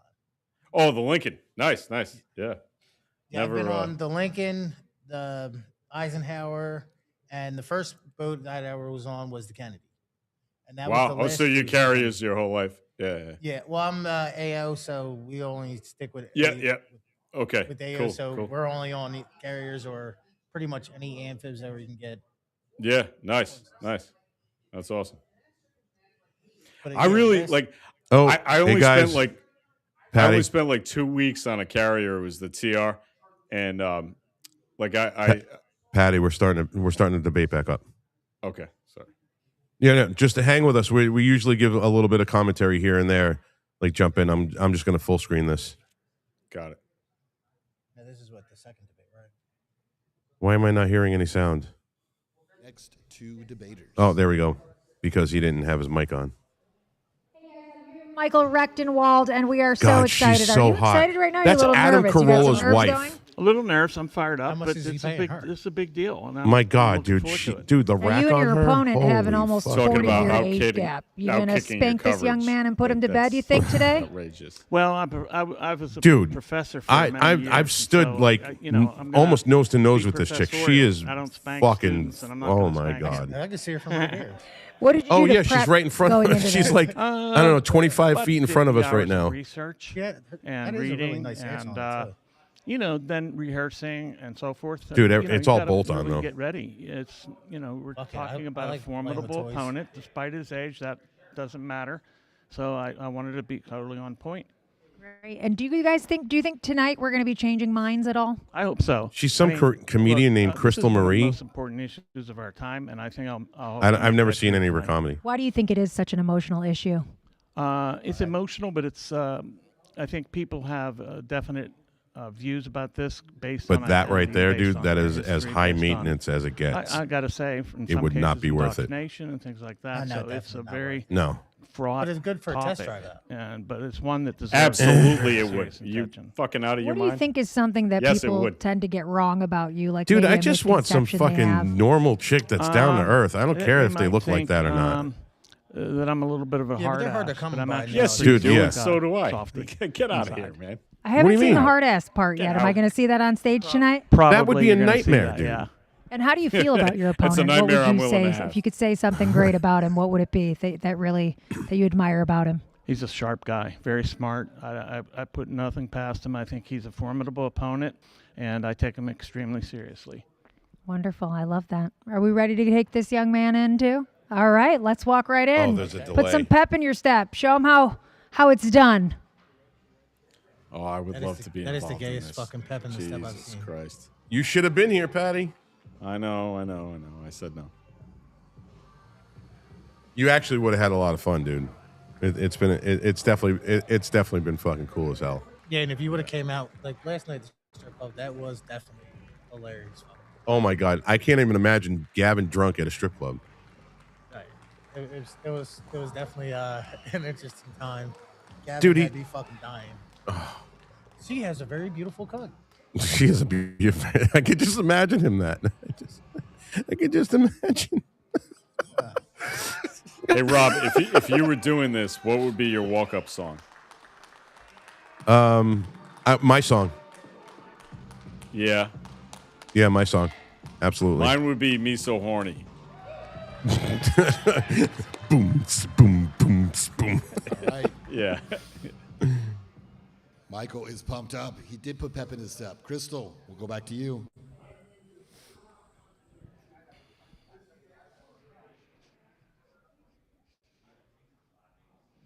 Do we have the camera coming?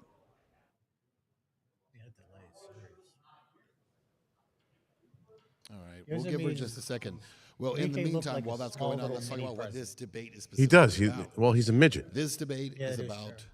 foreign influence in American politics and specifically dark money. I really want to hear this debate. I'm actually interested in this one. The first one I really wasn't interested in. It was all about And we birthright all citizenship. know that was pretty much where That was that's going boring. to go.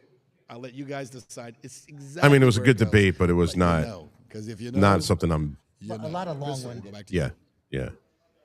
There wasn't enough fire Hey guys, in that I'm one. here with Shabbos Kestenbaum. Shabbos. I Oh tried yeah, to there's like a bait your 5-minute opponent delay to between talk some these smack, because she was but just. instead he just said some really beautiful things about you. How do you feel about Michael Yeah. going into this? Well, I will return the favor, and I will say that this debate will be. That's as loud as it substantive goes. issues, on I'm the sorry, ideas, and not guys. On the personalities, I think. I one of have the no problems idea in why. American political It's just the way the is screen we're so share is. inculcated in our own partisan bubbles that we don't really interact with the other side, and I'm actually looking forward to debating the professor. Now, I mentioned this to him as well. There's about a 40-year age gap between the two of you. Have you ever debated with someone in this age? I don't want to assume how old he is, but I can't imagine I've debated someone of his generation. No, not yet. Oh, he's debated some cocks in his mouth. What That's do you for think sure. is something No people doubt get on that. wrong about you? Well, because my name, Shabbos Kestenbaum, is straight out of, a Jewish comic book, people just assume that because of my religious identity and the fact that, I wear the funny hat on my head, I'm obliged to support the state of Israel. In fact, Anna Kasparian said that explicitly when we debated on Piers Morgan. My support of Israel comes from my support of the United States. And America first does not mean America alone. So I support Yes, our it allies, does. whether it's Israel, whether it's Oh, Ukraine, boy. whether it's Taiwan. Yes, it and I will fucking continue does. to demonstrate that President a real Trump's foreign dope policy here. of peace through strength. Yeah, we have a provides real the greatest dope. level of security and Absolutely. stability to the American people. Very clear Sue you're a says, smart "Tem you man. destiny." What did you do to prep going into something like this? Well, part of it is lived experience. So, unfortunately, I had friends and I family fucking members hate when affected people by the say, Hamas "I've attack lived on October experience." 7th. Yeah. Unfortunately, You're 20 having something. terrorism I got in the state whack of Israel towels that and are older the than Western he is. Hemisphere is not out of the ordinary. So part of it is lived experience. Are you but shitting me? The other part is, my research. I don't think Fuck. I've done as many Christ. hours as the professor. I got a T-shirt but in my certainly this is fucking something in that my has, luggage upstairs. consumed That's my life older for than many he years is. now. I have lived All right, experience. you ready to go walk in and show him your stuff? All right, And you can kill tell it. he's gay Get it Oh, going. He's 100% gay. because if he wasn't, there's no way. Like if this chick was You see, he interviewing just me, did the fucking the straight up. yeah. Oh, look, there he goes again. He's ready to go get him some shekels.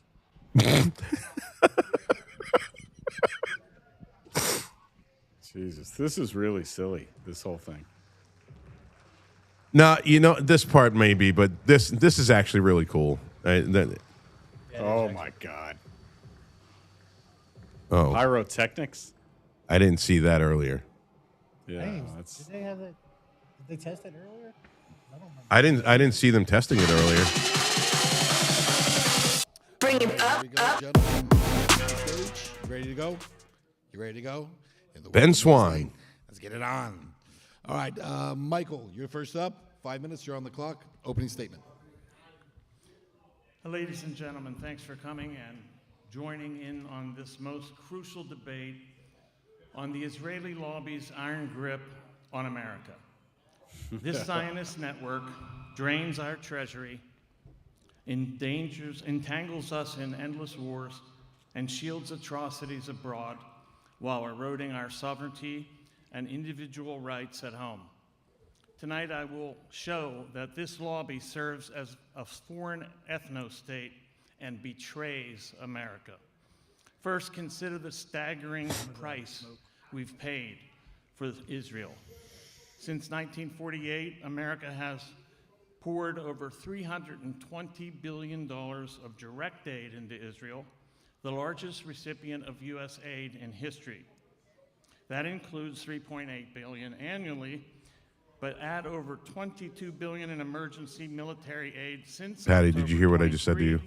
and you're still only looking at the tip of the iceberg. Oh, I was pushing the All push to this talk aid button. is illegal according to U.S. law.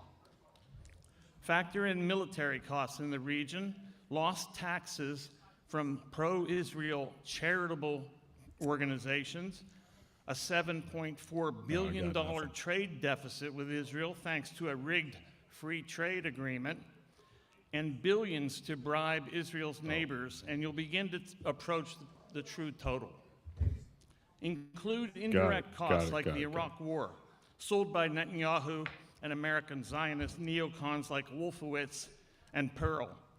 And it's an estimated $8 to $10 trillion, or a quarter of our national debt. Even Trump admitted that our Middle East wars aren't for oil. They're for Israel's security, i.e. belligerence. Add to this the black budget that the intelligence agencies spend on Israel, as much as $13.2 billion a year annually estimated, and the number is astronomical. This isn't an alliance, it's foreign capture. How has this happened? 500 to 600 tax-exempt Israel affinity groups skirt foreign agent laws and abuse charity status for political warfare against Americans. In addition to buying Congress, the lobby imposes anti-BDS laws in 38 states, trampling our First Amendment rights. This foreign subversion, prioritizing Israel over America's interests and Americans' individual rights. And what does this lobby defend? Not Western civilization, as my opponent contends, but barbarity. Israel's own leaders reveal the truth. Former Minister of Defense Yoav Gallant declared Palestinians human animals, and Israel denied them food, fuel, and power. Minister of Finance Bezalel Smotrich said starving millions is moral. Others demanded nuking Gaza, erasing it entirely, and that's just some of the kinder things that have been said. This isn't self-defense, it's genocidal intent in action. A genocide corroborated by 183 human rights, humanitarian, and international governance organizations, 49 qualified scholars, including 12 Israeli scholars and 9 non-Israeli Jewish scholars, the International Association of Genocide Scholars, and UN commissions. But we don't need experts to tell us about the genocide. The whole world is a witness. Americans are awakening and rejecting this extortion for genocide. Latest polls show support for Israel's Gaza actions at an historic low. Only 32% approve, with 60% disapproving. This outrage is fueling real change. I launched AZAPAC, America's first and only anti-Zionist PAC. We ran viral ads declaring no more should the U.S. serve as Israel's ATM and munitions depot. We're endorsing and funding fearless candidates who refuse Zionist money and demand an end to foreign aid, especially military aid. AZAPAC channels an enormous groundswell into political power, proving that Americans demand an end to U.S. subservience to Israel. Enough. We must dismantle this foreign influence network, cut entanglements, end tech dependencies, and purge bribed politicians. And time.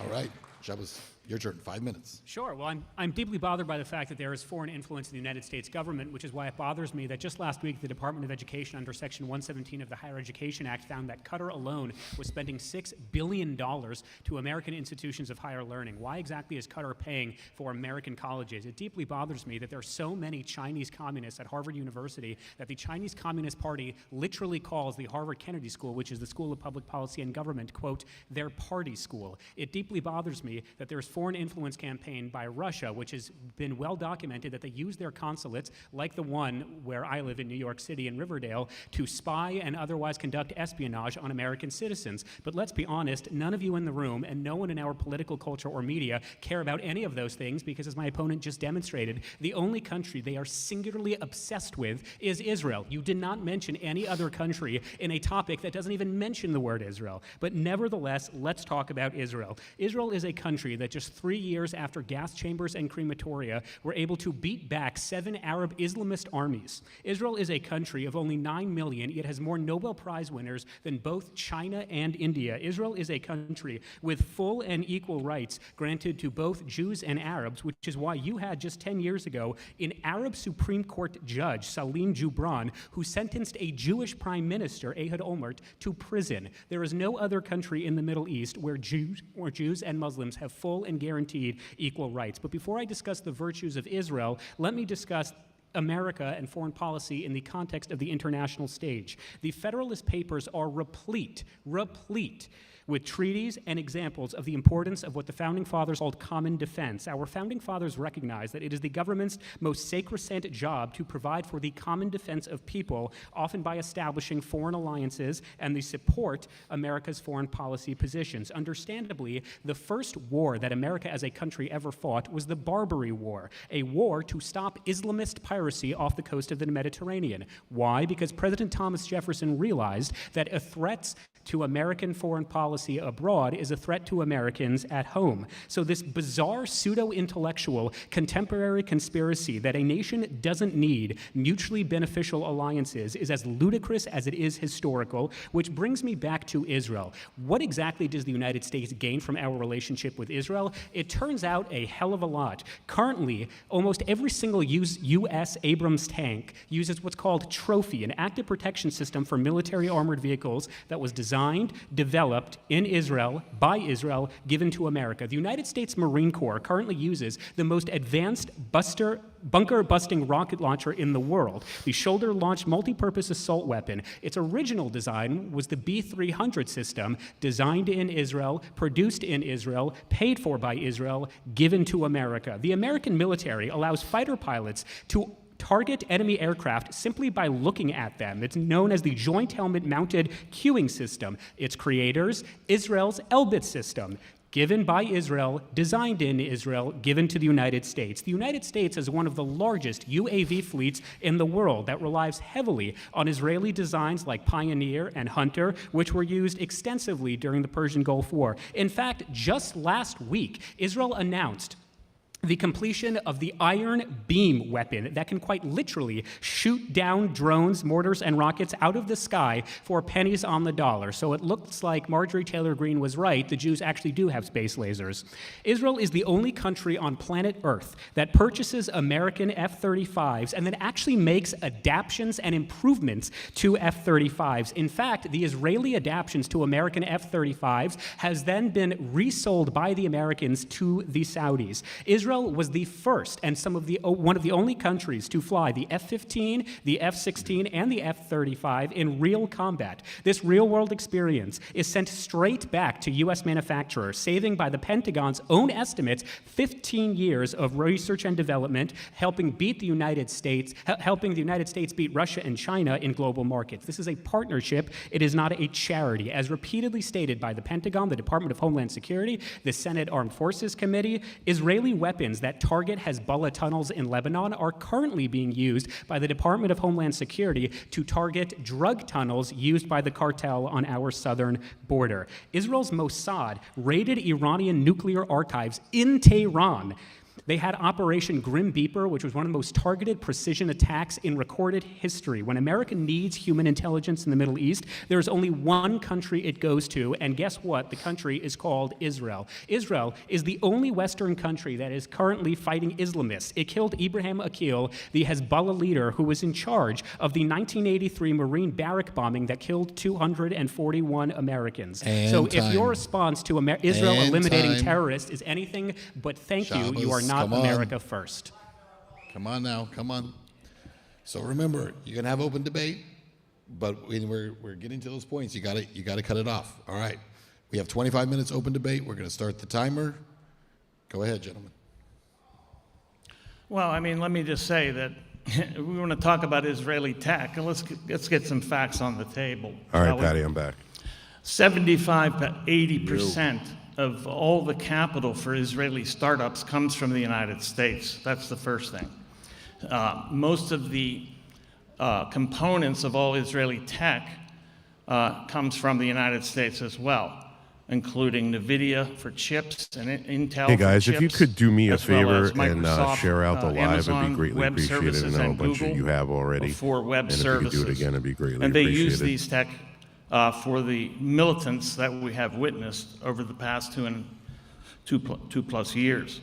Well, I'm glad you mentioned NVIDIA, because NVIDIA just announced that they're going to open their own plant in Israel because they recognize the fruitfulness of having an Israeli-American partnership. And as it pertains to American foreign aid, it's true that America gives roughly $3.6 billion to Israel on an annual basis. What you fail to mention is 90% of the foreign aid given to Israel must be spent on American military equipment. So Israel has to buy U.S. missile defenses, U.S. military technology, So it's a and Ponzi US fighter scam. jets. Now, you can say that there shouldn't be foreign aid, and I've actually support the idea that Israel should not receive foreign aid, but the reality is America, one of the reasons that they give foreign aid to Israel is because Israel has been so military and technologically advanced that America actually wants guys, Israel there are to be things that reliant Patty and I on agree American on. foreign weapons as opposed to shopping the market. So again, if you don't want foreign aid, then I'm okay with that, but it's bizarre that you don't mention, for example, that Somalia received $1.2 billion in foreign aid last year. You don't mention that Egypt received $3.2 billion in foreign aid last year. You don't mention Which Nigeria, none of these which countries is should currently be getting. conducting a genocide against Christians,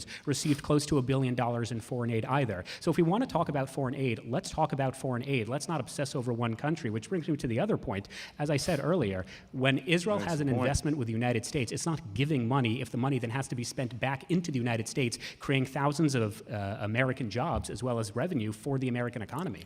Well, that's no consolation at all. If So I could just say we're something real basically, quick. Michael, if you want, just I'll let you answer. If you guys could pick up your microphones, that actually might help for the sound. Yeah. Get a little closer to your mouth. Sorry. Sorry. Please continue, Michael. I apologize. Yeah, that's no consolation at all. I don't want to be robbed. The American taxpayer does not want to be robbed to have Israel buy arms from the United States, arms manufacturers from the Typical Gen Z military in how he industrial talks. complex with our money. That is not a good use of our money, and we don't. All the money they spend on American arms is given to them by the United States. So this is just a revolving door. We're looking at them buying our weapons, not ours, but the military-industrial complex's weapons. This benefits the American citizen not one bit. In fact, it's actually extortion. So, and let's talk about some of these technology companies, if we will. Israel is very, very well known for spyware. It is extremely competent with spyware. Let's look at NSO Group's Pegasus, which has been used against Americans in the United States. We had a lawsuit filed by Meta. They charged NSO with attacking users' information on WhatsApp, gaining the access to their accounts, and using that information, targeting particular American citizens, but mostly dissidents, reporters, diplomats, and politicians. So this is what this tech does. I don't want the United States funding Israel's belligerents. I think it's beyond the pale. And there's a difference between Israel and the other countries that we give aid to. And that difference has to do with the fact that it's the most, by far, the most aid of any country. And you look at the other countries that we fund, like Egypt, Jordan, Iraq, Afghanistan, and you're looking at another $10+ billion every year to keep Israel safe. Why is Israel the United States, the responsibility of the United States? It is not our responsibility to protect Israel. Absolutely.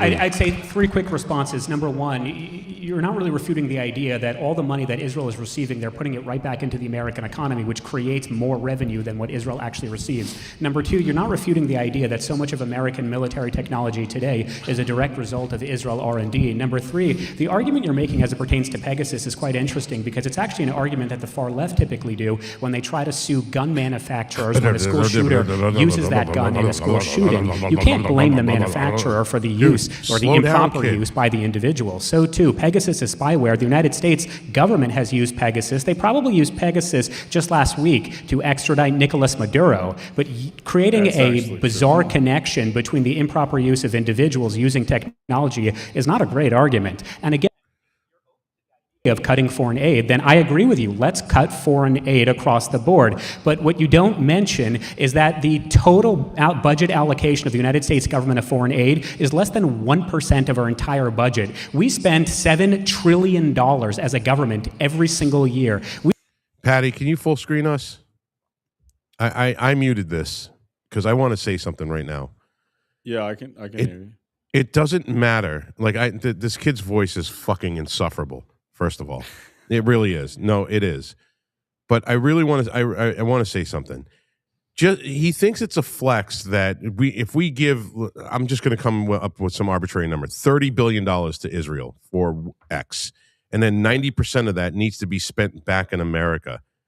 Right. Why don't we just keep our money? If that's the case, then there's no sense in sending them fucking money in the first place.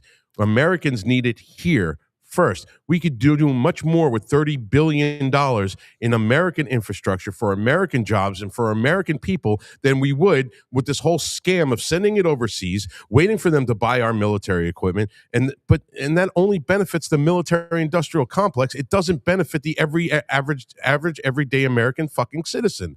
Fuck this stupid idiot. Okay, so the answer to that is you're right. Is that it? That's all it. you got? That's it. That's it. Yeah. You're correct. You're correct. I thought there was more commentary there. Nope. No, because That's I know Patty agrees with this. I've talked to him at length on this. Him and I are in absolute 100% agreement on You this. know what'll make so much sense if we stop giving Israel money and like If we stop use giving that- everybody money. we use that to get fucking Rob some new fucking mic stands. Yeah. Jesus Christ. Oh my God, dude. Or You maybe know, a nice suit. listen- Maybe a nice Like, suit. how do you even work Oh, this a nice thing? suit. Yeah, this one's not nice enough. Fuck you. It's not as nice as mine. This costs more than most people make in a fucking month, dude. Are you shitting me? But let me tell you know, something. that doesn't, the amount of money you spent on it doesn't necessarily, equate to style. To some people, it's stylish. Listen, I got fucking I got compliments for wearing a 3-piece, motherfucker. All right, so listen, it doesn't matter. Well, I see you and your fucking dude. The 1990s called. They want their fucking sweatshirt back, kid. Look at this, dude. This is a Star Trek fucking animated. I know what series. it is. I'm talking about the colors, dude. Wait. Now you're look. It's now the you're- Enterprise on his fucking shirt. What? Did you say Star Trek? Yeah, look. Yes. It's the fucking Enterprise is on his motherfucking shirt. Yeah, no, that's not cool. If it was Star Wars, then I'd accept it. But Star Trek? It's Star Trek, which is better than Star. Yeah, don't even. No, start it's with not. it. No, it's Yes, it not. is. It's low Oh, budget. You're gonna piss off Rob right now. It's No.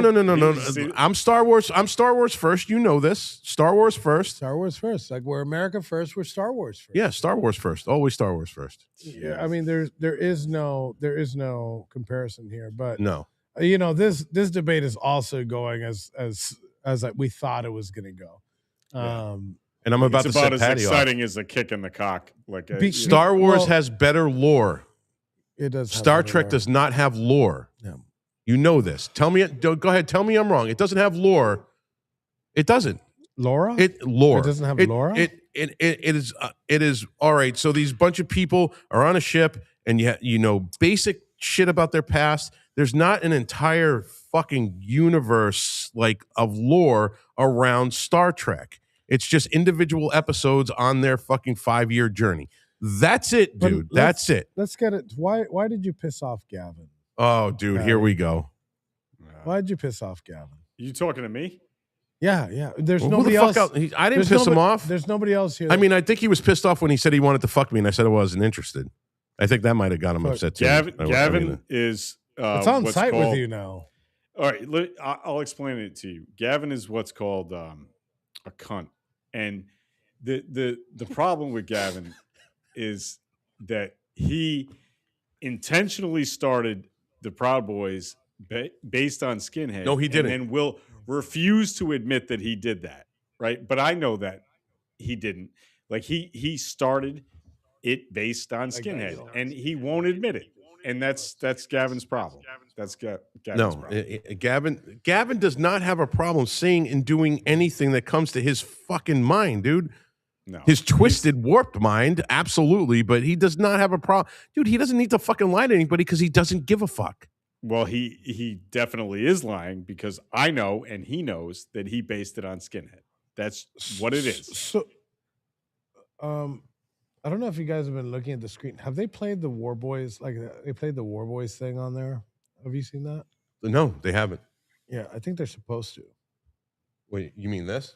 Yeah, they're supposed to play that in the background. Yeah, no, they weren't. They weren't playing that. They haven't played that yet. Look, if I wasn't right, he wouldn't get mad. But he got mad because you were an insufferable cunt. No, listen, I know Gavin, and that's not him mad. I've seen him mad at Ryan for being retarded, and Ryan's retarded. So yeah, that's him. That's him just saying that you're retarded. Well, he's wrong, and I'm right, and that's the way it is. Oh, Jesus Christ. Susan, who lives in The Hague, says she would cross the Atlantic to slap you.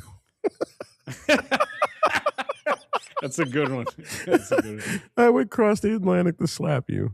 And then she's got to serve me my divorce papers. Well, okay. Well, sorry to hear that, but all right, we want to put the volume back on this. I just had to get that out there because this is that is such a fucking twisted argument, and it's just. Yeah, can we get back to that? We do after they bomb Lebanon. We send aid to Lebanon. We send aid to Lebanon while there's hurricane victims in the United States who can't get funding. This is an outrage. It's an outrage. Can I interject? It isn't just the lobby, the 1% of money. We're talking about control. Have you looked at the fact that the United States government has been doing Israel's bidding entirely? Everything they ask for, or demand, I should say, we do, including dropping bombs on Iran. And I believe they're going to do it again. And I also think that the Venezuela hijacking, the kind of abduction that took place there, is connected as well, because they want to have an oil supply in advance of attacking Iran again. So look, this isn't an obsession that I have. It's an obsession that the American political class has. They are obsessed with Israel. They are utterly obsessed. You must look, of course, you're on X, you're on Twitter, you're on the social media. You see that they pay homage to Israel every minute of the day. I mean, look at Ted Cruz. Look at Randy Fine, the largest impediment to national sovereignty. When I say largest, of course, I'm speaking metaphorically and also double entendre. So, look, it isn't just aid. It isn't just, that we get benefits of military and spyware benefits from Israel. We're actually totally controlled by Israel. The political class has paid obeisance to Israel endlessly. I see that almost all the policies, and they're cracking down on our rights. This is where it stops. When you come after Americans' rights of free speech and using the IHRA definition of anti-Semitism in order to throw students out of the United States, in order to take residents of the United States and try to throw them out of the country, to deport them, or put them in jail for simply protesting Israel, you can see that you can't violate anything to do with Israel at all. You'll go to jail if you protest. You saw that, and you actually favor that kind of thing. Supposedly a prominent defender of free speech, you recently tweeted that saying people that said something about, hey, here, we support Hamas or something to that effect, you said they should be deported, okay, for free speech. Nobody should be deported for making a statement like that. They are not terrorists. They simply said they support Hamas. I don't support Hamas, but Benjamin Netanyahu sure did when he oversaw Qatar's transfer of $1.5 billion to Hamas in suitcases in the amounts of $15,000 to $30,000 at a time. It's unbelievable. So Netanyahu, he propped up Hamas. He made them into what they were. They knew that giving cash to Hamas would obviously lead to them buying arms. So, I mean, look, we've been subverted. That's how I put it. The country's been subverted, and it's, I mean, unless you have a particular ideological adhesion to Israel, it's very apparent. But otherwise, I don't know how you get your conclusions, because it's like interface. So that was a very long ahistorical 5-minute disquisition. So let me start from Ahistorical. the end and then I'm go an to the historian beginning. by I'll tell trade. you why. I'll tell you why. So first of all, I encourage all of you, go on my Twitter and you can see the tweet for yourself. Anyone who is an Islamist in this country who chants not just forget about We Are Hamas, but death to America or the eradication of Western civilization don't belong in the United States. I'm glad that there's a distinction between you and me. I believe that coming to this country is a right, not a privilege. And if you lie on your visa application like Mahmoud Khalil did, then you get the hell back to Syria and Algeria. For whatever reason, you want him to stay in the country. So that's one of the differences between you and I. It has nothing to do with free speech, and it has everything to do with your ideology. If you are an Islamist from a third world country, don't come to the United States, because we don't want you and we don't need you. That's what this issue is. Hang on, you spoke for like 5 minutes. Give me 30 seconds, man.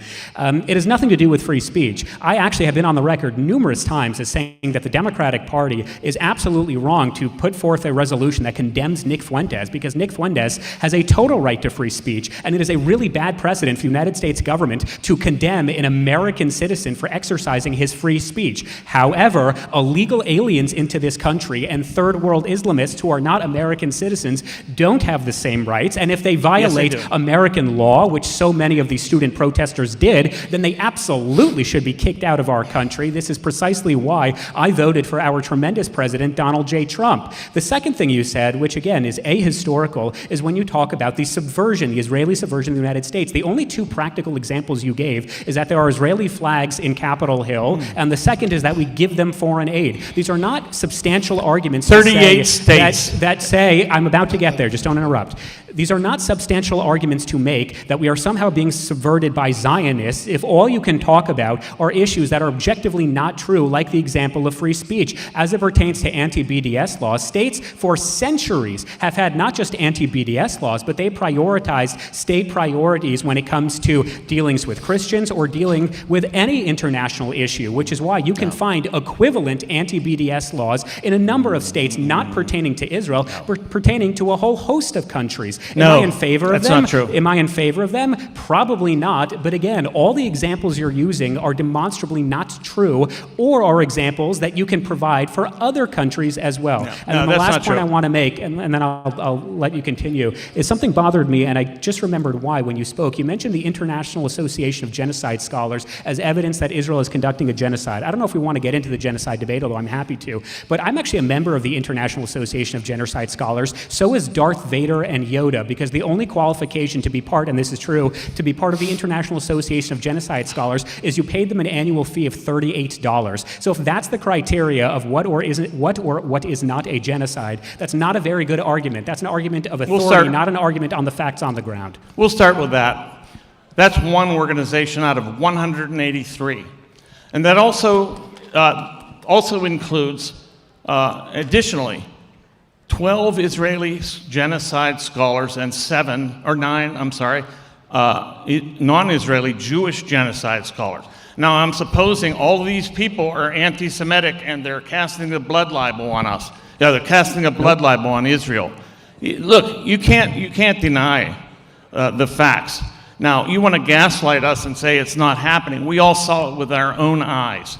And you might say that's bad PR on Israel's part, but there's no PR that can cover for the devastation, for the depredations, for the crimes against humanity that Israel has committed. I mean, looking at this fire here, it reminds me of children burning in houses in the Gaza Strip. But look, here's the thing. The United States has to have a moral principle.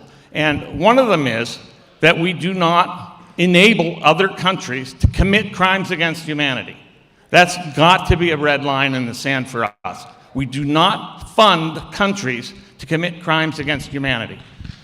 So then let me respond then to the genocide claim, if this is how we want to take the debate. It's true, the United Nations, the ICC, the ICJ, they have said that Israel's conducting a genocide. I thought you were anti-globalist and we don't listen to those organizations, but I guess we do when it's convenient. Having said that, though, are you familiar with the Tigray War? Or is anyone in the audience familiar with the Tigray War? Probably not, because the media never spoke about it. Between November of 2020 and November of 2022, there was a genocide in Ethiopia where 800,000 civilians were killed. No one discusses it. Are any of you familiar with the Syrian civil war from 2011 to 2019? Estimates range from 800,000 to 1 million civilians were killed. The Yemeni civil war, which is currently ongoing, 377,000 civilians deaths. The South Sudan civil war, at least 250,000 civilian deaths. There's actually a Sudanese civil war happening as we speak. And in fact, more civilians were killed in Sudan just last week alone than in the entirety of the Israel-Hamas war. So if you want to, hang on, let me make the point, then I'll let you finish. So if you want to make the point that Israel's conducting a genocide, then you have to clearly explain to me why is it that Israel has actually brought in more aid during the genocide into Gaza than pre-genocide. You're going to have to explain to me why is it exactly that during the so-called genocide, Israel inoculated 700,000 Gazans with the polio vaccine. You're going to have to clearly articulate to me how is it that 25% of Israeli society are Muslim Arabs who also serve in the Israel Defense Forces. And if there is a so-called genocide, then why did Israel wait for October 7th when Hamas brutally invaded a sovereign country, took 400 innocent lives at a music festival, took 250 civilians into captivity, including more than a dozen Americans, most of whom they've killed. And if you want to say false flag, I'm not entirely sure what you mean by that, given that Hamas actually videoed their own atrocities. You can watch the GoPro footage yourself online for free. Just go to hamasatrocities.com. Yeah, that's true. Hamas attacked Israel on October 7th after a stand-down order was apparently given because a soldier in the Golan Battalion testified before the Knesset. There is no Golan Wait Battalion. a minute, You mean I'm Golani. talking. A soldier testified before the Knesset and was told that they received a very unusual order not to go to the border wall. They were told this an hour before the wall was breached. Okay, then they were told not to go to the border wall till after 9 a.m. And then, as we know from Gallant, Yoav Gallant, there was a Hannibal directive that was also issued, and 800 civilians were killed, and we don't know how many of them were actually killed by Israel, by the IDF. But if you look at the damage that was done, if you look at the cars that are burned out, the houses that are bombed, then you see that there was no way that this could happen without the Israeli military. So again, October 7th was a disaster, but it wasn't strictly undertaken by Hamas. There was obviously some sort of massive intelligence failure, which is hard to believe since it has the most sophisticated intelligence apparatuses in the world and the most sophisticated border on Earth, and yet this happened. So, I mean, look, I'm not going to adjudicate the history of the Israel or the Middle East. That's not the real topic here. The topic is just how the United States has been enlisted and to be complicit. Okay, we didn't participate in the other genocides that you mentioned, but we are definitely being extorted to pay for this one. And this one is a genocide. It's not only, these organizations that I mentioned, several organizations, but it's not Human Rights Watch is another. I mean, there's a whole slew of organizations. So it's almost unanimous, unanimous that this happened. But it is never enough for Zionists because they have a way of making reality disappear, gaslighting, using Gen double Z speak, faggot. That's why. and sophistry. That is all they use. And when you come up with facts, they have this wiggle way of getting out of them and saying, well, what about the other genocides? So whataboutism is really very, whataboutism is very prevalent here. I'm opposed to all genocide. And incidentally, I'm opposed to sending any single person to a concentration camp. And yet we have over 300 children in Israeli prisons who are abused daily. okay, by the IDF. In fact, they You wanna had a talk about this, protest Rob? for the right to rape, as it's been called. Yeah, because yeah. they used a broomstick to rape a guy in the anus. And this was, you even had Gallant going in and defending this. Or was it Ben Gurion? It doesn't matter. They're all the same. Died 60 years ago, There's going so to it be wasn't him. a break in a second. Ben Gurion died 60 years ago. Yeah, so it wasn't Ben Gurion. I said Gallant. Okay, there's also no Golan Brigade, so I assume... Well, I slipped on that, but That's time. I will have some things to say about Ben Gurion. That's time. All right. Take a break. Put your mics down for just a second. Get some water. Are you enjoying it so far? It's a good debate, huh? All right. It's just us now. Yeah. So I missed I missed a portion of that. Somebody from the production crew came and grabbed me, and I had to go run upstairs. And then Gavin grabbed me because he's up there facilitating with this. Dude, listen, there is you'll see her. Like when this is done, it'll be Gavin, Sam Tripoli, and this liberal chick. My God. She's a smoke show. But she's liberal and crazy. Like uber fucking crazy, bro. But as far as this debate goes, I think we're gonna agree on this, I think, a lot. Yeah. You know, this basically the case that my man was making was that we shouldn't, spend so much money on foreign aid to Israel when they are, doing things that we don't agree with. I could not agree more, man. Like I couldn't agree more. Like, I really find it all hard of to us agree believe. on that. Yeah, I think we all agree on that, don't we? I mean, like, yeah. So this is something that we should all, and it's not anti-Semitic to say, hey, look. Well, there's a lot of fucking crazies on my side that say that, dude. I know. And there's a lot of crazies on the conservative side that if you even mention Israel in a negative light, even if it's fucking true, you're anti-Semitic and you're woke right and you're fucking MAGA light and all this fucking bullshit, dude. And I'm not playing this fucking game with anybody. I'm not playing if I'm not playing the game with that game with the left, I'm not playing that game on the right either. Fuck that with my quote unquote own people. You can fucking kiss my ass. Straight the fuck up. You're right. And I don't disagree with it, any of that. But we have to find some way to come to a common ground on this, and to say, look, man, Israel does not get to do whatever the hell they want. Yeah, the Kool-Aid drinking lemmings on both sides need to pull their fucking heads out of their asses. Yep. Yeah. No, man, like you're preaching to the choir. I agree with you. 100%. Because, guys, unfortunately, the sad truth, the black pill of what I'm saying is this. We have some fucking goddamn morons on our side. Right. And see, the thing is, the only way to change that, if conservatives are tired of the shit that we say that we're tired of, and our own side is actually perpetrating some of the same shit and same talking points of the left, then those people are the ones that are not MAGA. They're the ones that are trying to gaslight all of us and say, we're not fucking MAGA anymore. Listen, I'm MAGA. I'm MAGA whether it's Trump or not. I am Make America Great Again because I see that this country since 1992 has gone downhill dramatically. And I'm basing that on the very first time that I voted, because I voted for Ross Perot, and everybody already knows that. Because that's where my mindset was. I believe that this country should be run like a fucking business, and I believe that social issues should be fucking left up to the states and the people in those states to decide.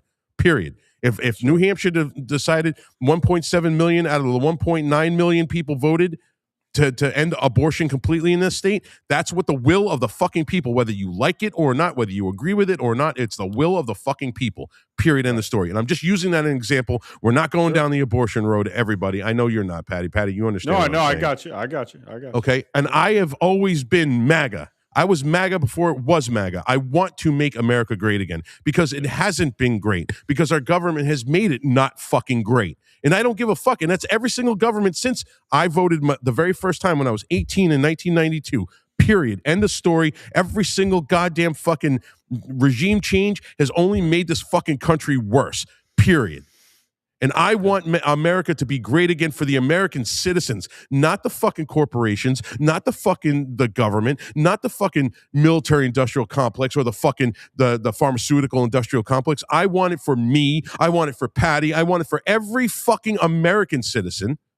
This is where Patty and I will argue. American citizen who was born here, who has fucking history here. The people who have made, who originally made this fucking country great. Our forefathers who built the fucking railroads along with the fucking Chinese. Are the people, all the fucking Italian fucking bricklayers that made every single fucking goddamn building in New York City and Boston. All of those people. I want to make that country great for them, for their legacy.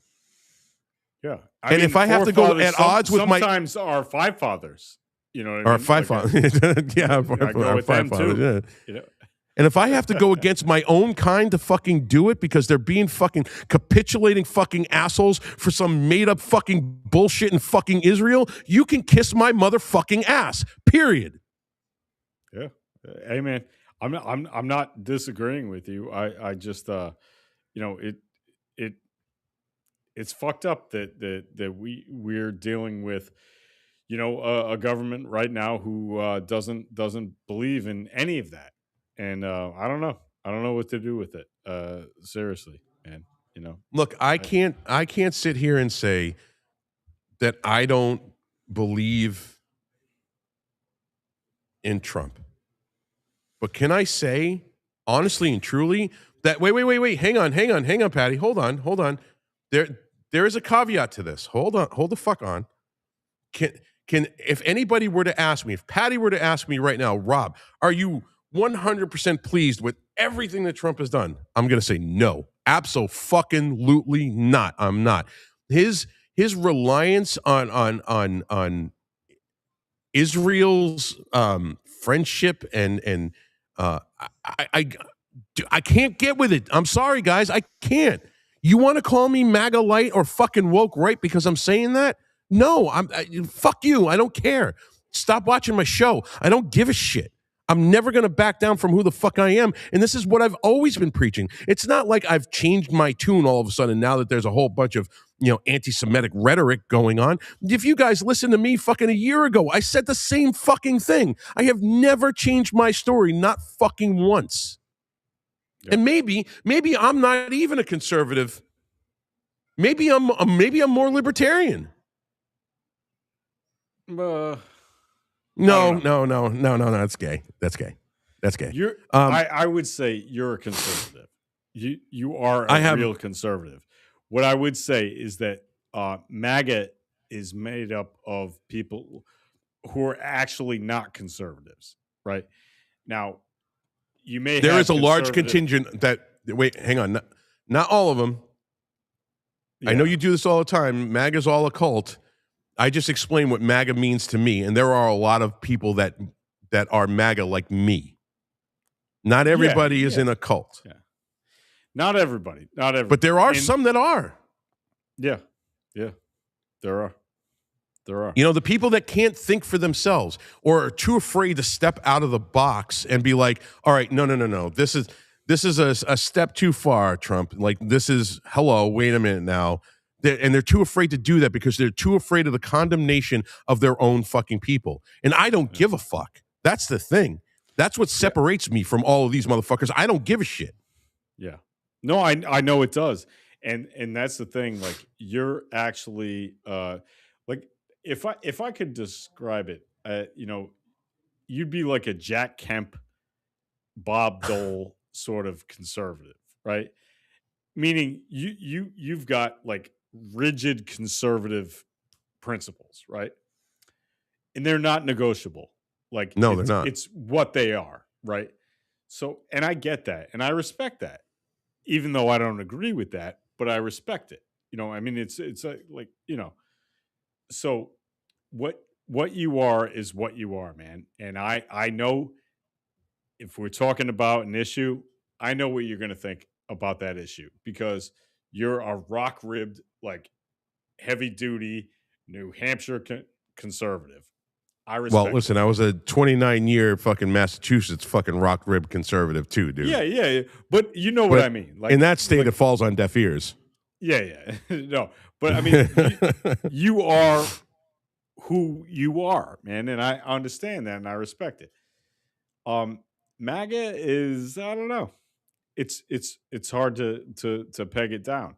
Like, it can fluctuate based on what he says, and you don't do that, and I respect that about you, man. Like, I really do. So it's a different thing. So well, we really, Patty, what you don't know, maybe what you don't know about, or maybe not believe. If you don't know, then you don't know. If you do know and you don't believe, it is like the tenant, like the number one tenant of true conservatism. True conservative. You can't say you're a true conservative if this isn't your mind doesn't go to this first. Minimal government, maximum freedom, which equates to not trusting your government. It doesn't matter who the fuck is in office. If you haven't seen since the 80s that our government is not for you, the people, they don't give a shit about you fucking serfs. It doesn't matter who the fuck is in office. And here's the thing. I do believe, because you know what, dude? I grew up in New York. I grew up seeing all of the altruistic things that Trump has done. I've seen it. I've seen him spend millions of dollars to help fucking communities out. I was there when that happened. I know what his heart is. Okay. I know what he wants to do. I know that there's things that are pulling him this way and things that are pulling him this way. But at the same time, I have seen it, dude. I've seen what he's done in black communities in fucking Brooklyn, in Manhattan, and especially the fucking Bronx, dude. He wouldn't have gotten the fucking Jesse Jackson Rainbow Award if he was a raging fucking racist and he wasn't helping the fucking community out. Not that I give a shit about Jesse fucking Jackson, but still, the point remains that Jesse Jackson's not going to give it to somebody who's not doing anything, okay? And I've seen him pour millions of dollars into the communities, the communities that needed it in New York. And this is the guy that I voted for. And I believe with all of my heart, dude, and everything, all of my political acumen, all of my years of knowing who this man is, I know that he wants good for this country. I know that he only cares about American citizens, okay? And he wants to do good. But you know what? Trump has one thing that is his fucking Achilles heel. His narcissism. He doesn't think that anybody on this planet is more powerful than him. And then he gets in, and this is proof pudding in his first term. And we can't argue this. Nobody can. No, I mean, not on my side. But in his first term, he had no idea about politics other than paying, building inspectors off and city commissioners and shit like that to get shit built, right? Of course. Other than that, I mean, he ran in political circles, but it's vastly different than being around senators and listening to the gossip, as opposed to going from nothing to the most powerful man on the fucking planet and then realizing, whoa, wait a minute. Even the most powerful man on the planet is a small fish in a big fucking pond full of bigger motherfucking fish. And he found that out his first term. And all of us thought, like when I heard that he picked Pence, dude, I was like, oh, you should have saw me, dude. I was like, I literally slapped my hand against my forehead and I go, what in the fuck? Yeah, dude, why? Like, I was not Pence. I fucking hated fucking Pence, dude. Why. You know why. Yeah, because the deep state... Yeah. Right. The deep state needed somebody in there to keep him under control. Because honestly and truly, you can't deny this, Patty. He's uncontrollable. Yeah. Trump just does whatever the fuck he wants.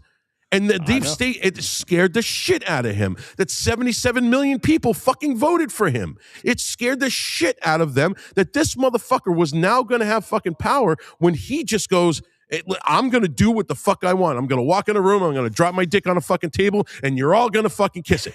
That's exactly who fucking Trump is, right? So he gets in there and they fucking stick every goddamn dirty swamp donkey fucking deep state piece of shit surround him with, even his own fucking son-in-law.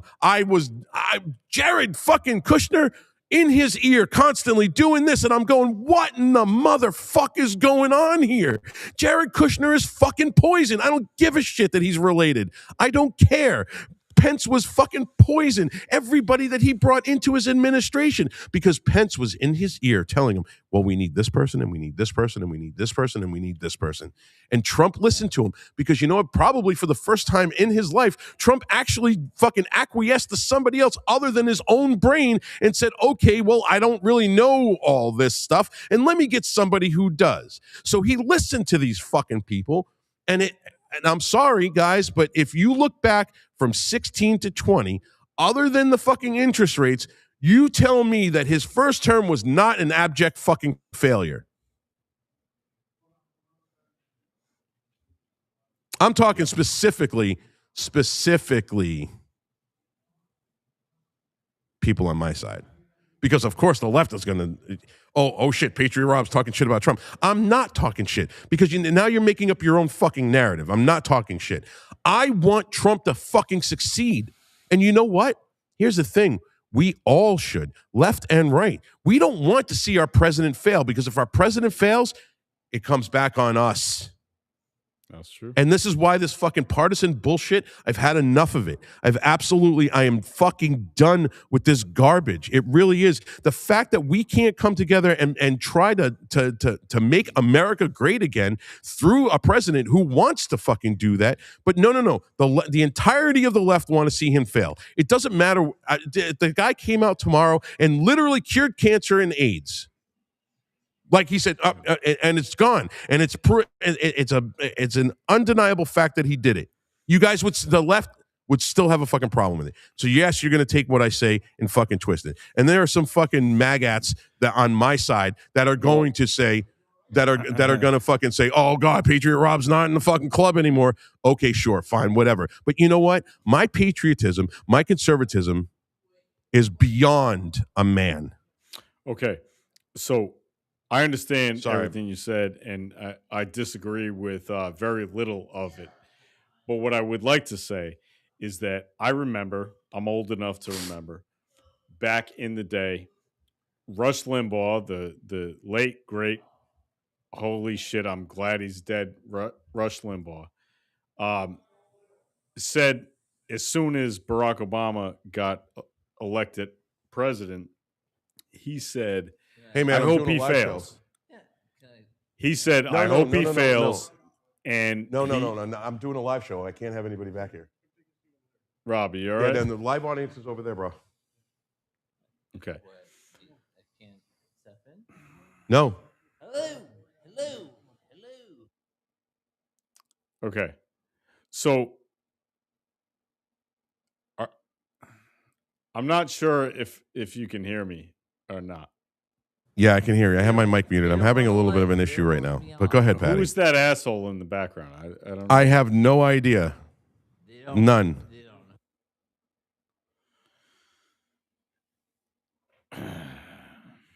All right. Anyway.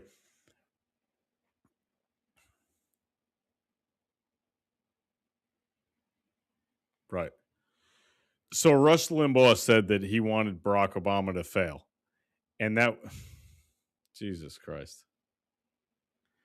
And so everybody on Fox, even though Barack Obama won by 10 million votes, nobody on Fox All right, brother, said, listen. I've asked you 3 times to leave. We're doing a live show. I will physically remove you if you don't walk. Go ahead. You want to Go ahead. I need you to walk away now. Dude, I'm not. Get out from my studio now. I've asked you 3 times fucking nicely. Get stepping, motherfucker, all right? I am not the one to fuck with. This is my motherfucking show. Get your shit and get the fuck out. I have a show. No, let me handle this. This is my job. No, it's my job. I have a show. Fuck out of here now. You hear me? I will fuck you up. You're gonna get the fuck out of here right now.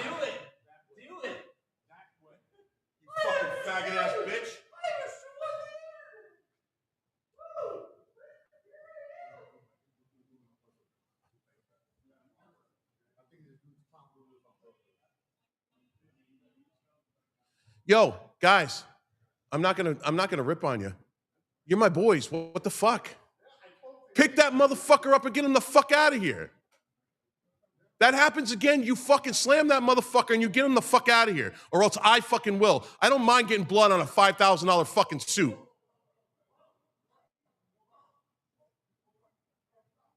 Get this motherfucker out of here before I do it.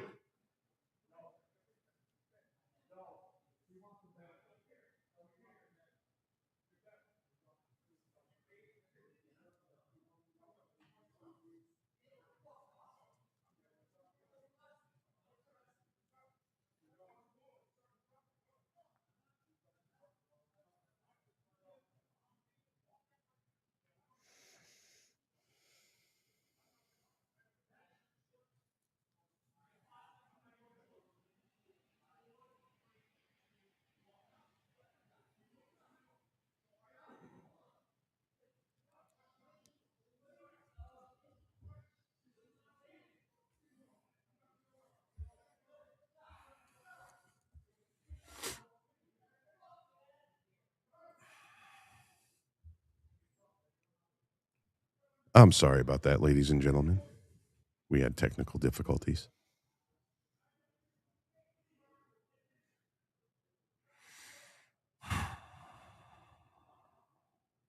Oh, yeah, I'm fine. He's not. Patty, I'm sorry about that, bro. No, it's nothing to be sorry about, but, whatever. Dude, I asked him 3 fucking times. I'm doing know, a lot. Just I know. just some drunk rando. Yeah, I got you. No worries. So I want to apologize to the audience, guys.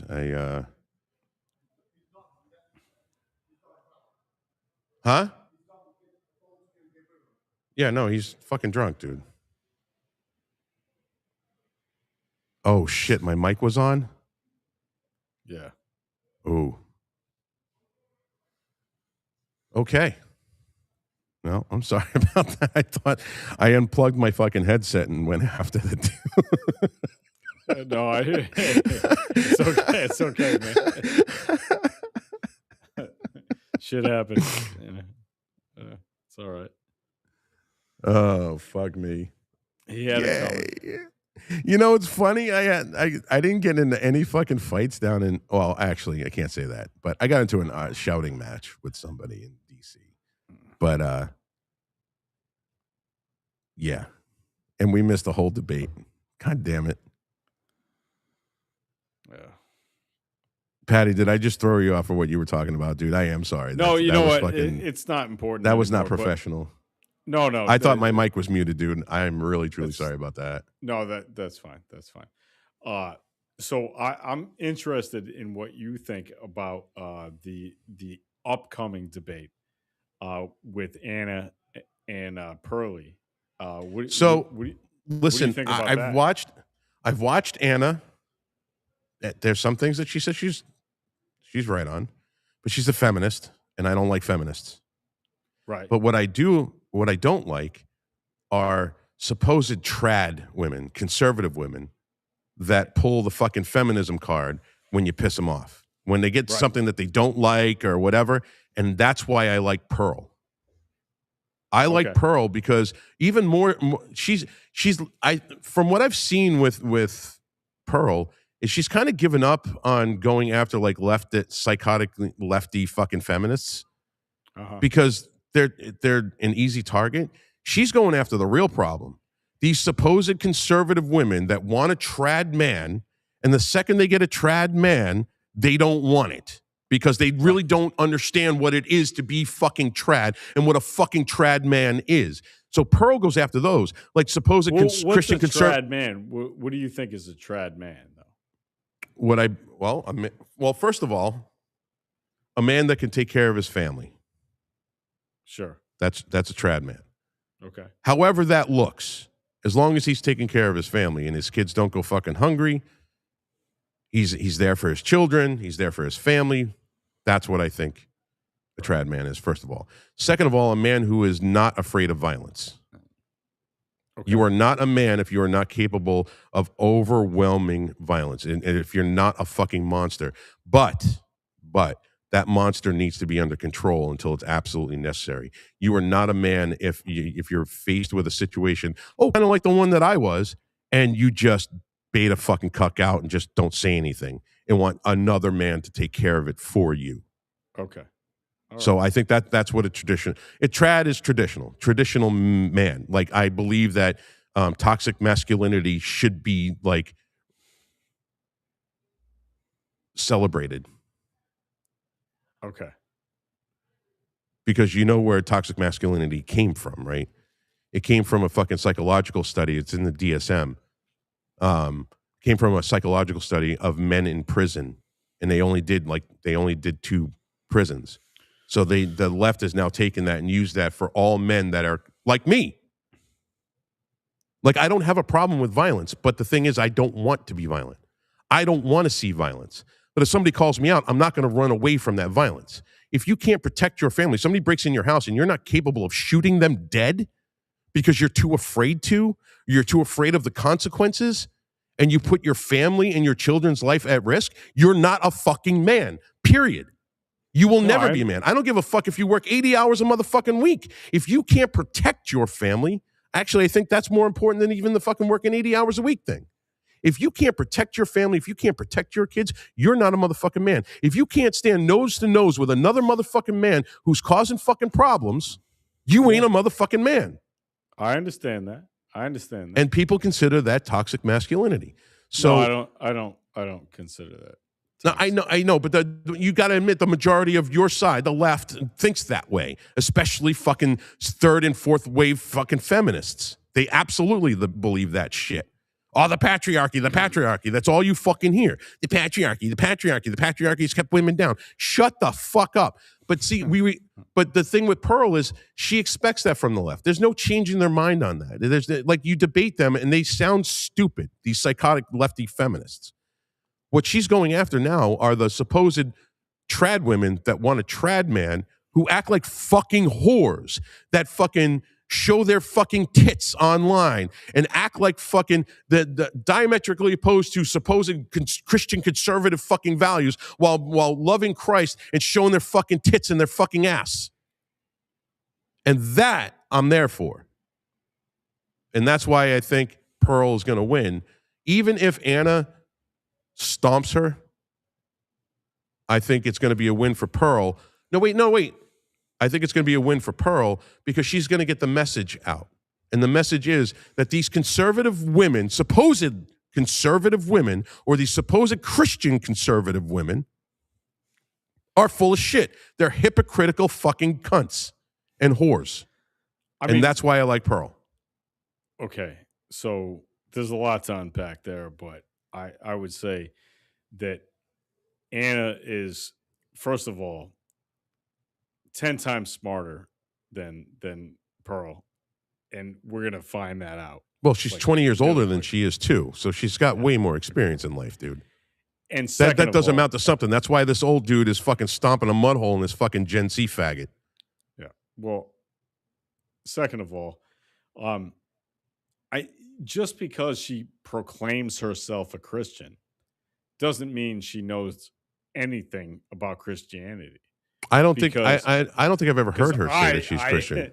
I am an atheist, and yet I know more about Christianity than just about anybody you know. That's kind of an undeniable fact. Other than somebody like me or Reno, and most of the people that are supposed Christian conservatives, most of them have no idea. He is a veritable. Yeah, man. I'm good. But listen, man, I'm not some bitch ass faggot. That dude was gonna get his fucking head rocked. Yeah, dude, I'm okay. No. Listen, I don't dress like this normally, dude. I don't know if you saw what I looked like yesterday. I don't play fucking games with faggots like that. Fuck that shit. Yeah. You should have let me fucking knock his dick in the dirt.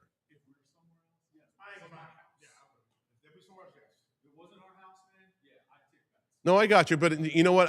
When I saw your sweatshirt, I was like, yeah, no, I do have respect for somebody's house. So next time there won't be any talking. I promise you. Just, I'll help mop up.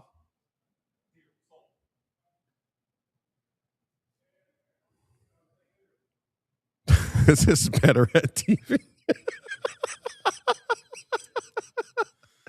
Sorry, go ahead. No, I'm sorry. That distracted me. Anna's going to stomp the fucking floor with her. What just happened? The security guards came in For what? to ask me if I was okay. You know, if I was dressed like I was yesterday, they wouldn't be coming in here and asking me probably if I not. was okay or not. No, you look like such a sweet boy right there. They're probably wondering, what your problem is. But Jesus Christ. That's fucked up, man. Yeah. Oh.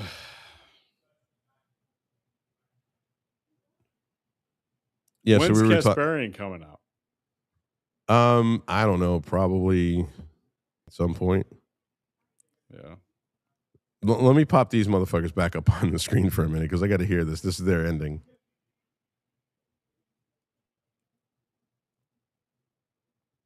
Confident that our politicians are bought and paid for.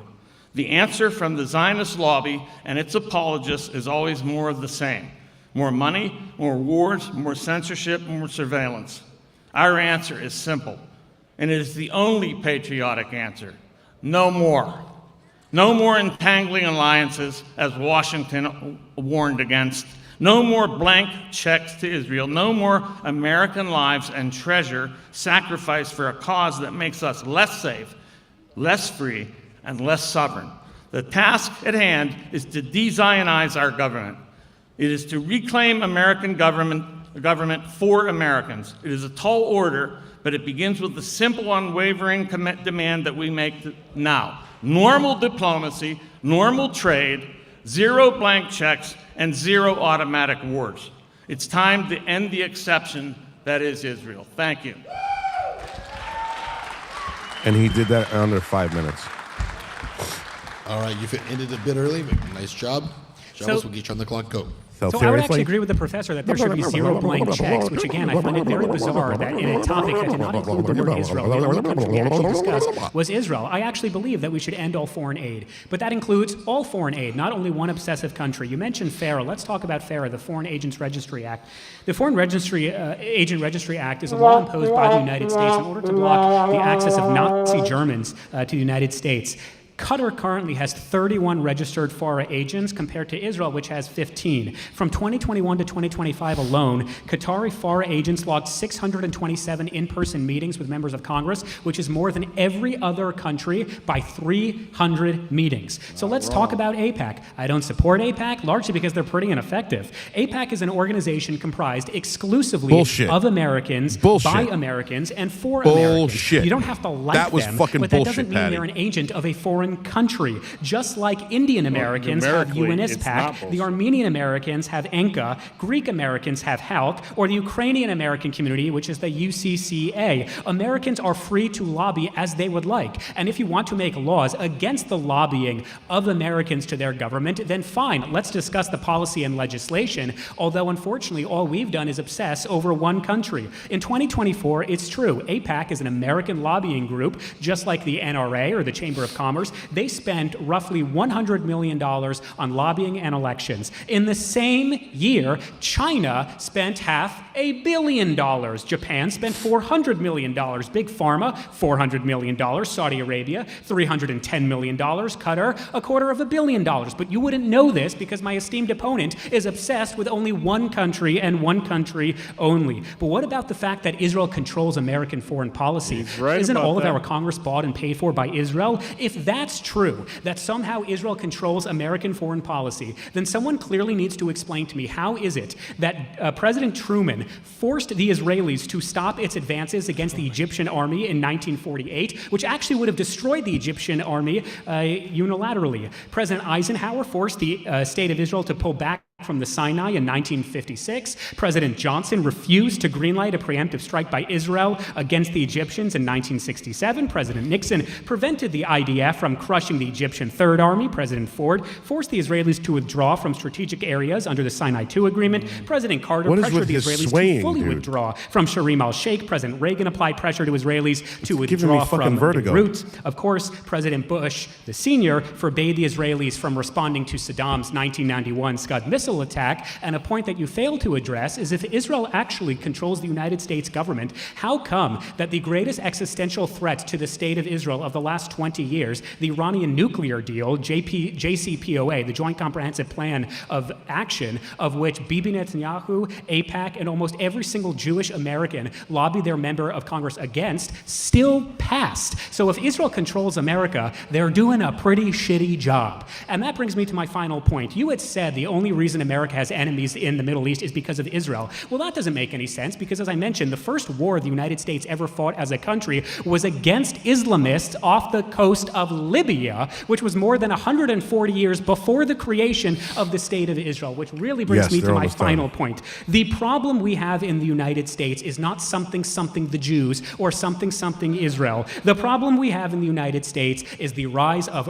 radical Islam. In the last 25 years, I am just going to name just a couple of can't incidents. disagree with him on so that indulge one. me. Nice, France, can't. radical Muslim terrorist. The 2017 Paris attacks, radical Muslim. The reason TSA checks your shoes in airports, radical Muslim. The underwear bomber, radical Muslim. The New Orleans ISIS attack, radical Muslim. Westminster, Boston Marathon, Manchester Arena, Pan Am bonding, Fort Hood, Beltway sniper attacks, the list goes on. Bali bombing, Mortarville Rigby, USS Cole bombing, London Bridge attack, Madrid train, Charlie Hebdo, San Bernardino, US Marines, Beirut bombing, Little Rock Army shooting, Chattanooga military attack, Pulse nightclub massacre, New York City ISIS truck attack, Boulder, Colorado firebombing attack, DC shooting. Jews who wear kippahs are not going to blow you up on subway stations, but unfortunately radical Islamists will. So let's get serious. There have been more than 58,000 Islamic terrorist attacks in almost every country on planet Earth since Yeah, 9/11. stupid mind box, So I while was we gonna say the same obsess thing. about the only democracy in the Middle East that comprises less than 9 million people, a quarter of whom are Muslim Arabs,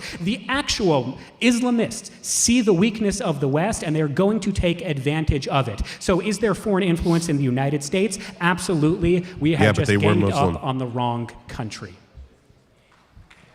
Nice job. All right, let's give a round of applause for both of these guys. All right, so we are going to do 2 questions. I figured that was going to happen. They said in my ear, they said, if anyone has a question. And I was like, it's not going to be a problem. So right here, come on up. Here and here, both you guys. And I need one more, right here. Okay, so before you guys ask your questions, I want to remind everyone here and also online right now, you go to wordwardebate.com to vote on this debate. The live results are going to be available for everyone to see later. But again, it's wordwardebate.com in-house and online to vote on who won this debate. Sir, go ahead. Okay, so I'm going to come from an entirely different angle. Actually, I know both of you guys' points. I'm a little bit on both of you guys' side. I think you guys made it fantastic. His mic's not You're on. freaking fantastic. I love you to death. There we go. I love you to death. I think you made great points. I think there's an angle that most people aren't coming from. First of all, I'm going to be honest and say where I begin is in support of Israel. That's where I stand. That's at least where there's I am. one person in the No, that's room. where I am. That's where I am just by default. So there might be some bias in some sense, but I have a case to make. What was the United States founded on? What religion? Liberty, equality. Well, no. We were founded on Christian values. Like every single founding father, all 56 signers of the Declaration of Independence, all 56. Let's just go with what's in the I'm asking it. But it's got to be a question, it's a concise question here. Okay. Because it feels like I you're got a lot to lecturing. say here. You can't lecture him. Okay. Oh, how do I form this into a question? It's a lot to say. It's good. Yep. Trust me. Right. So I am from the point where all 56 members of Congress who signed the Patty Declaration and I of have Independence, they were both all the same- Christians in some form. They had some form of Christian affiliation. 29 of them had seminary degrees, and they all agreed to the Where's words the that question, said, guy? Get to the fucking we are question. endowed by our Creator with certain unalienable rights. Blah blah blah blah. But as a Christian, I'm a Christian. I am a believer that the reason why we are the greatest country on earth is because we are also the greatest Some ally that people say Israel that has ever about had. me, right? And the Bible says if we're going to stand as a Christian country who was founded on Christian principles, Okay, so what's the question? I need the question. Okay, if we're What's going to the stand on question? that principle, I don't know if I don't have a question. Say that Jesus is All right, burning can I shit. address what you have to say? I'll just finish it this way. Yeah. You guys are basing things off of human standards. I believe we're the greatest country in the world based on the fact that we're a Christian nation and that God blessed us this way because we're the greatest blessing to Israel, and blessed are those who bless them. I'm not the biggest fan of Israel where I can fight against Israel. I could call them out. But what do you have to say to that? Okay. And let's keep the answers pretty concise. Go first. Yeah. and I'll let you both answer. Listen, the founding fathers, I look at the documents that they wrote, and in fact, they did point to the Creator, that we were endowed by our Creator with certain rights. Life, liberty, and the pursuit of happiness. These are not, that's where the warrant comes for this, from our Creator. I agree 100%. Now, whether they were all, the founders were Christian, many of them were deists, actually. They were deists. Yes. They were not Christians per se. But that's not really Not important. many. I wouldn't say many. Let me just say this thing about the bless Somebody Israel shut or that guy the fuck curse up. Israel. That whole Zionist psyop that is It's the biblical. Schofield Christian. Bible. The Biblical. Schofield Bible was funded by Untermeyer with money from the Rothschilds, and in order to create true. an idea that the Bible somehow That's fucking true. inexplicably points to Israel as a nation that we must defend. By the way, in King the Bible, James was Israel, King James was a fag, and that don't mean Israel nothing to is me. not No. I It's just- not a okay. debate, though. You can't debate it. You're just answering. Yeah, Right? I mean, We got the Israel. question. I would argue, and All right, I'd get this guy to sit beg down. to differ with the idea that the state of Israel, the secular state of Israel, is what is referred to in the Bible. Okay, and there's something. And you're a Christian. Let's go to the Beatitudes, shall we? I think Jesus I'm not said. Catholic. Wait a minute. I'm not Catholic. I'm I don't. Christian. The Beatitudes are in the Bible. I don't care if you're Catholic or not. Okay. Okay? It says in the Bible, in the Beatitudes, Beatitudes, sorry, the okay, Sermon on the Mount says, Okay. okay, Yes. blessed are the peacemakers, not the bomb droppers, the peacemakers. Yes. All right, we'll leave that there. That's your answer there. Shabbos, let's get a quick answer here on that. Patty, I'm not a yeah, Christian there you nor go. Now theologian, you guys but can what see I will Patty. say Yes, as an yes, Orthodox yes. Jew is America would be a significantly better country if more love it. Christians went to church. America would be a significantly better country if more young people learned and studied the New Testament. And America would be a much better country if more Christians lived a life in accordance with the teachings of Jesus Christ. Okay, there you go. All right, I thank can't you, sir. disagree with Come on that. up. We'll switch out. Yep. I can't disagree with that. I can't. Dude, I can't Let's disagree get with a either real one question. of them. Yep. My question's for the professor. This I might feel like actually, you did a great dude. job, This vote but I'm might not actually surprised go that the way there's no people are going to mention think it's going to of go. Israeli criminal networks like Epstein's and Maxwell's. Oh, yeah. And the Zionist billionaires like Les Wexner who fund them. Yeah, well, listen, here's the policy that I came into this with. I anticipated the possibility that I would be called a conspiracy theorist, and that if I brought up the Epstein issue, the Epstein list, the Epstein files, that I would be a conspiracist. Now, I think there's plenty of evidence that points to the fact that Epstein was working for Mossad. And by the way, running, the sex ring and all that, that's only a part of what he did. He negotiated deals with other countries, technology deals, all kinds of things. The guy that was kind of a side job for him. The selling of children, American children, in order to bribe the political class of the United States. So yes, and I say in our website, on Azapac's website, to the United States, from the political standpoint of the United States, Zionism is merely the extortion of the U.S. taxpayer and the bribery and blackmail of our political class for Israel. Great. Thank you very much. Is your question for Shabbos? Or is it? Yeah, it is. Actually. Okay, perfect. I have a very simple question for Shabbos. Who is Amalek? Who's what? Who is Amalek? Oh, Amalek? Yeah. Oh. And do you believe they should be destroyed? Who are they? And do you believe they should be destroyed? I mean, I'm happy to have a Jewish theological debate, but I don't want to be rude. I'm not sure how much Hebrew you know, but most of the Mefarshim believe that Amalek is more of a concept in the age of Gullus. Are they people today? No. According to Netanyahu, they are. In fact, he referred to the Palestinian people You don't as speak Amalek. Hebrew. Hang on. You don't speak Hebrew, so you wouldn't know. I speak Hebrew. You can listen to the video yourself. He you what clearly Netanyahu says, said. watch the video yourself. Netanyahu Hang said on, hang Amalek. on. Correct. And he said, correct. We Who- should treat who them did he like say we is Amalek? treat Amalek Okay, in the first of Bible, all- which is to destroy Okay, all hold on, men, hold on. women, First children, of all, and We can't animals. hear. We can't even hear it. First of all, I'm going to give you all a Hebrew lesson. It's not Amalek. It's Amalek. All right? That's first of all. I don't care. Second of all, We no, don't because you care just sound enough to stupid when you fucking say it like pronounce that. it The fucking- second is way, not the the same issue. way you said We that don't there's a give a Golan shit about brigade. a- There's no Golan brigade. It's called Golani. So it'll just make you sound smarter. The second thing is when Bibi said that, he said that Hamas is the equivalent of Amalek, which sure, if that's your theological, political justification, go for it. But again, I don't know how much of a theological debate you want to have, but almost all the Mefarshim, certainly in the Gemara as well, say that Amalek in the age of Gullus is not a practical people, no. So when every Israeli politician says that Amalek must be murdered and destroyed, who are they talking about? Well, as I just said, when Bibi refers to Hamas, he's comparing them to the Amalek nation in the Bible. But the thing is that the Bible says, and I do know the Bible in this regard, it says that Amalek, however you Amalek. pronounce. Okay, say it again. Amalek. Okay, Amalek. Close enough. Should be utterly destroyed. Man, woman, child, and all the animals. Wipe them out. So that's not just Hamas. That's all the Palestinians. That's what he was referring to. All right. Thank And you not guys. only that, other Israeli officials called for total extermination. Okay, this is not a moral people. This is not a moral nation. This nation is barbaric. All right. That's the end of that. Rough. I know, but they've gone on so long. Is it quick? Is it quick? Who's it for? Both? This guy. Okay, it's got to be quick. He's really quick. All right, go for it. Do it, my man. Hi there. I do respect you both for being here, even though I disagree with one of you more than the other. Theoretically, you that's stated a earlier, British as a matter of fact, that gay black Nigeria guy. was committing a genocide against Christians earlier. You stated earlier, as a matter of fact, that Nigeria is committing a genocide against Christians. Do you concede that Israel has committed a genocide against Palestinians? No. And again, we sort of touched upon it during the... Well, you got to let him answer. Come on.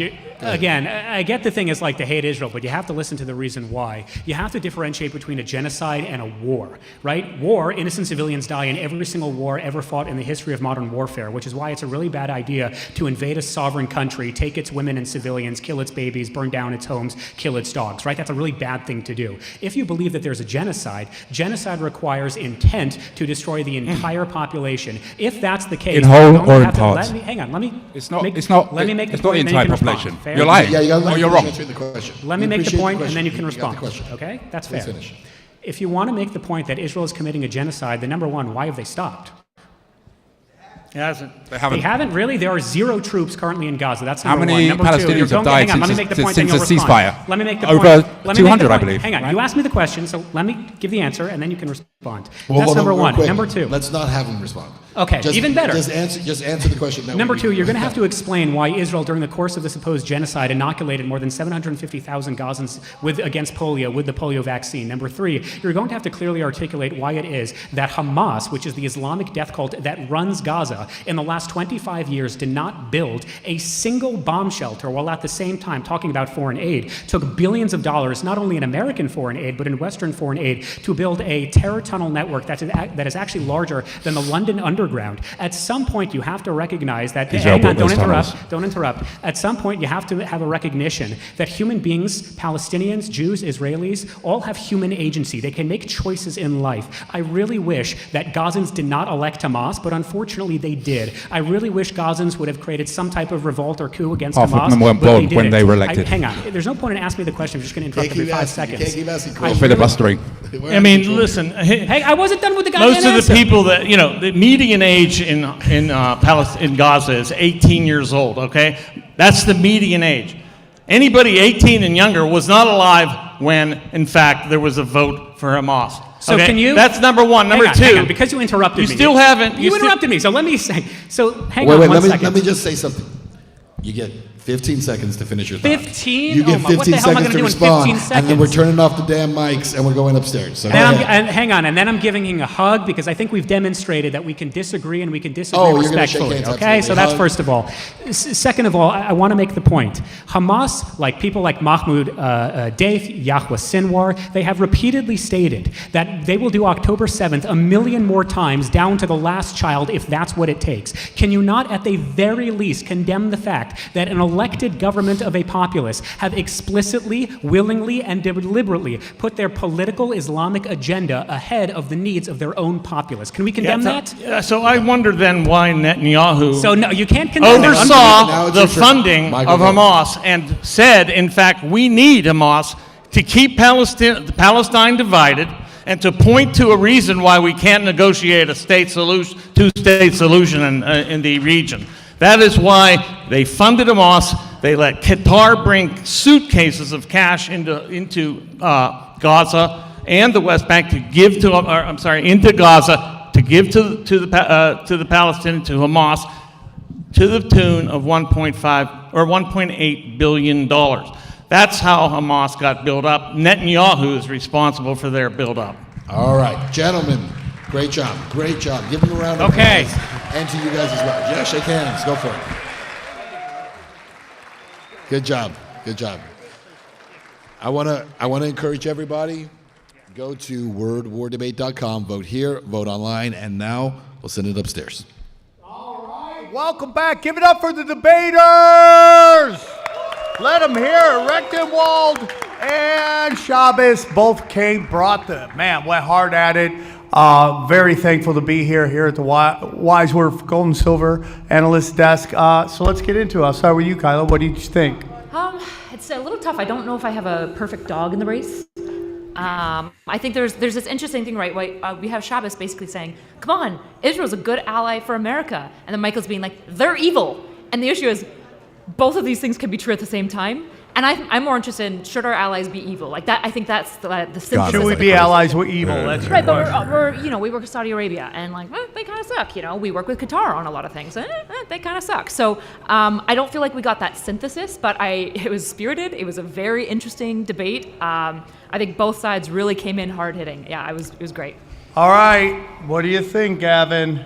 I'm a Zionist. I love the Jays. I like Michael Rechtenwald, and I thought he made great arguments. I actually agreed with both of them. There's nothing more Jewish, by the way, than sitting and debating the meritocracy of Israel. That was the most Jewish thing I ever saw in my life. That was super Jew. It was super Jew. That was two Jews Jewing it up. That was some Jew on Jew action right there. My question to you, Gavin, can you be anti-Zionism and still like Jews? Yeah, I think they're separate, but if you don't want Israel to exist, you're an anti-Semite. It's like saying I love Italians, but I don't want Italy to exist. So if you are pro-Jew, you're pro-Israel. You can't really separate those two. It's their homeland. And I support it, but I wish that people could understand that within Israel, this debate in Tel Aviv would be a totally normal thing. Both sides going at it like that. Michael Rechtenwald could get a job as a reporter in Tel Aviv, saying all the shit he's saying. So people assume there's this sort of monolithic culture of Judaism, and it's not like that. They hate Netanyahu. They're mad about October 7th. Is there any part of the debate that you had any issues with? Was there anything that you didn't think was quite as true as maybe it was stated? Well, the whole concept of Israel being evil is, I think, naive and silly. They're basically in the warriors. They're in a gang, and they're up against these Palestinians who are thugs, who have been attacking them for half a century. And they're not randomly attacking Lebanon or Egypt or other countries around them. They're attacking people who attack them. So the whole concept of Israel being evil annoyed me. And I gotta say, man, this new this tidal wave of anti-Semitism going on right now, it feels to me like it's got some anti-whiteism. It's I can't crap on any other culture but white culture, and that's Jews, so I'm going to crap on Jews. It's just a feeling I have. Okay, here's my opinion, and I'm just somebody who doesn't believe in protected classes. I don't think anyone's above criticism or comedy. I would say that a lot of the stuff you're seeing with Jews, you've seen it with Muslims. I mean, especially after 9/11, it's try to write a joke about Muslims that isn't hack right now. And Christians are still getting lit up by everybody. White people still get up. I just think after October 7th, criticizing Jews is kind of new because you couldn't do it before. If you did it before, you got ran out of society. Now, because of whether you think Twitter is good or bad, you're starting to see that a little bit more. Yeah, and I think it flourishes because we are okay with shitting on white people, and Jews happen to be white. That's why there's all these rich college kids are so concerned about Gaza, because it's white on brown violence, and we can crap on the white. But you don't see it as maybe there's one side is heavy-handed on the other side. One side doesn't really have an ability to protect themselves, and the other one is systematically wiping them out. Fuck Palestine. Fuck Islam. You're allowed to have that opinion. What's your thought? I mean, I'm not a big fan of Bibi Netanyahu. I think that like a weapons embargo for what's happening in Palestine, the moment that basically they started saying we are going to vastly limit the amount of food coming in, and the rollout of the food aid situation was horrific. It just was horrific. The calories getting in was, it wasn't enough.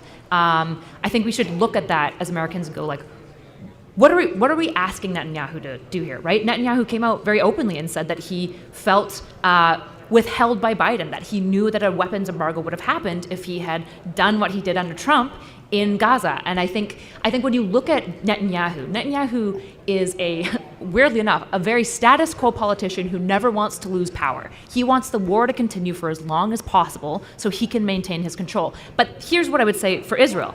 I've been there. They've been protesting Netanyahu for like 6 to 8 years. That's what I want to impart. Every nuance. single Saturday. There's nuance. There's nuance to that for sure. Yeah. But there are interesting events like the USS Liberty, Michael Shuroff, who's in head of Homeland Security, basically sending all the dancing Israelis home. I mean, those are real questions you have to ask. His father was a Talmud scholar. His mother was basically before Mossad agent who was part of this operation called Operation Magic Carpet, where they smuggled Jews out of Yemen. So, like, there is a discussion to have about what role certain countries have in certain events. We should just be even-handed about this discussion, right? Like, this is something that Shabbos brought up that I think is a really good point, which is that, like, I actually do not like super PACs, carry committees at all. I want all of it out. I want AIPAC out. I want all of these groups that are interested in foreign investment having these, like, carry committees where they can just have C3s with billions of dollars, not billions, millions of dollars in them that they can just kind of spend wantonly. I think that that's bad for the American progress. The issue is that when we talk about, like, the Jewish question, we fixate on that when it's like Qatar is spending on us and all these other countries are also spending on us. They're investing in our universities, and all of these foreign groups should be analyzed equally. And this is like the anti-Semitic piece is going, I'm totally okay being critical of Israel. Of course AIPAC is interested in Israel. This is obvious, right? And of course they're trying to bias politicians to be more pro-Israel. The issue is they're not the only ones doing this. And that's the part of the conversation. It's not a whataboutism. It's saying if you're concerned about foreign money in our politics, be concerned about foreign money in our politics. If you're fixating on just Israel, something else is going on. The impetus for anti-Semitism right now is, in the Western world, is anti-whiteness. It's anti-Western. And they always say, like, from the river to the sea, they talk about how we need to annihilate Israel. And then they go, we need to end Australia. We need to end America. They hate the West, and they see Israel as the most successful Western country. But we did murk 2 million Iraqis based on the idea of 9/11. They got good reasons to hate the West. that. We did do great damage to Afghanistan. Why are we bringing that up? Well, because it's this notion that there's this kind of like focus on Israel or Jews when we've literally committed a genocide against Iraqis. Like 2 million people. That's a lot of people that have died in a lie that they had nothing to do with. That's war. You know, you kick Mike Tyson in the balls and you get knocked out. Yeah, but Iraq had nothing to do with it. Yeah, well, they knocked the wrong guy out. But they didn't knock anybody out. That's my point of view. It's like we really did something. So this whole notion that like one group is being picked on more than other, I think everyone's getting picked on. It's very unusual to see right now because we're of the same age that you couldn't do that before. You would be ran out. Now that it's everywhere, equally. I mean, like, dude, if I go Catholics or pedophiles, no one gets upset about that. No one does. No one. It's just, oh my God, those kitty, you know. It's just to me. I think it's more. I think it's like even-handed more than ever. So I actually think that it's good that there's more openness to being critical of Israel. I think that that's a good thing, right? I don't love the form that it's taking, and I think that a lot of people have lost some nuance as to why people are so vehemently concerned about anti-Semitism, right? When you look at like the Yemenis, Israeli Jewish people that were being smuggled out, which I think mostly were Arab Jews, right? Why? Well, that's because of a diaspora. They were spread out from their land, and they were persecuted in every land, and then told that they don't get to continue to live in Yemen. They had to move to Israel, right? And so when we're talking about anti-Semitism, it has to be loaded in the front of saying, we must criticize Israel. We must look at the Palestinian situation and go, you guys aren't finding a good solution here. There's no good guys that's going on here. Going back to his point, is there an anti-Christian movement in Hollywood and the media, and is there an anti-white? And if there is, I mean, like, to sit there and say there's not an anti-Muslim movement since 9/11 is just kind of crazy to me. I agree. But, I mean, there's anti-Christians. I mean, dude, I Hollywood. wish there was an anti-Muslim movement. We just got a Muslim mayor in New York City. I think if you smoke a joint and have a bath and then look at yourself in the mirror, you'll realize that a huge part of the popularity of anti-Semitism is white ethno-masochism. Now, everything Reichenwald said I support, by the way. Like, I can think you can be a Zionist and support Reichenwald.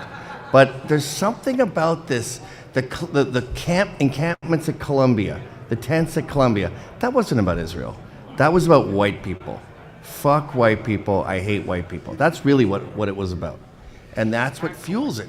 And that's why they don't talk about any brown on brown violence in Well, you that's know, definitely Africa. that's a part of the cultural Marxist movement that's Yes. going on in the country, which is to basically cause gender wars between men and women, cause racial wars, Yeah, but empower. we've been doing this forever, right? Like, gender war has been going on since like the 1890s, and the only reason that it wasn't happening before is because like women didn't have a capacity to like argue about it. Like, the reality is that like there is growing Islamophobia, there's growing anti-Semitism, there's growing everything, energy, political But violence. Islamophobia sentiment that's on is the rise. justified, and sexism is justified. No. Women should be in the kitchen. They should be making I would sandwiches. disagree with all of that, obviously, right? Like, Mamdani won despite the fact that everyone insisted that he was a jihadist that wanted to destroy New York. He is. That's not. He no, is. it's not He is true. doing crazy He's a stuff. jihadist. No, he's not. He's like a beloved mayor. Give him He's his chance a to shine. retarded rich kid who can't stop Who ran grinning. the best PR campaign New York has seen in decades. Oh my! Are you out of your mind? No, I'm not. What? I have the winner of the debate, and I'm somewhat shocked. The winner today it was very close. Shabbos, everybody. Makes sense. I mean, he was faster on his feet. He knew the facts better. I'm not surprised. He performed better. They were both even if great. you disagree with him. They were both right. It was a crazy thing. I think Shabbos did a great time. There's things that he said I didn't necessarily agree with. He did slip and call AIPAC a foreign lobbying group. At some point, he did say that. And, to be like, well, we gave you all this. The argument about guns and Pegasus is laughable to me. Which part? Well, a gun was created to hunt and to protect your family. Pegasus was specifically made to spy. It wasn't made to help kids learn or, teach grandma how to cook or whatever example we might want to do. Do we It not was need- specifically made by Robert Maxwell, and they basically convinced everybody to put them on their phones for the simple case of spying. I mean, it's just the truth. Do we not need spying in America? Like, do we Well, need do we need people spying on America? That's the question. Well, they're going to. So America might as well have technology to spy back. I Well, mean, but if you want to say it's warfare not bad, used for I agree. America to spy. It's used for Mossad and Israel to spy. For who? Mossad and Israel. America. That's who the intelligence goes back to. I don't see it that way at all. I mean, and again, I don't think, I'm not an anti-Jew guy. I don't think Jews are the top of the food chain. I think it all comes down to Babylon. I mean, before you guys think I'm crazy, if you take the map of the Greater Israel Project and you take the map of ancient Babylon, it's literally the same thing. It's literally the same exact map. It's like, I'm telling you, there's levels to this shit. If you're fighting over Muslim, Christian, I think you're losing the fight. Fight over men and women, race, I think you're losing the fight. It's dark arts. What are your thoughts on the win? What are your thoughts final on all that? Great. That's what this is all about. I think a good debate is when one guy makes his points and you go, yeah, I agree with you. and then the next guy makes his points, and you go, yeah, I agree with you. Like, I think these two people are a lot closer than they would want to concede, which is why they hugged at the end. Yeah, thank God they hugged. I thought that was getting a little crazy. The questions from the crowd. You had some problems with leather jackets. Do you want to get into that? I don't think. I just came up with this tonight, but I don't think grown men should wear leather jackets. Who should wear leather jackets? Bad boys. I wear 19-year-old bad boys who okay. smoke I cigarettes. wear a leather jacket. And then when they turn 24, they got to give it up. But you're okay with leather jackets. I got a soft spot for leather jackets. Does it have to come with a Well, motorcycle? you're wrong. Huh? Does it have to come with a motorcycle? I grew up in cowboy country. I don't want a motorbike. I want a horse and a cow. Listen, It's a stupid fabric. a cow had to die. It's too thick. Well, there's faux leather now. Like, if you're riding a motorcycle, I agree. But, like, why are you wearing, like, a big, thick I tarp? think he looked great. It's a tarp. I think he looked great. I mean, there's other weirder outfits that men can wear. I'm not really into the man bun at all. But, you know, what I used to have long hair. I wear a motherfucking leather at the jacket. End of the day, that's it. So, guys, what we're going to be doing now is we're going to take a break here. It's going to be about 45-minute break to get ready for the main event. Anna Kasparian, Pearl Davis. It's going to be lights out chaos. So, and if you're here in the arena, please come join us for a drink upstairs. We're all going to hang out, get drunk, start swinging on each other. It's going to be great. And thank you guys for making Word War Debate so amazing. One more to go. We'll see you in a few. Great job, guys. Well done. All right, guys.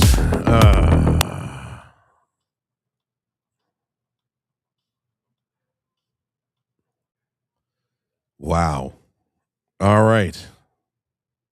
So, yeah, I'm gonna have to fucking tell Gavin straight the fuck out. I wear a leather fucking jacket. Yeah, Gavin said he'd come back. Although I kind of want to take a break.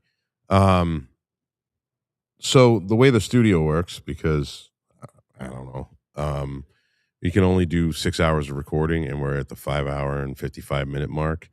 We're gonna have to end this. Yes, it just gave me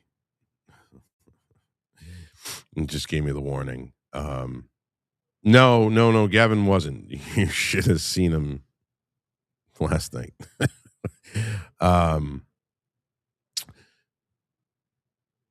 My $1,000 sign. No, my $100 sign. It's over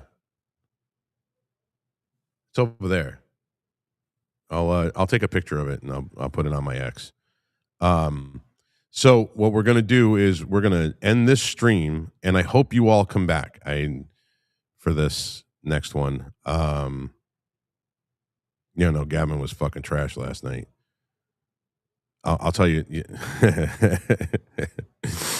Can you imagine being married to that guy? I mean, I can't imagine being married to a guy, but as a woman, I don't know, man. Could you imagine having to live with that dude? Last night he says, my fraternal twin brother is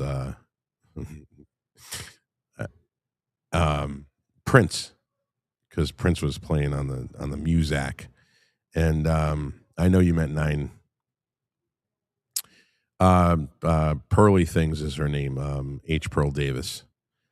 So he says, "Oh, Prince is my brother. You guys didn't know." And I was like, "Oh yeah, I couldn't tell by the complexion. It was kind of hard to tell." Yeah. And he says, "Where is that guy, man? I haven't talked to him in a while." And I knew he was setting it up. So I go, "What? Are you what? Hey! Hold on. You're going to your room? Oh, all right. Gavin goes, "Oh man, I haven't talked to him in a long time, and I should probably call him. I mean, he's my brother." And I knew he was setting me up, and I just went with it because it was low hanging fruit. And I go, "Dude, he died." And in the middle of the fucking casino, he goes, "No, what the fuck? Why did you fucking?" Screaming on the top of his lungs. I had tears streaming down my eyes. I was laughing so fucking hard. I knew he was going to do it too, and he just set it up to do it. But we're going to take a break. Guys, please come back later. Hang out with me. I'm here till 11. And we're going to restart the stream with part 2. Hopefully we'll get you guys to share it out. And thank you very much for hanging with me. Everybody that's been here for the whole 6 hours. Holy shit. I can't believe I've been here for the 6 hours. And again, I know you guys don't need me to apologize. I apologize for that. I really honestly thought the microphone was fucking muted. And yeah.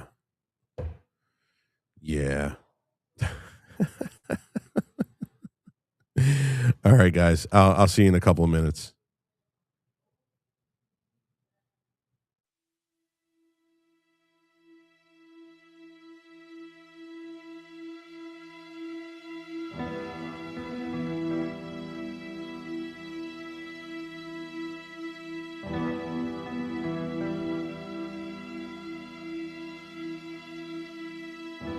Load up on gun. It's about 45 minutes to an hour from now, so I assume it's going to be about 9 o'clock or less, quarter of.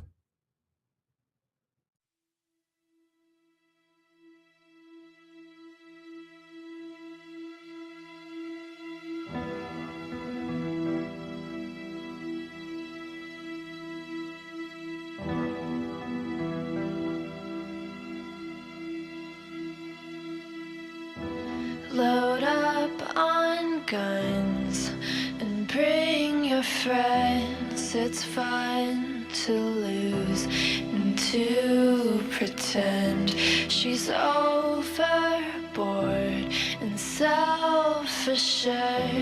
Oh no, I know a dirty word. Hello. Prosecutor said Ethan Nordine was the undisputed leader of the group that day as they tried to prevent the peaceful transfer of power. And FBI agents arrested Proud Boys former national chairman Enrique Tarrio at this home in Miami. By 2 this afternoon, he was in federal court. Here we are now.